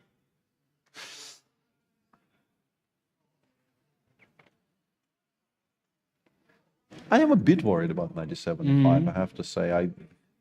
Once it lands on e5, the position does become a bit more organized for black. Even something like, I don't know. I kind of want my rook on g4, not the bishop, but I don't know how to organize it exactly. I even considered something like h takes, f takes, and bishop, I don't know, h3 or f3 somewhere. But I'm worried queen d7, f5 might happen. And this is also a way for, queen e2. I like Mickey making the moves that we mentioned. Yeah, no, but knight d7 is going to be played. There's no. I think so. Yeah. This is just to put this into some perspective in terms of the clock. This is move 30. Michael is on 17 minutes. Shreyas is on 13, which is not a lot of time, but still manageable considering there's a 30-second increment. So, and yeah, apart from 97, there's really it's very difficult to name a way to do anything at all for black here, right? You don't particularly want to play, I don't know, queen g8, h7. You definitely do not want to play gh, bishop takes h5, because making it easier for white to bring the rook over to g4 seems counterproductive. I don't know why you would want to do that at all. So yeah, apart from 97, it's hard to nominate an idea for black.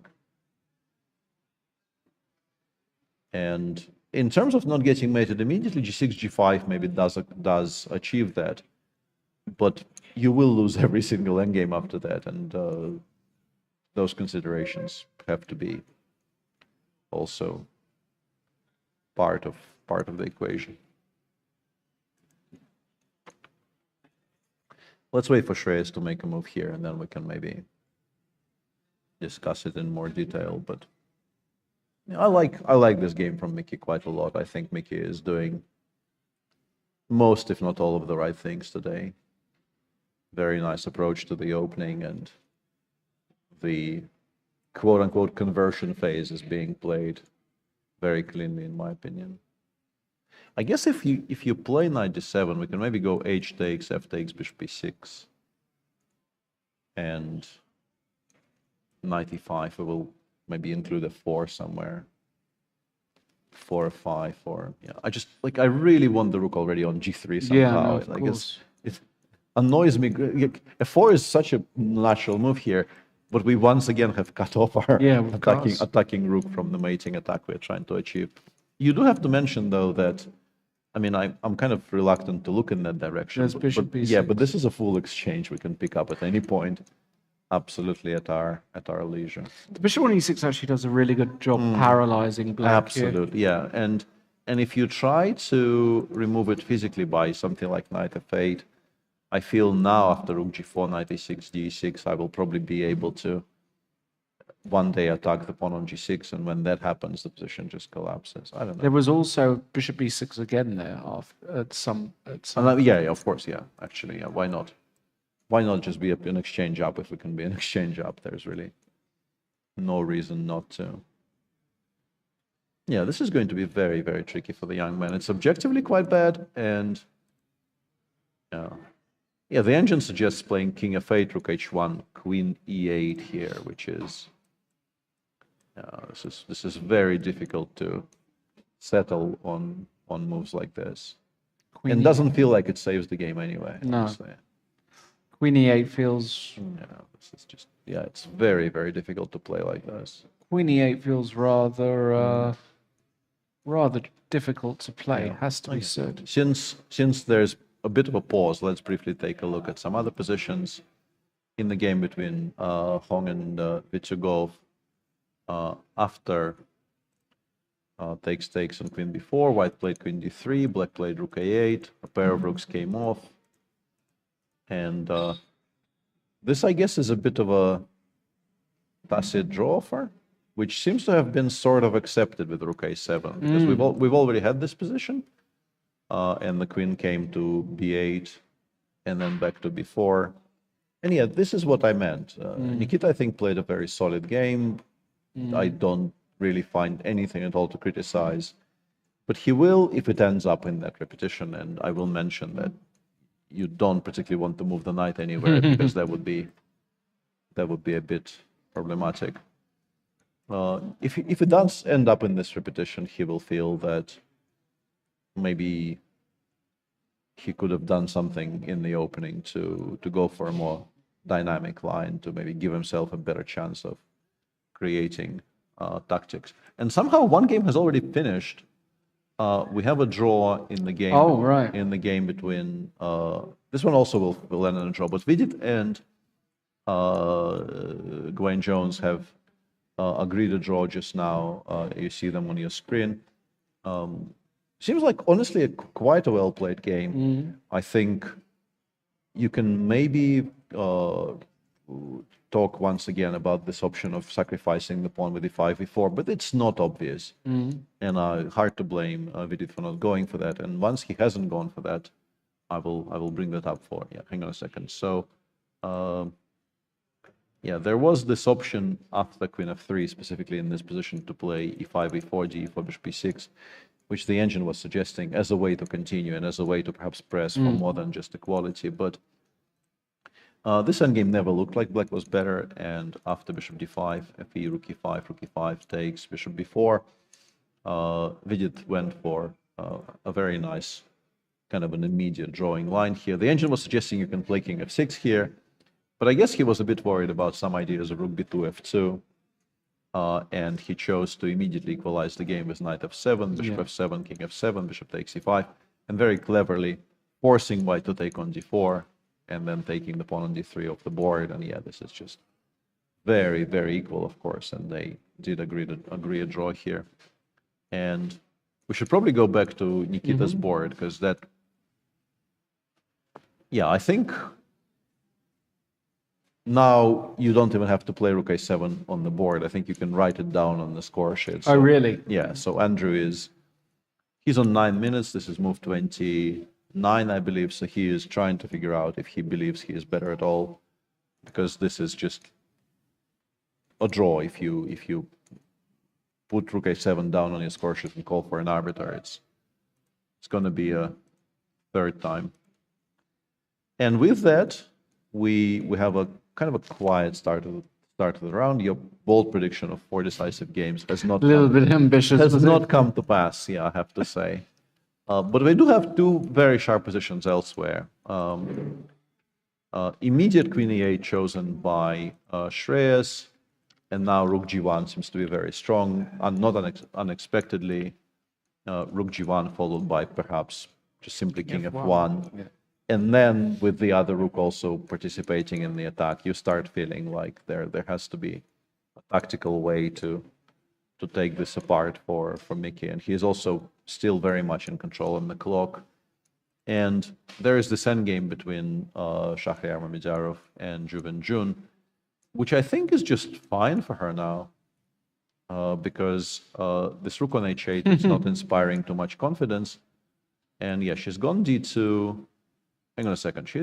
Machine says she is now playing for a win. Wow. That would be... Not really a massive advantage for black, but the machine says d2, you have to play rook d1, black plays rook d3. You can include rook g8, which is kind of clever with the idea of rook g7 takes a7. But black plays king e8, you finally have to park your bishop on b3. Black plays rook c7. And you are actually not in time here, because you have that... King F7, have that King really G7. have that really stupid rook on g8, and bishop b3 check doesn't actually save it, because after knight e6, d1 is a threat. So you have to choose between this or rook f8, king f8, king e3, rook d7, which apparently is a draw, because I guess black cannot really cross over with the king, and eventually white will give up the a pawn for the d2 pawn and hold. But yeah, this is a massive turnaround considering how risk-free and pleasant Shah's position was earlier. This is a very impressive game by the Chinese grandmaster. I haven't seen very many people outplay Shah from worse positions. I guess outplay maybe is a bit harsh, but outcalculate I think would be fair. We left it after the move knight d7. He took on e6, played rook fc1, she played rook a6, check, king e7. This is already very, very level. The engine says bishop f1 is the best move. Instead, he played bishop c6, rook a7, rook h8, knight f8. And the way to go here was to play rook g8 while king e8 wasn't available, which forces black to play knight a6. And at the very least, your rook isn't captured, which we're seeing in the game variations. But instead, he played bishop d5, and here we are, d3, d2. And yeah, I mean, there are genuine problems now to be solved for Shah. One thing I didn't quite understand in the line that I showed after rook g8, king e8, why are we playing bishop c4 and not bishop b3? I thought bishop b3 was stronger. Let's try to work this out, at least this. Because I think it will become very, very useful for us to be able to attack the rook on d3 with our king. So if we do exactly the same, we go, we have rook takes b3 here. After king f2, there is rook takes b3, which wasn't available in the other line. Good. That is actually kind of relevant. That is a big difference. Yes. Okay. Well, we do have some guests, so that's exciting. So what we're going to do is we're going to take a very quick break, get our seats in order, and we'll introduce the first guest to talk about their games. Don't go anywhere. We'll be right back. I thought the agreement was today it's you in the hot seat, right? It is. Excellent. So I'll be interviewing them. So I'll see you all in a second while we get set up. Don't go anywhere. We'll be right back.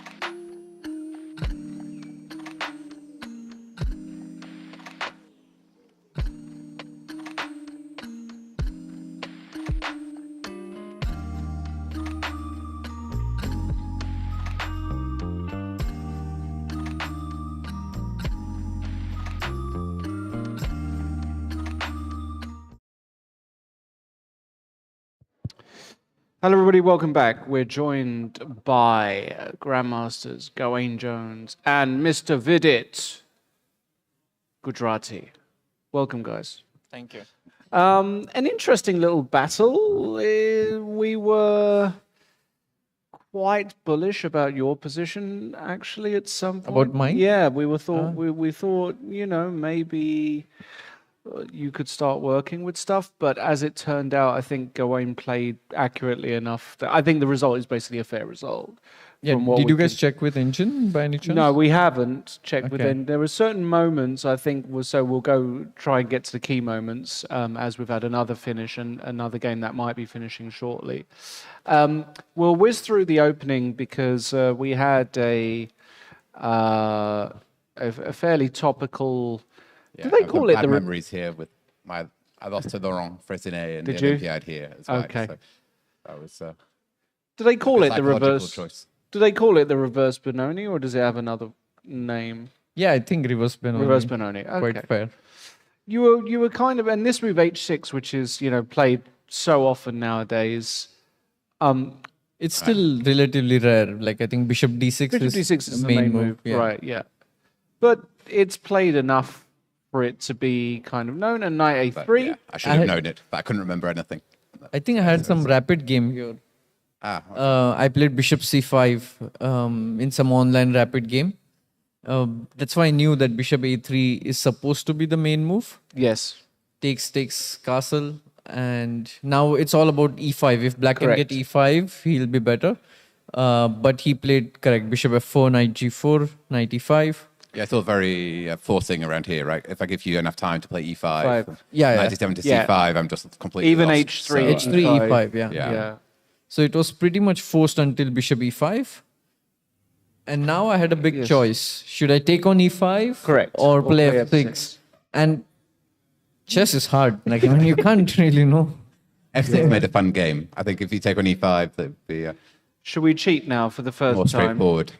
Or you just play Bishop D7, which is not a move that you really consider. I considered Bishop D7, Oh, you but did? Bishop D6 bothered me.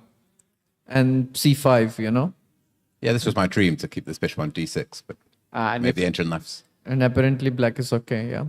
Yeah. Yeah, F6 felt a bit icky, but it's still fine. Bishop F4, E5, Bishop D2. I mean, yeah, Queen H5 is a move as well. Yeah, right? but Queen H5, Bishop E6, I couldn't see what the advantage was. I was analysing Rook B1, but it doesn't quite work. Oh, you can take. yeah, takes. Take, I thought it's capture. a perpetual. Do I have perpetual here? I didn't. Yeah, King If I F8. had it, I would have. No, but King F8 you take. King King E7, E7.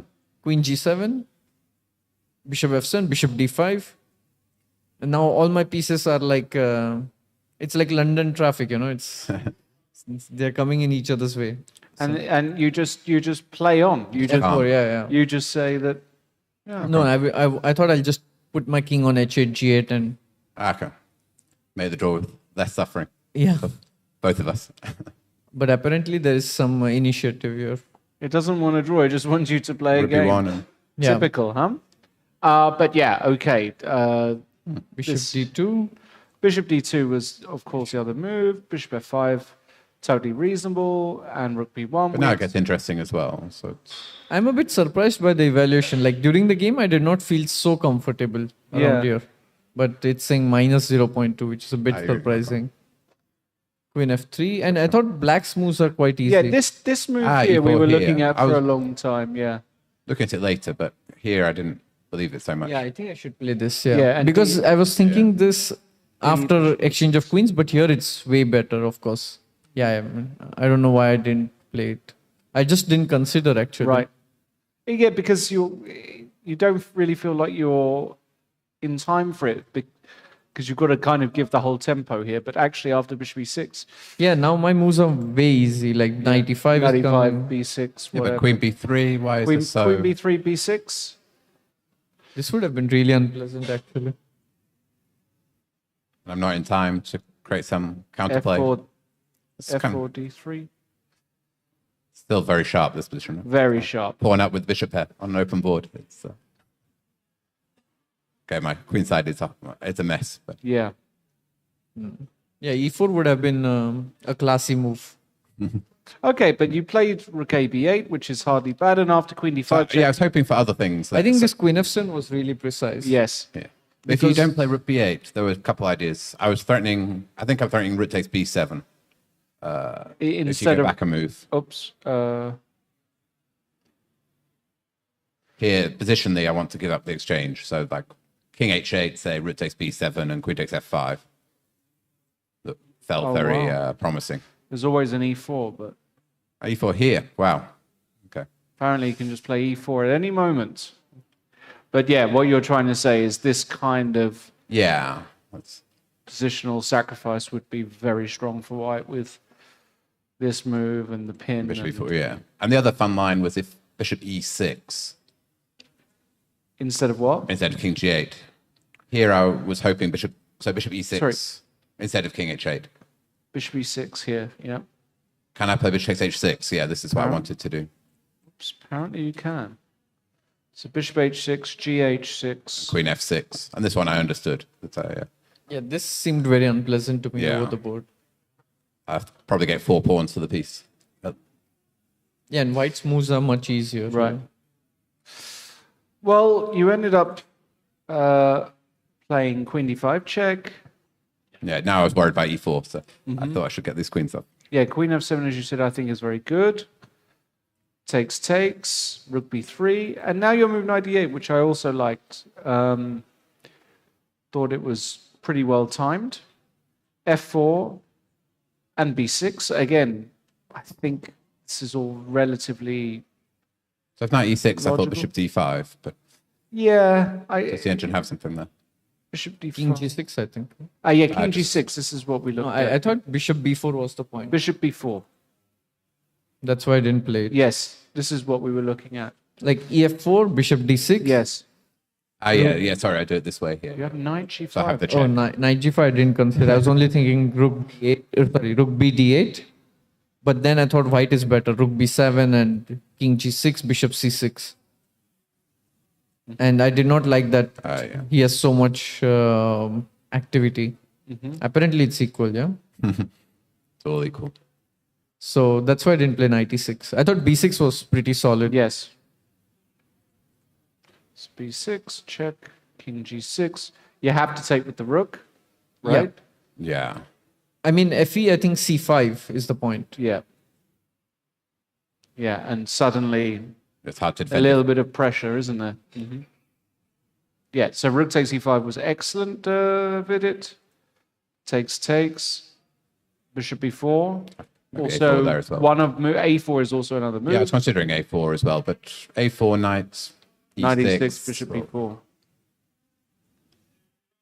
Anyway. And Yeah, I could have got this in the game as well by the other move order. yeah. Yeah, takes bishop d6 and it's goes on, yeah? Rook b8. a4, rook b8. That's how you make a draw. Yeah. Okay.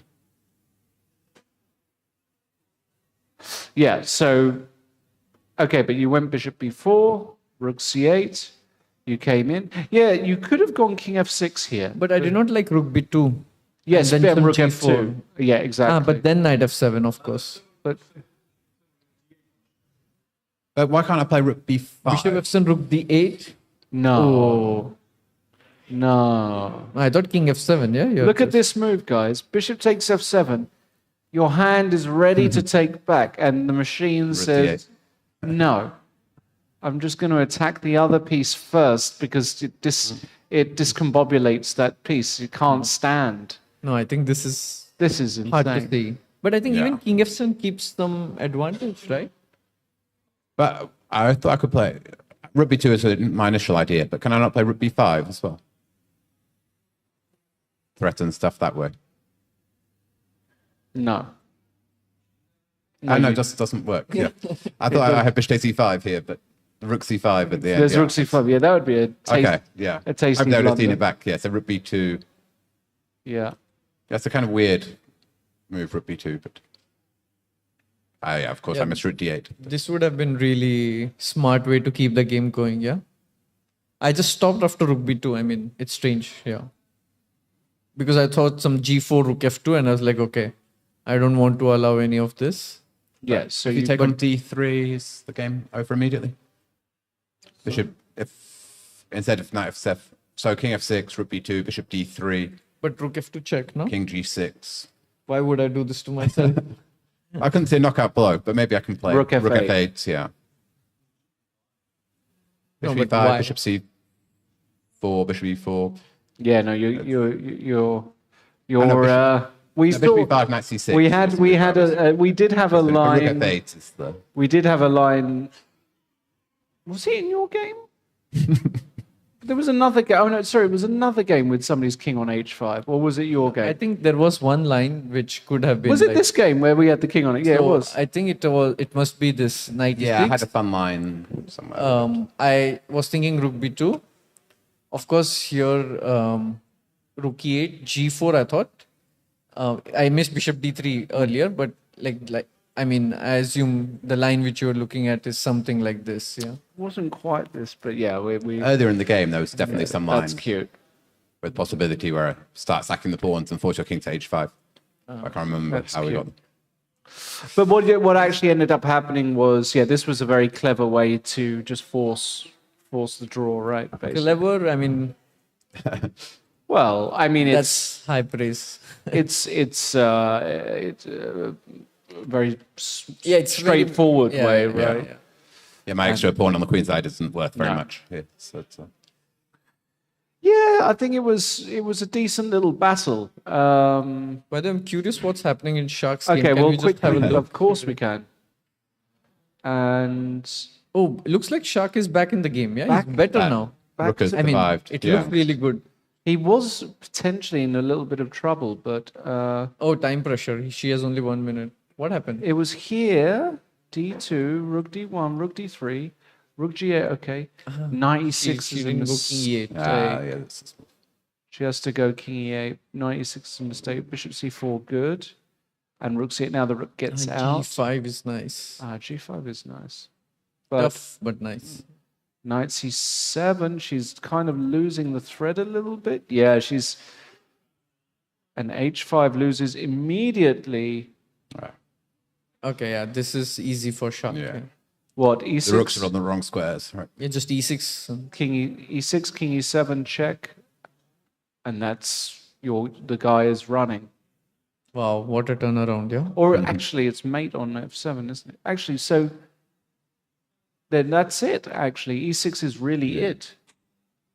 There's nothing to do, because here you give the check. You can't go here because of I mean, mate. king d8, you can go. King d8. And now knight b5, knight c3 tricks, you know. Okay, and there's no e7. But yeah, king g2 is really classy, yeah. King comes to e3, you collect d2 and you win technically. Like, Knight b5 is a tempo too slow. yeah. Takes and king f3, king e3, and okay. This should be easy. Yeah. What's happening in other games? Okay, in the other game now, we thought this was already going to be a draw, and it's not, because there was a moment of repetition. And he's so ambitious, Andrew Hong. He decides that he doesn't want the draw, goes for the win. Okay. Manages to reorganize, but... Yeah, this game might go on for a while. Yeah. But I expect draw to be the most likely result. Okay. And Adam? Shreyas. Shreyas, Mickey has found a way through. Let's just see, because it was G4. It's classic Mickey game now. Yes, Slow exactly. positional pressure, plays around, and then just, E5 Classic. is a desperate move, but it's already hard. Yeah, this is, and then he finally finds the correct time to the correct. this is just a sad position. This is This is a classic Mickey game. And I was saying to everybody, I don't know how many are still here since the beginning, that I think it was around about this moment here, allowing this structure here, I think is a really big indication of Shreyas's inexperience. Mickey, how many times has Mickey had this structure in his life going, I think probably at least once against me in some classical dragon. At least once against me too, and he just knows where to put the pieces here, and there's not such a big tactical fight, and he can organize himself. And I said I already thought that Mickey had. Yeah, actually, it's really strange that he allowed everything, like what white wants, like a complete bind and no counterplay. Yeah? No counterplay. And then he allowed even rook to b4.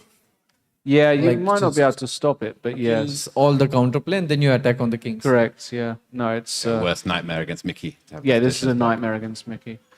All right, well, look, thanks for coming. A decent result. I mean, decent game, interesting game, and, well, another one tomorrow. Yep. All right. Thanks, guys. Cheers. All right.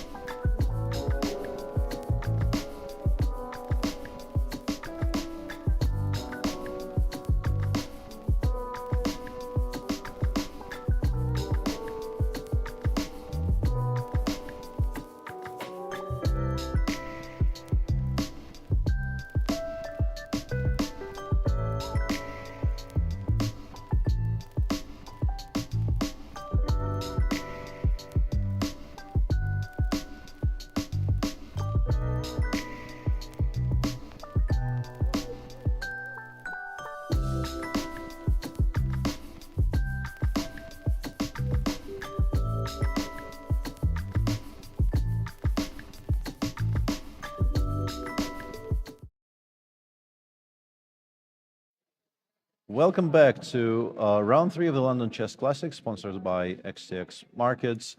And the first time control is almost at an end.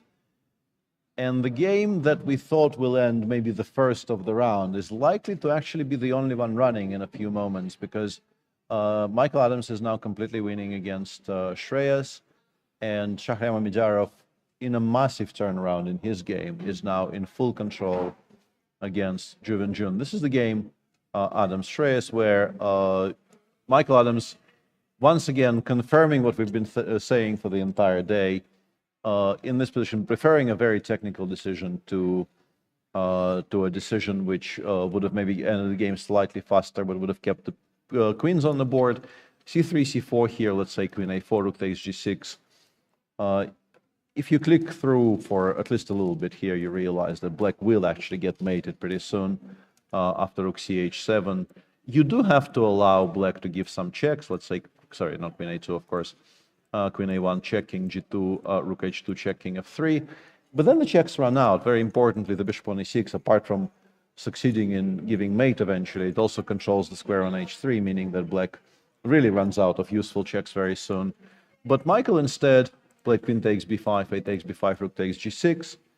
Shreyas played Rook G7, Bishop B6.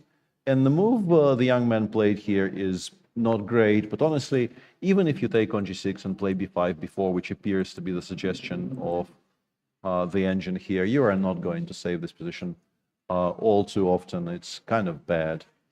D5, D6 wins. Also, a move like C3, C4, I'm pretty sure also wins, maybe slightly slower, but allowing D5, D6 is very bad. And if you play King E7, I will go after the B7 pawn, and then some variation like this, where we also pick up on C5, because I think enough demonstration of the amount of trouble Black is in. But instead of that, Shreyas on move 39, I believe, of the game, he went Rook H7, and now Mickey has played D6.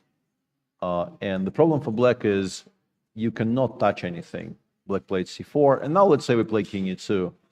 And the problem is, this is how the pieces are. And the moment you decide, for instance, take on A5, you instantly lose to Rook F6 check, Rook takes G7, and Rook H6. And you just got mated. There is no stopping a Rook H8 check, and it's the kind of a check that really ends the game on the spot. And there's really nothing at all to do about it. It seems like, for the time being, it's understandable that he wanted to play Rook H7 to, prevent White from assuming full control over the G file. But unfortunately, there are bigger issues at hand. And having said all that, I now realize that it's possible Rook G7, Rook G7, Rook H1 is an even easier version of exactly the same. You don't even have to be particularly fanciful. You do have to calculate Rook G6, but then after, let's say, check, I can also kick the king further away, put the king, let's say, on H7, and then in this position, we can pick one of the myriads of ways of winning. I guess the simplest one is just to collect the entire queen side and go from there.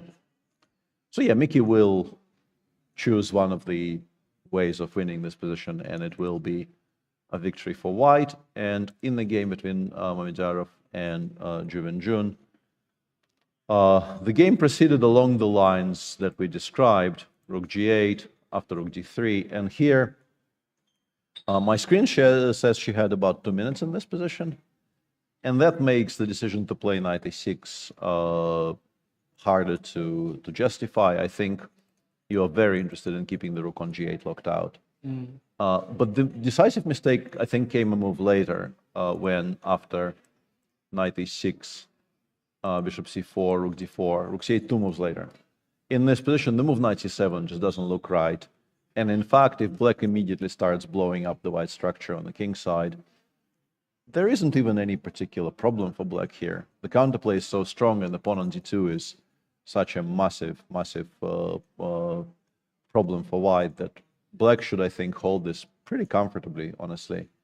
But instead, she went Knight C7, And as the guys were describing during the interview, now the combined plan of bringing the king over to e3, combined with the idea of pushing the e-pawn, is going to be decisive, and this is the current position. Instead of a4, I saw that the preferred solution seemed to have been rook ac2, so rook c2, rook ad7, and a4 here, kicking the knight away, and then eventually we will be able to, you know, throwing in e5, e6 somewhere. And looks like a4, knight c7, king e3 was decisive anyway, because looks like they are already discussing the result. He played a4, she went knight c7 and resigned after king e3 because the pawn on e2 is falling. You would like to play rook b4, but that allows rook b8 check, and eventually the pawn on g2 will fall anyway. So Shah wins a game, gets to +1. Jun is now on half a point out of 3. She did have a pretty difficult start to the tournament with black games against Nikita Vichugov and Shahryar Mamedjarov, with her first 2 black games being the games against very experienced, very strong grandmasters. But yeah, a bit of a rough start for the Chinese grandmaster. But even today, with maybe slightly better time management, she could have caused a lot of problems to a very, very strong player. She absolutely belongs in these fields, continues proving it over and over again. And even though the results really aren't what she would want them to be, if you look at the games move by move, she is an extremely strong player. I played against her myself this year. She's very, very tough to beat.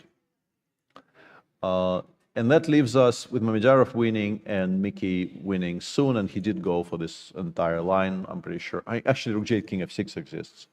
So you take on d8 immediately, and then, yeah, as I said, the simplest, I guess, is just to go rook d7, rook b7, rook b5, and win that 2-pawn up rook ending.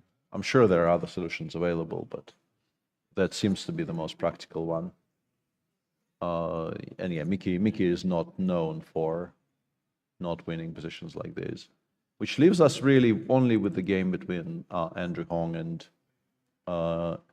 Nikita Vichugov, where white is definitely pressing, but it's going to be difficult to take this position apart because the only real weakness is the pawn on c5, and maybe arguably the square on f5, towards which you could eventually aim some of your pieces. But it's black's position is very, very sturdy. It's not going to be easy to do anything significant to it, but we'll see. And Andrew will, of course, try. We have seen already in this game. I think he refused a couple of repetitions, not even one. I think more than one repetition was refused. He quite clearly wants to try as hard as he can to win it. Indeed. What do we think about the tournament so far?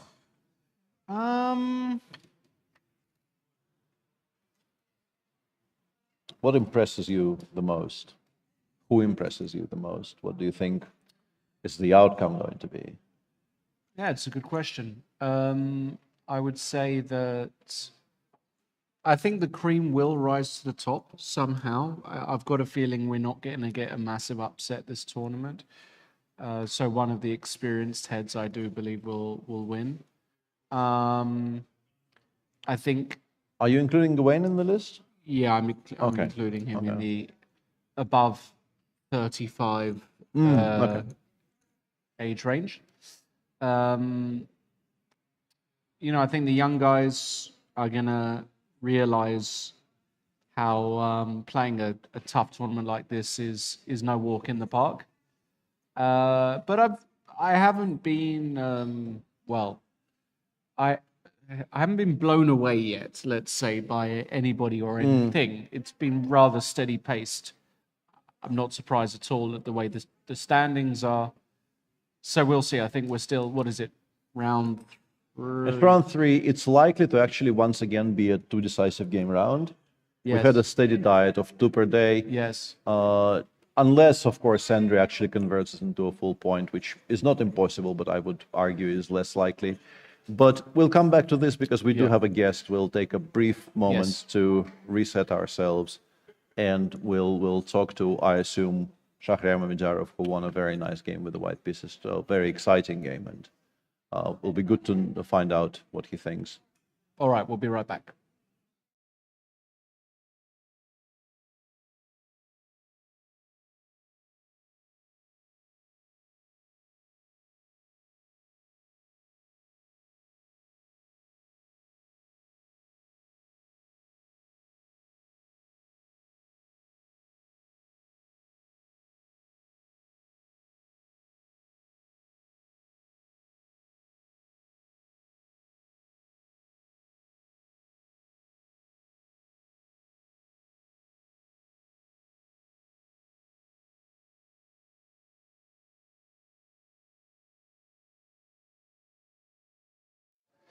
Okay, welcome back, everybody. We are joined by Shahryar Mamedov, who has won a. Well, it was an interesting game. You were in real. We felt like the opening really suited you, and it was going well. And then suddenly she started to come back into the game, and then suddenly things went a bit wrong for you, and she could have been better. And then, unfortunately for Ju Wenjun, I don't know if it was a time issue or whatever, but she started to lose her way, and then you won the game. That's a fair summary of the game, I think. Yeah, I mean, of course, I played some strange opening lines. I mean, this D4, D3, C4, E4. Yes. Okay, I want to play something new for her and surprise her. Yes. And this 97 C4, and this immediately is engine show is minus. Yeah, is now. I mean, is for engine is black is absolutely good position. Yes. But okay, it's something new. Yeah, I Yes. mean, a new position, and I want to just surprise my opponent and play like this E4, castle B4, absolutely not. And I remember when I announced this position with my friend, I told him, I mean, he showed me this take 95 move. Ah, you already saw this before. Yeah, he showed me this take 95 move in, I mean, few months ago. And they say, okay, come on, forget, it's not human moves. Yeah. No one will play like this. Yeah, I mean, take 95. But okay, I mean, it was surprise for me. I mean, big surprise. She played very fast. And okay, it's good move. After bishop b2, it's just knight d4, take, knight d2. I think, yeah, she played very bad in this moment after a5, b5. Yeah. Yes. I mean, black is absolutely okay, equal position, but after this a4 move, yeah, I think I like white position. Bishop a3, rook a8, f4. Yeah, I mean, this looks very good position. There's problems if, yeah, she take. She play d3 and e5, f6. Yeah, here is problems after f6, knight e4. Yeah, is coming, and it's absolutely f6, knight e4. I calculate some lines, strange line. F take e5, knight, yeah, knight d6, e4. Okay. Yeah, and here some move like I want to play very strange move, rook c1. Rook c1, not to take, and knight d7. I want to take queen d3. Queen d3. I was about. Yeah. Queen d3. Yeah. I mean, I just want to play like this, queen d3. So Okay, I calculate, and I think if it's okay, bishop d5, knight c8, and just take over knight c8 and take e7, and this white's extra piece. Yeah, I mean, bishop e7. Bishop e7. Yeah, when I see queen d3, I like this queen d3, and I think if it's possible, why not? Yeah, I mean, f6 is bad move, Okay. but f5 is also.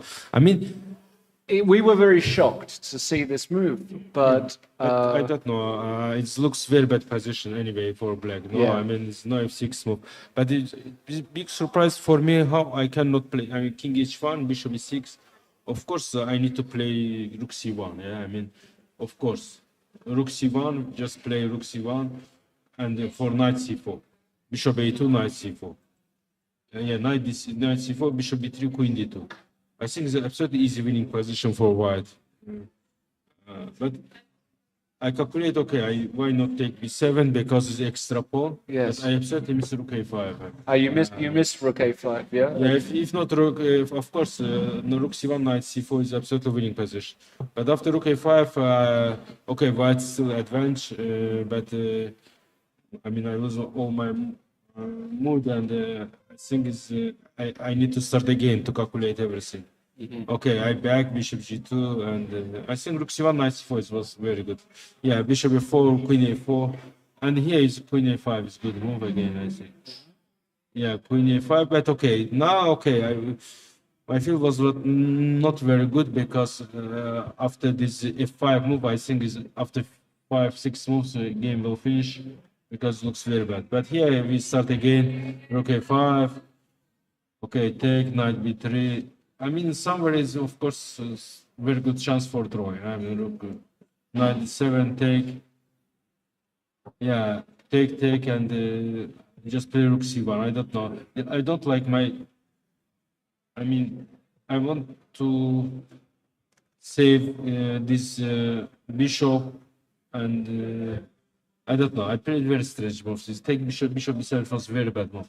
But now, okay, again, rook c1. Okay, check, king e7. She played well in this moment. Yeah, the past few moves she played very Yeah, well. and very important moment, rook h8. I think the rook h8 is very interesting move. It's the only chance to try. I mean, I don't know. Because rook g, here is bishop d5. Is bishop d5. d2. Rook 2, yeah. Rook d1. And is a very strong move, rook g8. I mean, why is strong? Because I think in set knot is very strong move. I mean, normally, of course, it's draw position. Yeah, I mean, in set knot, I want to find some. But here she made a very bad mistake. Here? Here she made a very bad mistake, yeah. In fact, after king e8... Yeah, yeah. But I think it's draw. Yes. Yeah, I mean, king, I calculate, but okay, if not play rook g8, what I can do? I mean, Yes. It's draw position. I just try to find some idea. I mean, of course, I calculate, I cannot, I mean, this position is draw. Just king g2, but only chance rook g8. Because for humans, it's 96 is a normal move. Yes. Yeah, I mean, she missed, after 96, I think white is winning. I don't know. Something like this, and... Yeah, king f7, yeah, this is the... Bishop b3, knight e6. Yeah, and you lose, actually. Yeah, of course. No, maybe you make a draw still, randomly, rook h8. Maybe it's still a draw. Yeah, I mean, okay, I can also take b8, king e3 is draw, no? I can... You take f8, you mean? I mean, okay, it's draw position, I understand it's draw. This is still... yeah, I mean... I think it's easy. Every time I can play like this and draw. Yeah, okay, I mean, she missed after 96. Yeah. Now is losing, yeah? I mean, bishop c. It's not. She still needs to find one move here. G5 is still good enough. G5, yeah, G5, of course. She need to play some active moves. Yeah, G5. she was playing too passive. Yeah, G5. Yeah, of course, G5. Okay. The big mistake from her was knight c7. Very unnatural move. Yeah, here is losing. Yeah, knight c7 is losing, and you went here, which is correct. Now here, which is correct. Okay, and now he's easy winning. Yeah, I mean, not very easy, but it looks like very easy to play. You found a way. She just really lost her way around that moment. Unfortunately. Yeah, I mean, I also lose my mood when I take b7. Why I take b7? So that changed your mood, yeah? Of course, absolutely. I mean, I think the game is finished. I mean, after 5, I just will. I mean, 3-4 moves is she will resign. Yeah. And I take b7, rook a5 miss, and yeah, of course, rook c1. Okay. Well, you won the game, so a point is a point. So now time to relax, reset, and tomorrow is another game. Thank you. Okay, thanks, Shaq. Thanks. Thanks.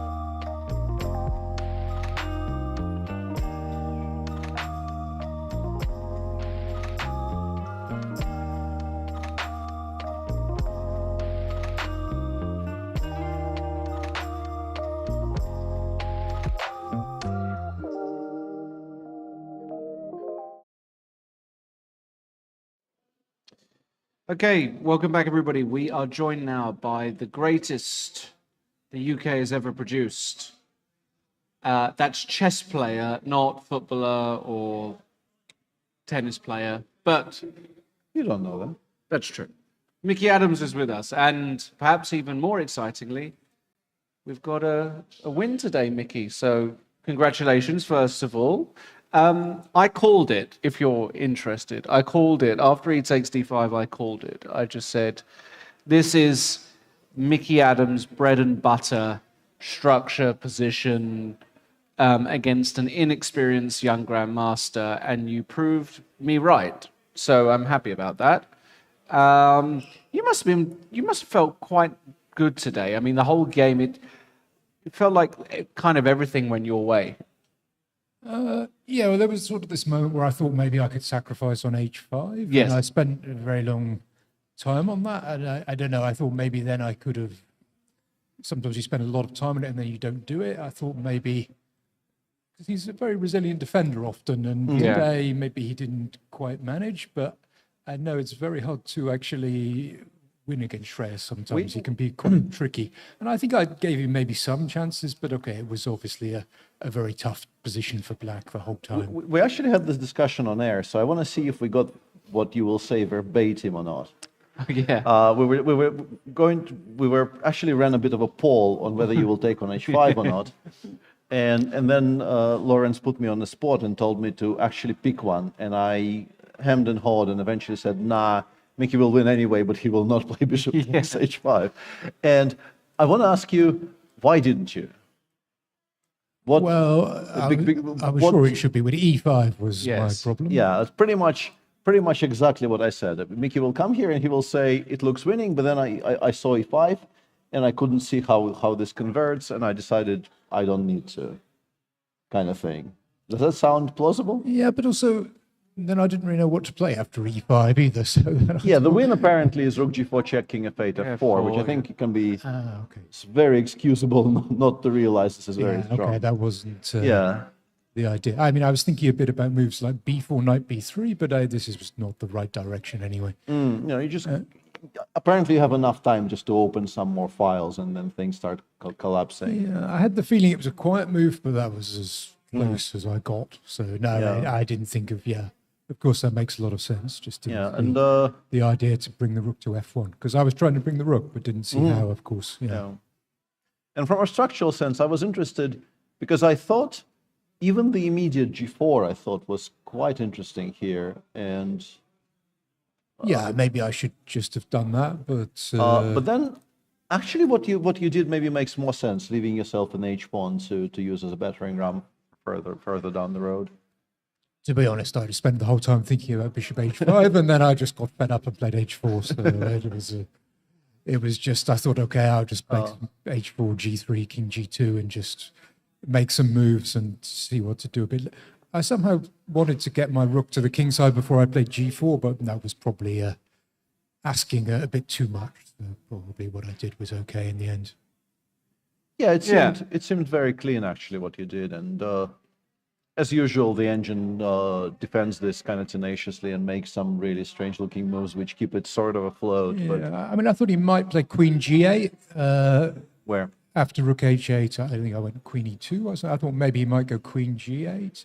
Because then if I take on g6, sometimes he takes and he hits d5 at least. So, and then maybe he can try and move the king to the queen side. But okay, there are drawbacks to that as well. Of course, he might get all these major pieces just stuck. I might go h6 at some moment, and all his major pieces will be out of play. But okay, it's not clear what the. Yeah, and then I guess I don't know how much time do you have at this. You had like 7 minutes. Did you consider just going for mate, or you thought this endgame is so winning you don't need to? Well, I don't know. I wasn't sure. I thought c4. I don't know. I just thought he's going to get. I have to give him some checks, and then I wasn't sure. You do have to allow some checks there. That's certainly true. I thought we'd get an endgame anyway, but I don't know. I mean, it's a pleasant endgame, you have to say. Understatement of the year.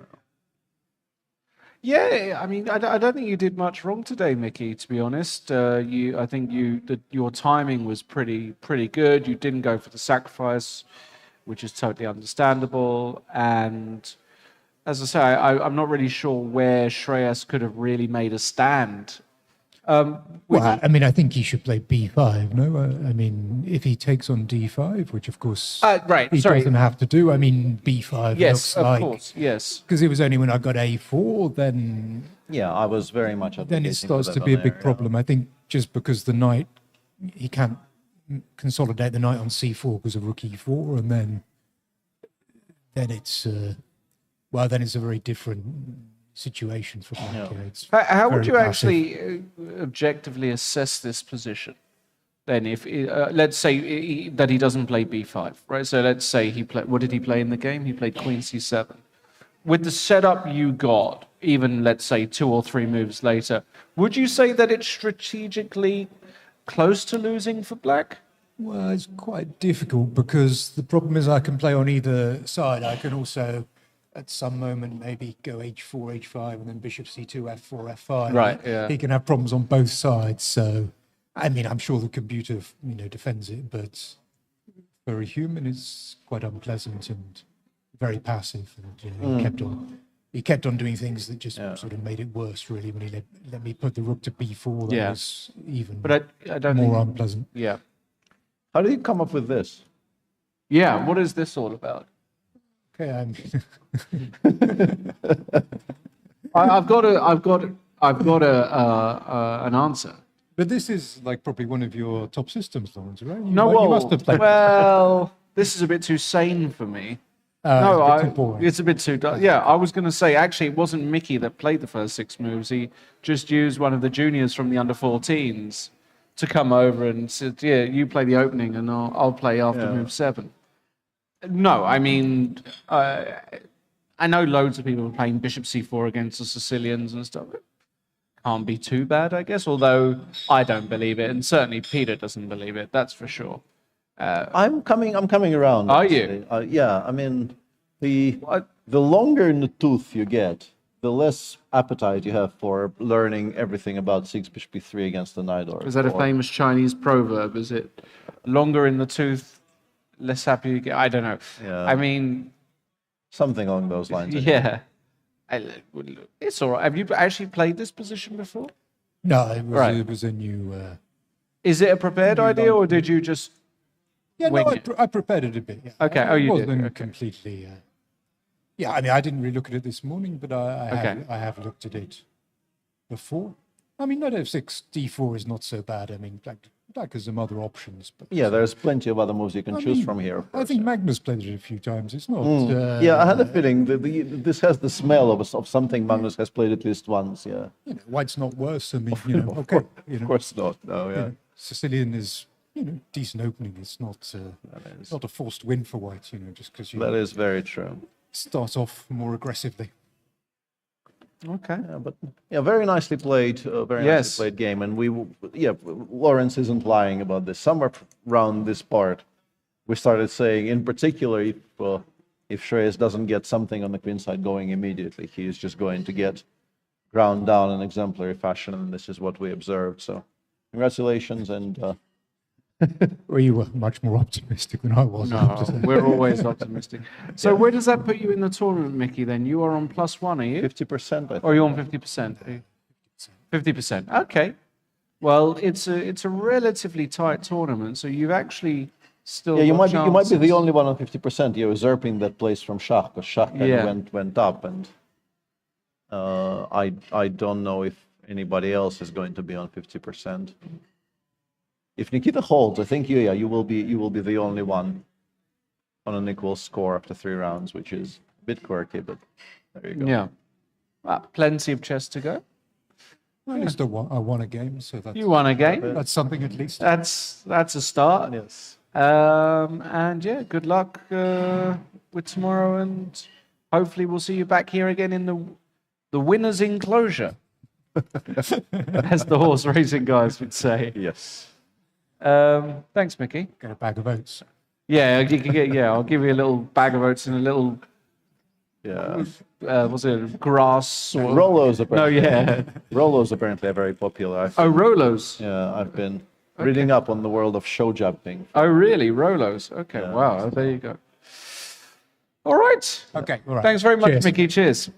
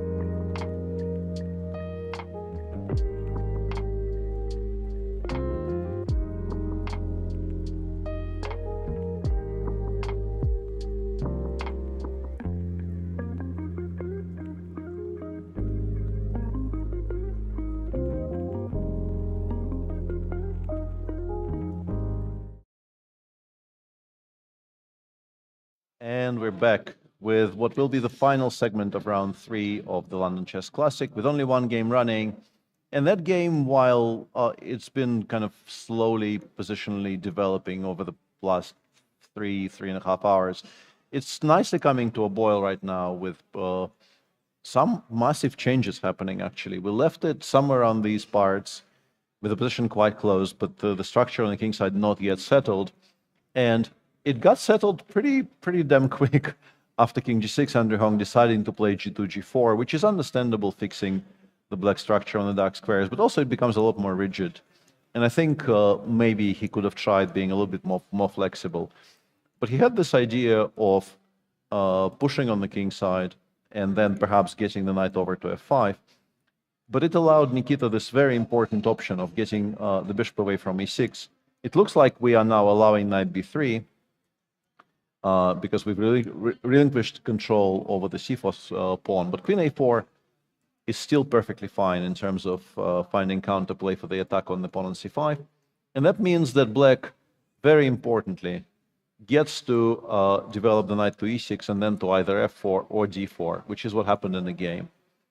Knight f1, knight e6, knight g3, Nikita chose f4. Andrew gave up a bishop. I'm assuming black will take with the e-pawn, and the knight comes to f5. You think you can tolerate this knight for very long? Do you absolutely have to take on f5, or would you consider something like bishop f8 here, for instance? I hate playing against the knight on f5. But maybe the right way is to tolerate it. But because after bishop takes f5, e takes f5, you do allow the queen to swing. He's gone bishop f8 immediately, actually. And yeah, the engine disagrees with this massively, really? apparently. I didn't know the answer when I asked you. But it's very specifically the fact that e4, e5 is very strong now, which is probably something that should have been fought against much more stridently. And yeah, is he in trouble here? In quite a bit of trouble here after e4, e5, apparently.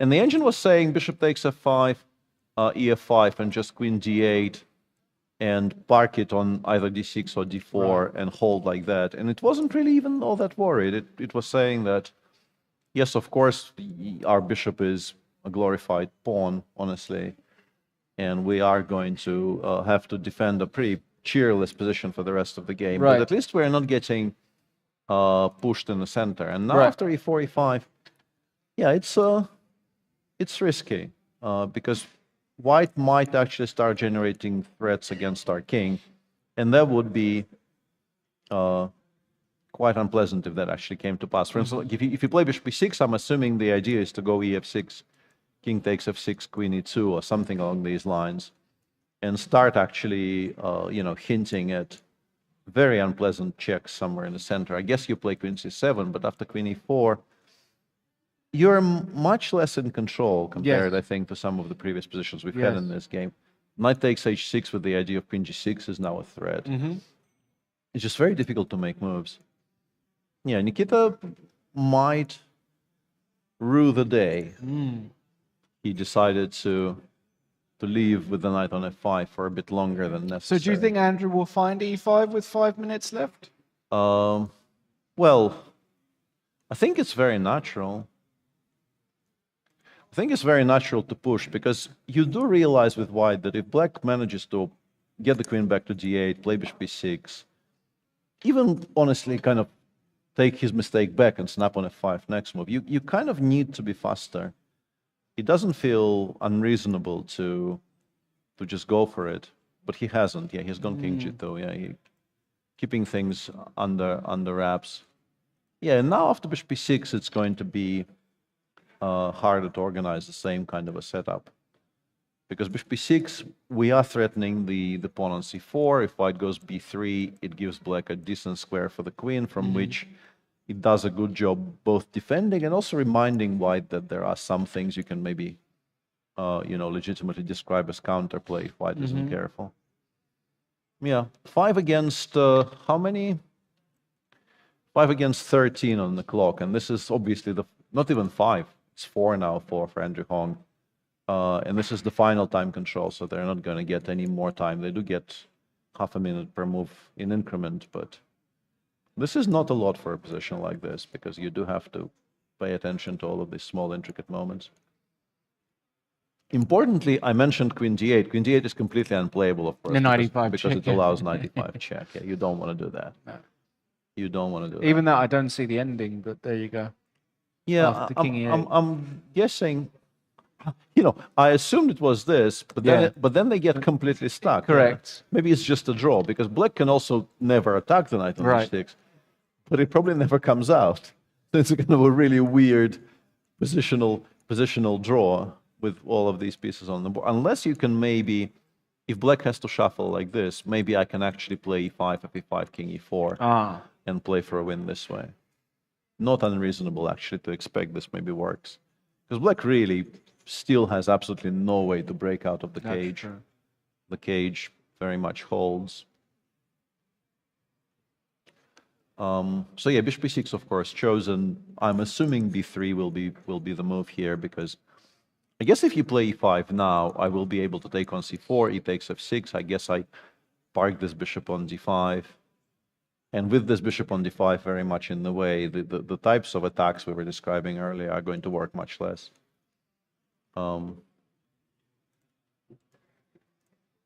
Yeah, we'll see. Yeah, so a miss there. Yeah, go on. No, I was going to say we sort of ignored this game in the run-up to the first time control, but I think Andrew was perfectly in control on the clock.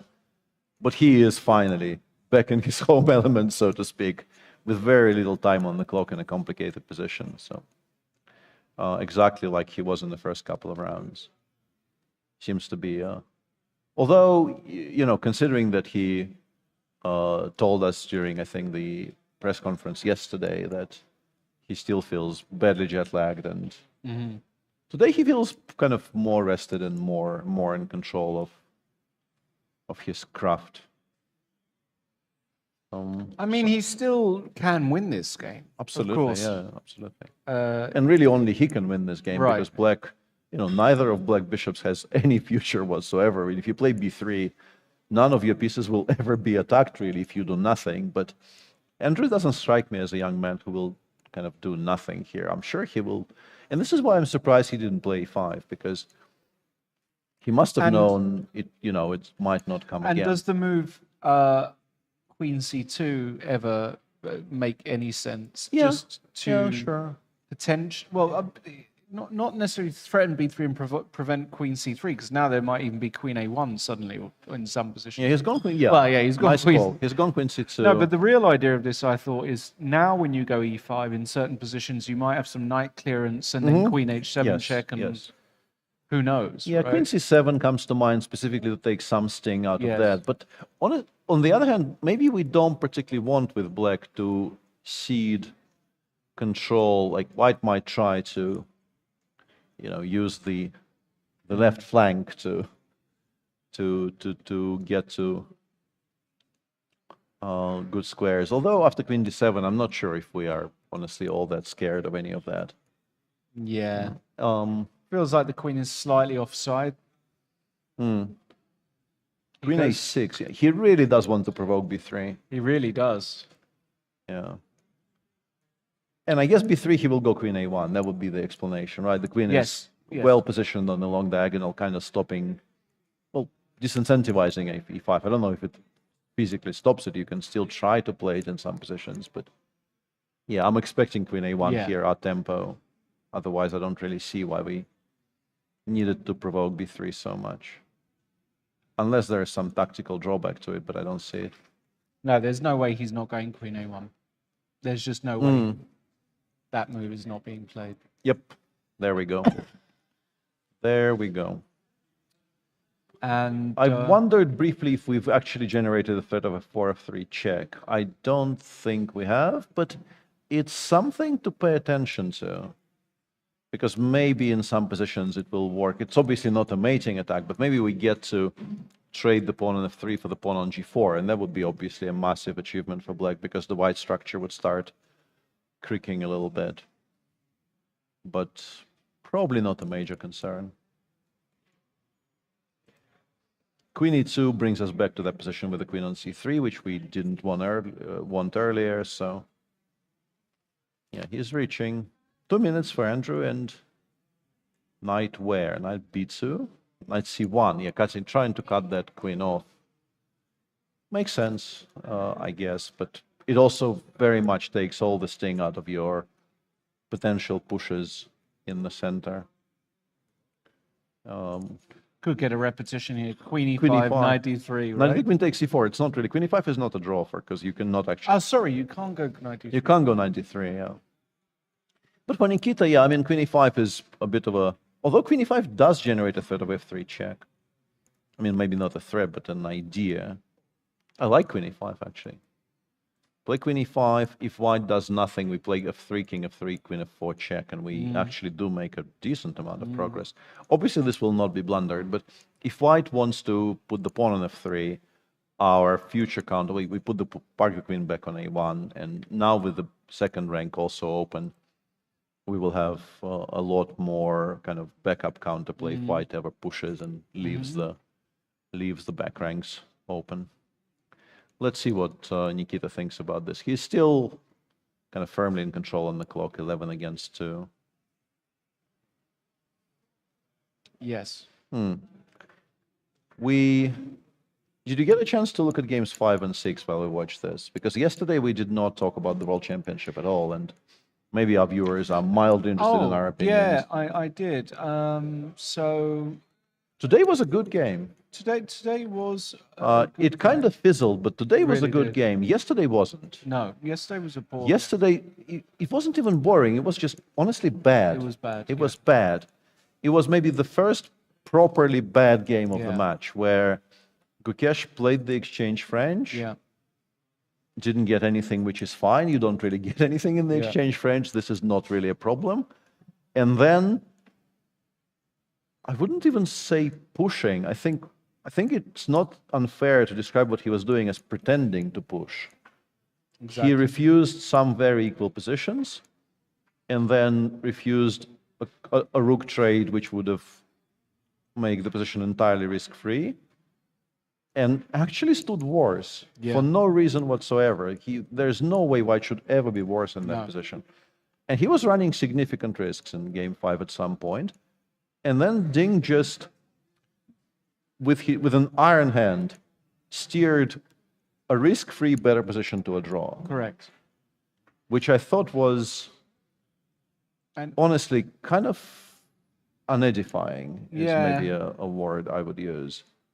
Because maybe your winning chances aren't huge, but you are sort of supposed to try. Yeah, you are supposed to try. You are supposed to try. Even today, I thought that, No, it's today it was very tricky. Today was- the engine gives them the edge, but honestly, the kind of a major piece endgame that they got today is extremely difficult to pilot well, and also extremely difficult to assess correctly. So I'm not sure he even realized he was better. No, but I get the feeling that Ding is looking for ways out as quick as possible in a lot of positions. I feel Well, yes and no, because he played a very sharp line of the London today, and he was quite well prepared. He went for Yes. this entire line, and this is not a line you play to. No. Like Black has some force draws there if he knows. Like Yeah. roundabout move 16, 17, the engine was shown some very clever ways to just kill the game off if you know exactly what you're doing. But Gukesh didn't, and he ended up in a position which is still fine-ish, but is definitely playable for white. But no, I thought today the mistakes were very understandable, and generally the quality was a lot higher than it was on some of the previous days. So yeah, I just wanted to briefly like get your yeah, take I on mean, this. in general, like I'm still very. I'm actually with every day that passes, despite the fact that Ding is getting reasonable positions and even chances, the fact that they're being kind of squandered. Yeah, not just squandered. He's not really, at least once and maybe already twice in the match, he kind of didn't make an honest attempt. No, yeah, he's not. He doesn't. He's basically not showing Yeah. that he really wants Yeah, it. That he really. Not winning somewhat better positions against a player of Gukesh's quality is okay. It Of can course. happen to anybody. Naturally. Not trying is what bothers me Yeah, a little bit. It's the not trying. Yeah, and- kind of wrapping things up and thinking, okay, I made a safe draw with Yeah. black. I'm very happy with it. It doesn't really matter that I was basically a pawn up at some Right, point, yeah. and had a protected passer on d3. I'm not really very interested in exploring whether I can win this in the long run. And that is a bit upsetting to us as viewers, I guess. And I'm very much a non-partisan viewer in this match. I don't have a horse in that race. A dog in the fight. Or a a dog in the fight. Or a cat in the I melee. Not my native. We're trying not my native town. Make a new thing. Yeah. In the meantime, Andrew is down to a minute and has gotten the knight from maybe slightly questionable squares to potentially a pretty decent square on f3. If it gets to f3, I think the idea of playing e4, e5 is back on. Right. So Nikita will have to assess whether he is worried about it, and if he is worried about it, he will have to maybe finally snap on f5. Although I think it's pretty clear he is reluctant to do that. I think he just dislikes the option on general grounds. I really like Andrew's maneuver with the knight. He's going to put it on f3.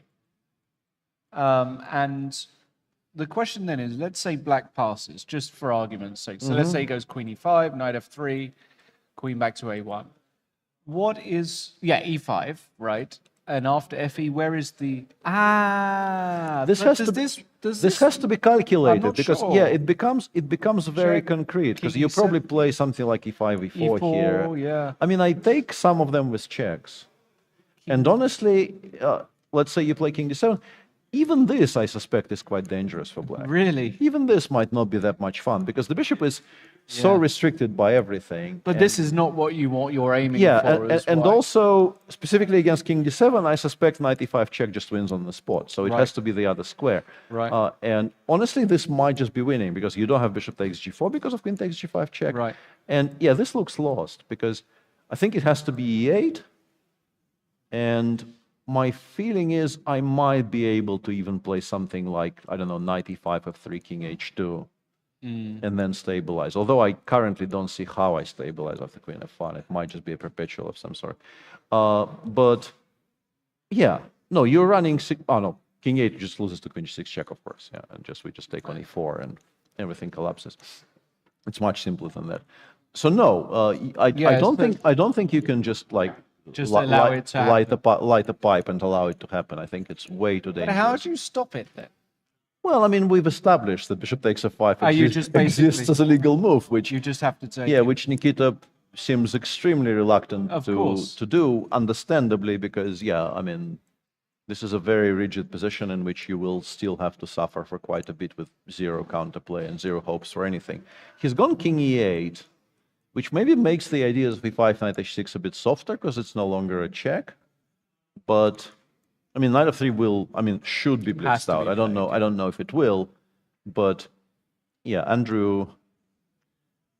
I was going to say something and then I thought, how am I giving time management hints and tips to somebody who is like a vastly better, let's say, internet blitzer than I am?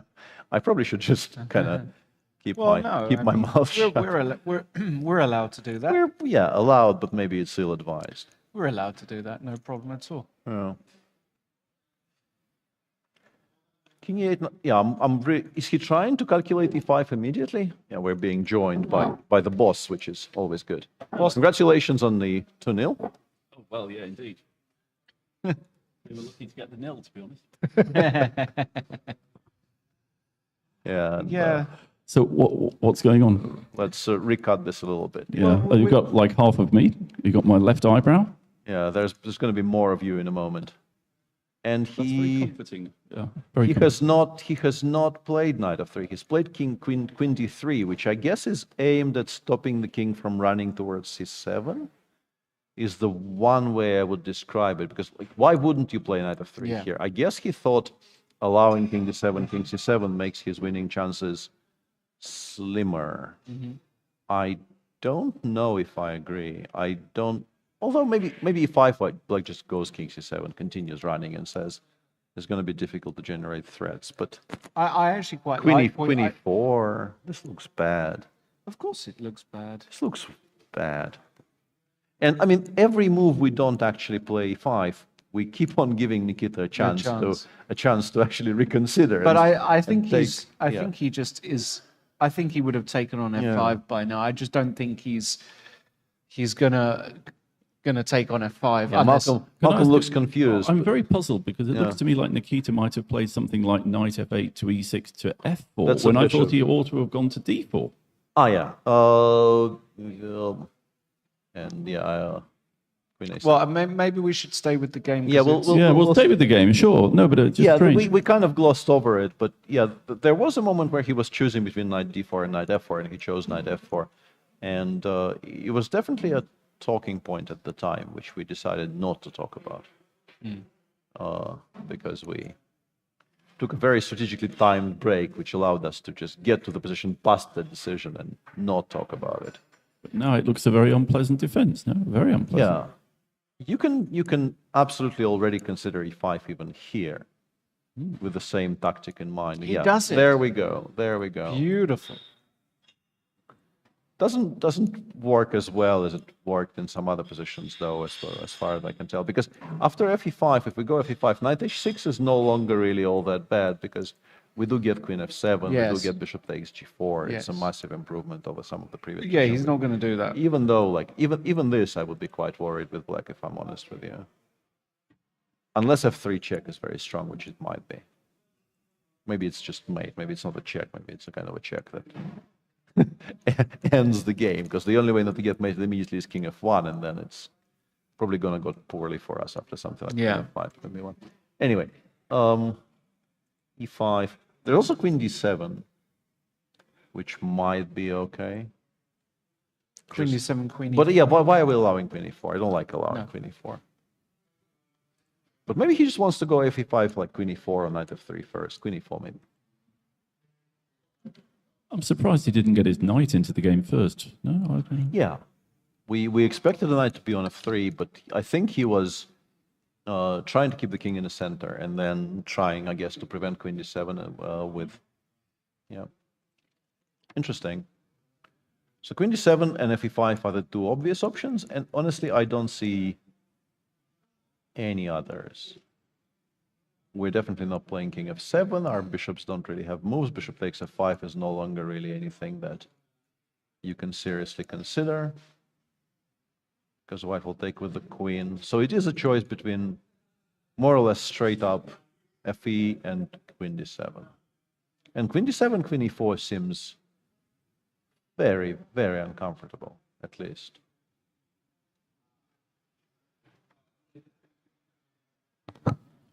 Are there any endgames black can head for?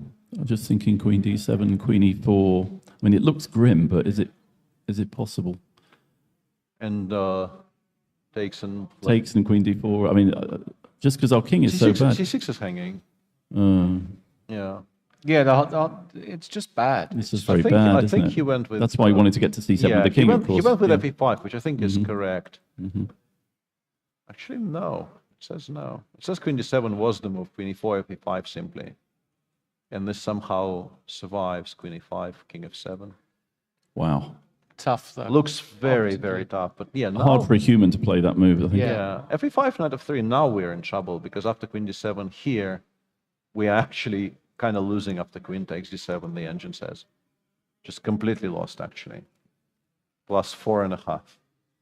Because I guess we take on e5, and then we bring the king over, and then finally something will happen to the black position. I guess knight g6 and the pawn on h6 will fall. Right. Or we end up with a knight against a bishop ending and it's just completely hopeless or something like that. Yeah. No, those are actually... Yeah, let's put Are this those on the board. 'cause defensible? I'd be it's- really intrigued if it was defensible. Yeah, because how do I arrange it? King c7, and then I need to trade the knight on e5 for the bishop on e6 somehow, yeah? Yeah. How do I get that to happen?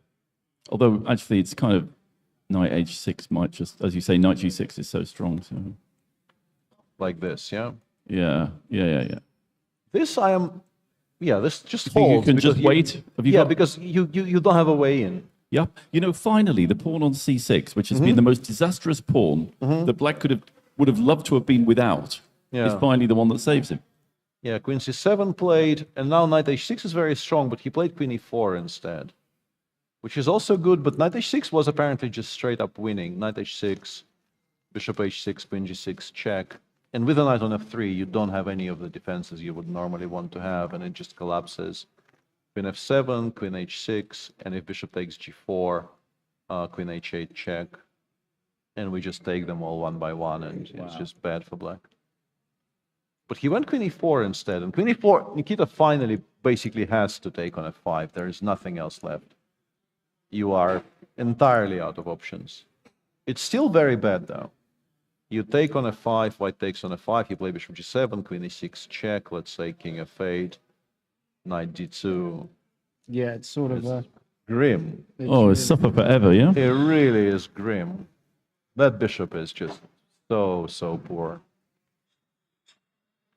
Actually, this position on the screen is completely lost. The engine says it's stronger to play queen e7, queen takes e6, and some move here. But that's never happened. Honestly, that's also incredibly grim, and I feel like the engine just hasn't caught up to how... No. The point is, I guess we play queen d7, we attack the pawn on g4, and we get here. And this might somehow not be lost. We put the bishop on e7, we put the king on e6, and we pretend that this is some kind of a fortress.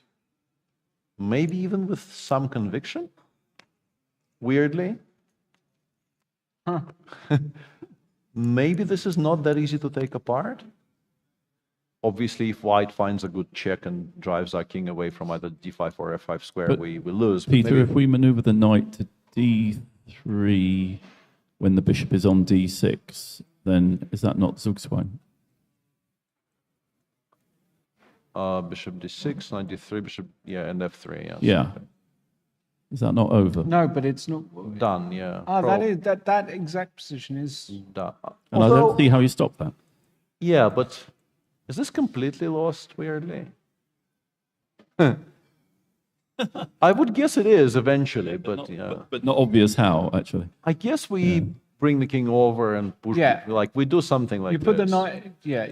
We do Maybe we do put the knight on, something like on this. e4 this time. Yeah. maybe. But it's but it's important that you go king e5. No. Yeah. Let's not get carried away because we still need to get there. But yeah, these are Nikita is being absolutely put through the ringer here. What and this is the worst position to sort of defend in chess. This kind of every move you look at, you think, oh, this is ugly, this is ugly, this is ugly. Eventually, you just don't want to be there anymore. Yeah, and you're like, what? I've just spent 6 hours laboring over this position, and I could have played 1e5, and no, he's not thinking that. Not that, but no, but the point is, it's just very annoying. He's got 2 minutes in a position which is just... his time advantage has also more or less completely evaporated. Correct. It's not 2 against 1, which is still, twice as much as your opponent, but it's not anywhere near as comfortable as 11 against 2. Correct. And the position is, at least he's taken on f5, which is now, the right thing to do. Hear me out here. Mm-hmm. G takes is completely ridiculous, right? Well, and then what? Yeah. No, I don't think you should do that. Yeah. Might chuck g4 and f3. Yeah, I wanted to maybe plant something on g4, but it's really insane. It's much better to do. I think it's this. Yeah. And now, the question is, no, but knight d2 queen d7 is not fast enough. No, knight d2 is a huge blunder. Yeah, it has to be queen e6. He's praying. He's going like he's playing. Please play knight d2. He's praying for knight d2. Queen e6 is the move. Yeah, you start with queen e6 check, and then it's going to be a massive test for Nikita to realize that you absolutely have to play queen e7. Yeah. If you don't play queen e7 here, if you allow knight d2, knight e4, you can't. You're basically playing a piece down.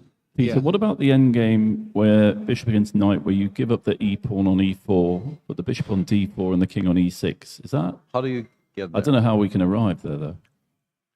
We're talking about something like this, yes. So you want to play e4, knight e4, bishop d4, and then put the king on e6. Yeah. Still grim though. King d3 and b4. Yeah, it's still very King grim. d3 and b4. Yeah, there's always Easy. b4 at some point. Yeah, eventually like f3 Yeah, and b4 will happen. Zugzwang. Yeah, he's gone king f8. Yeah, we know this loses. We know this loses. And also it's very difficult to make any other move apart from knight d2. You just make the move. No, knight d2 is just an... you make this by hand. Yeah. You make this by hand. And yeah, this is going to be a This is a hard one for Nikita. hard one to Swallow. To as it swallow, were. yeah. Mm. Knight d2 played pretty swiftly. Yeah, but there really isn't much else because Black does want to play queen. Like the threat was to play queen e7 and then e5, e4, and of course you want to stop that. And also the knight needs to be on a better square. And yeah, you just like you can't hold this together after knight g2. Knight comes to e4. Knight d6 is basically a mating threat. Once it's on e4. And yeah, queen d8 played, but yeah, the issue is, I guess he wants knight e4 f3 check, but yeah, this is probably what he is trying to you know, hope against hope that this works, but it shouldn't. You can just go king g3, for example. Yeah, queen d1. Ah. Yeah, I mean, this is the. But even here. But this is not a perpetual, right? Just knight d6, queen g1, king f3, and then I put it back on g2, and. Yeah. It's just not a perpetual. Perhaps you can play that out for everyone. Well, if queen h1, king e2, and if queen d1, king g2, and at first Very I sweet. didn't realize g4 was protected, but it just is protected. It's so nice, isn't it? The knight stops one perpetual, the queen stops the other. Yeah, It's very, very elegant. honestly, because I failed to realize that king f3, queen d3. Yeah.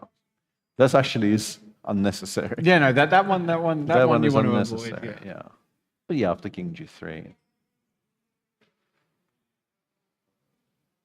Yeah, and that means that if you play queen d1 here,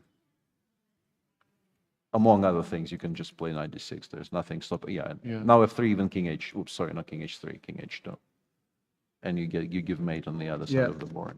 It's just completely lost. Nikita with how long? A minute and a half against a minute and a half. Yeah, it's just over. Like best case scenarios now are basically you giving up both c5 and c6 and not improving your position in the process. Like you do avoid getting mated if you play, let's say, queen e7 here, but white just takes one, then takes the other, and then they queen on their own. It's just like crazy. White has absolutely everything. It's amazing in the position when the queen is on e6 that you look and you see that black's king has no legal move and his bishop can only go to h8. This is astonishing how dominated Yeah, he just is. completely dominant. Yeah. Yeah, and fair play to Andrew, because there was a moment where they could have gone for the threefold repetition. he declined, I think, and he declined two it. threefolds. Or two threefolds. Yeah, he two really threefolds. wanted to win today. Yeah. And he's found a way to queen. Yeah, he's gone queen e8, but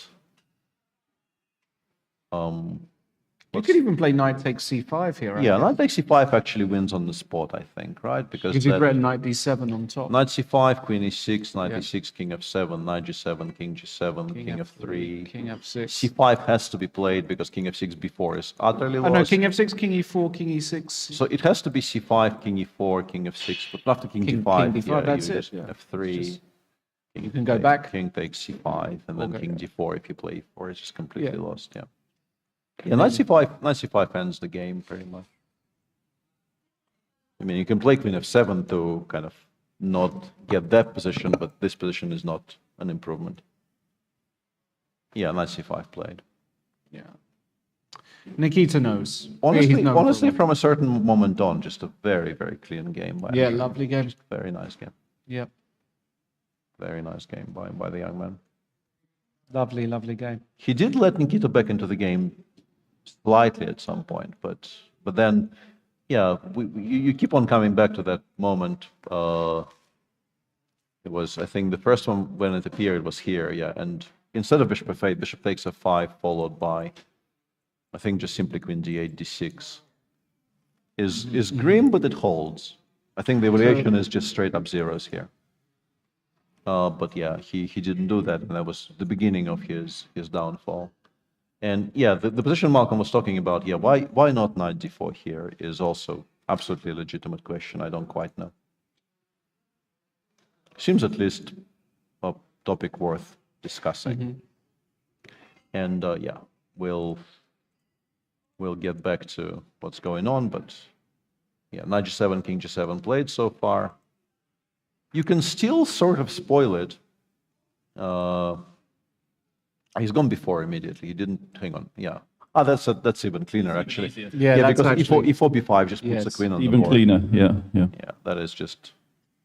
Yeah, he can resign now, Nikita. That's it. There it he is. has. Yeah. Yep. And he has. So 3 decisive games today with white winning all 3. White is therefore 6-1 in front, I think. Yesterday we had one white win and one black win, I think.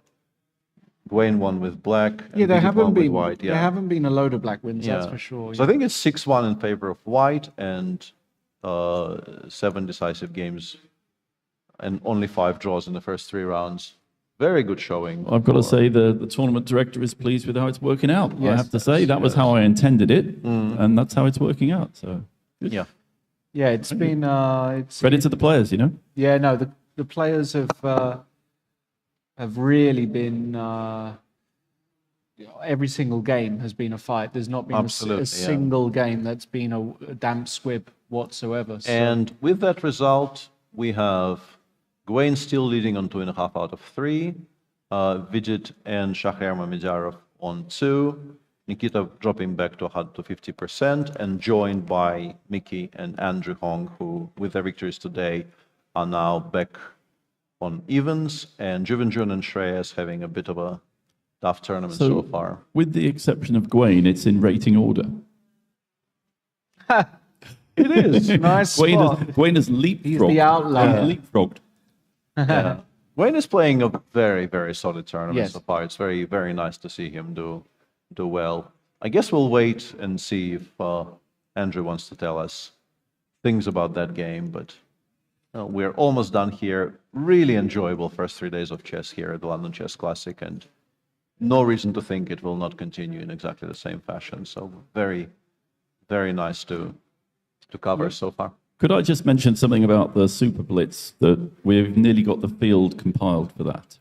So it's on the website now. Okay. And When is it, Mark? No? It's on Saturday. And Yep. the great news is that we have Ali Reza Firouzja playing. No. Yeah.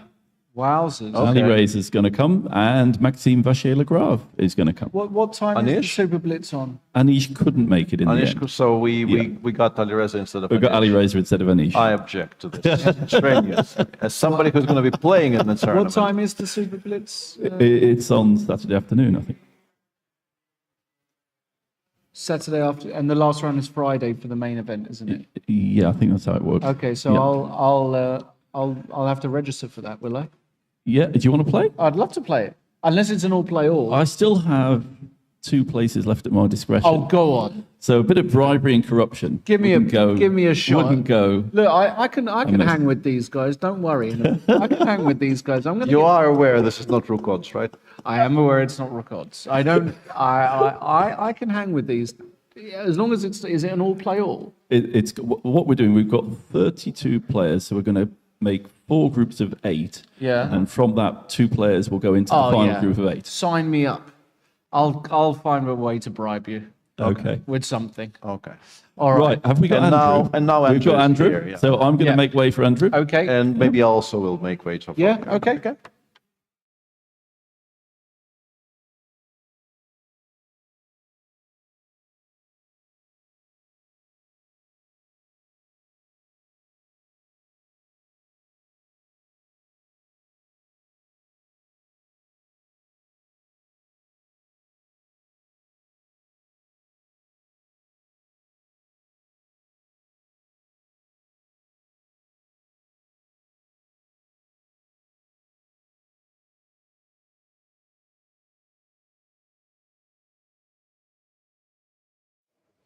All right, we are back, and this will be the final segment of today. We are joined by Andrew Hong, who has had a great result today, beating Nikita Vichukov with the white pieces. Firstly, congratulations. Thank you. I've been especially impressed by you today because you had 2 opportunities to end the game via threefold repetition. You declined because you really wanted to win, and then you played the final part of that game just really beautifully. So I think we should just, well, the opening was, we'll flick through it. It's a Rossolimo. We've already discussed this in depth. I think we should probably just try and get to a critical moment. This was kind of all right. Yeah, it's one of those maneuvering games. You tell me when you think there was a really critical spot. So around here, everything's still kind of under control. And this was the first moment, wasn't it? The repetition. Right here. Queen B8, rook A1, queen B4. So I can claim the draw right here. So you can claim a draw if you write down rook A7 on your score sheet, right? So let me ask the question then. Why did you decline the draw in this particular position? Well, I thought I shouldn't be worse, and then position sells a lot of life, and usually it's not my DNA to go for draws. So I usually play on no matter what. Good. I love it. So, and I totally agree with you. And you found the way to continue. You played queen c2. Okay, rook b8, rook a7 again, queen b6, rook a2, rook b7. A bit of maneuvering with the knights. Trying to get control of the a file. You finally do. Knight comes back. Again, a bit of shuffling around. It's one of those with a lot of shuffling. Yeah, but after queen d1, king g6 was a very interesting position because I have a lot of different ways to play. I wasn't quite sure because, okay, I can play h4, but I thought after h4, you can play g4. And if I go f4, then gf, queen f3, and he has this important move h5, I think. Stabilizing. Yeah. So I thought g3 with idea f4 is also an idea. Could also play knight f1, sacrificing pawn, play concretely, but I don't think it works.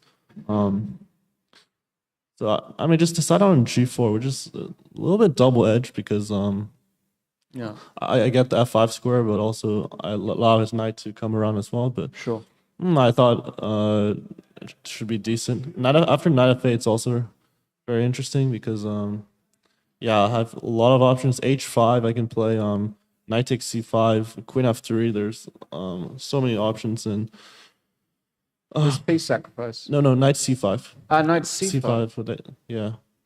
But I think this generally never really works because he always has at least bishop takes. Yeah, knight b3 and bishop g4, something like this.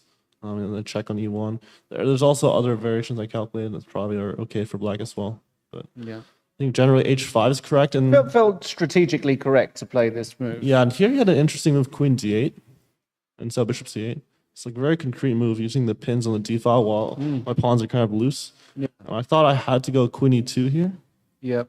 He goes bishop takes g4, but I have knight e5. Wow. Okay. Fe, queen g4, and I think he has to go queen d7. Yeah. I thought I'm better, but I'm not sure how good this is. Maybe he can hold. So right. Actually, I was expecting queen d8, but a bit surprised when he went quickly bishop c8.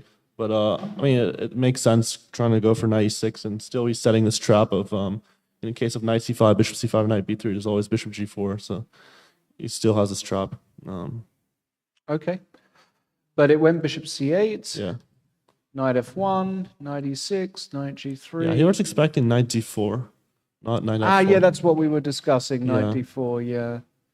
And okay, definitely better, but I'm not sure how easy this was, and also he had a big time advantage, so I was slightly worried. Yeah. So. Computer, by the way, was never ever really concerned about black's position almost ever, only until the end. Yeah. So yeah, knight d4 was the right move here.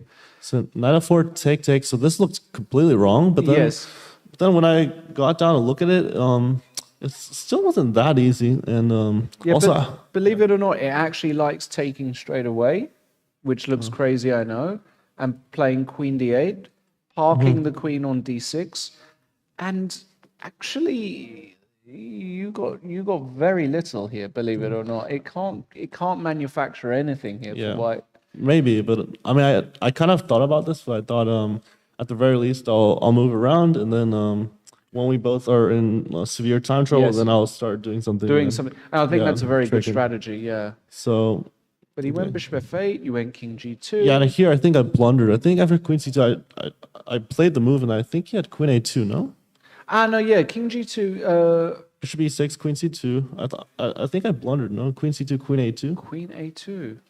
Yes. Picks up the pawn, and oh my, like my heart dropped in this moment. Oh my. And I was like, am I gonna throw away another game like this? But Yeah, he missed it. yeah, then his can went to the queen and it went to a6. Oh, and no. and then after he played queen a6, then I was feeling good because Yeah, queen a2 actually just. If he missed queen a2, then okay, I have some chances, and Yeah, it must be my lucky day then. I yeah, guess. and actually, basically after that, you played, and I loved this maneuver here: knight c1, knight e2, knight g1, knight f3. But I think he should have gone d7, king d7, king c7 right away. King f7 back looked very strange. Yeah. Yeah. And run away to the king. Yeah, side. yeah, and still not so easy. I No, think. no, this is still Yeah, it's probably still a draw. probably still a draw. But yeah, after that, you kind of just went into fifth gear and. Yeah, and I tried queen d3 e5. I thought it nice. was a pretty good try. I know e5's a fantastic move. Yeah, you can try it with knight f3 first, but it's also works. But I think here queen d7. I had about like less than a minute, so I still wasn't sure what was going on. So it takes on e5, knight f3. I thought queen d7 was maybe the only defense. queen e4. Yeah, so of course I can go to the endgames with the knights, but if I go queen The ending with the knights is totally winning. But yeah, I thought it probably is winning. That's what I was gonna do, but yeah, something like this. Yeah. King e8. No, sorry, king. Yeah, generally I should be dominating, and my King king walks c7 in and or knight whatever. g6. I think. Yeah, something like this. Yeah, I just walked the king in first. Yeah, and you can walk. But it was just funny because I just wanted to make queen d7. Yeah, I guess if queen e4, then take on f5 and bishop g7. I think this probably holds for black. Yeah, this might hold. Knight e5, take king f7. I was thinking about something like f3, but just trying to hide on h3, but Yeah. But black is f3, g4 at least, something Yeah. like that. Or but queen c7, queen e4. Yeah, I think this should be winning. Yeah, and the rest was this lovely move knight d2, obvious but lovely, and then here and Yeah, knight none of the c5 is f3s work. Yeah. Knight c5 is forced. Knight c5 is also nice. Yeah, no, as we said, very clean once you got into the final segment. Nikita did have his chances. He missed queen a2.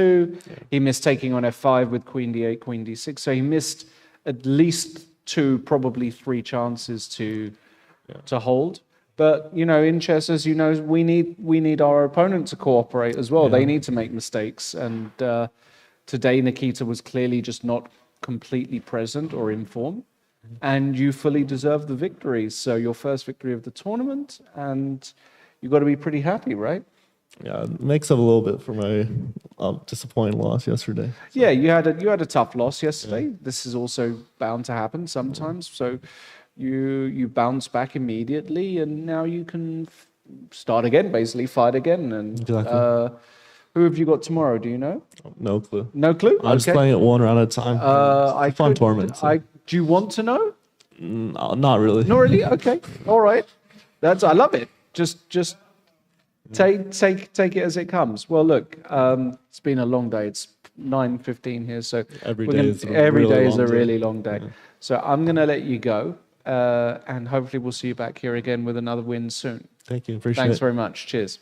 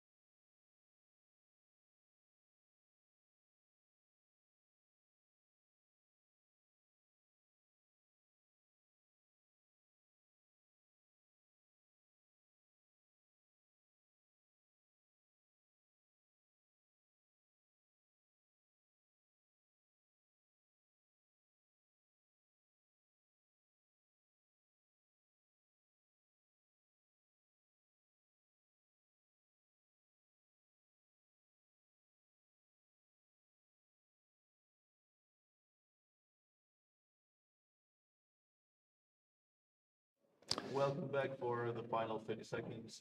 Fantastic round once again. Very well played.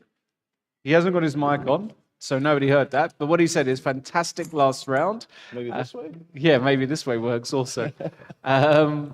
Great round today. Really, really, really great round. And expect pretty much the same tomorrow. Absolutely. So, same time, same place. See you tomorrow for round 4 of the London Chess Classic 2024. See you then. Bye. Bye-bye.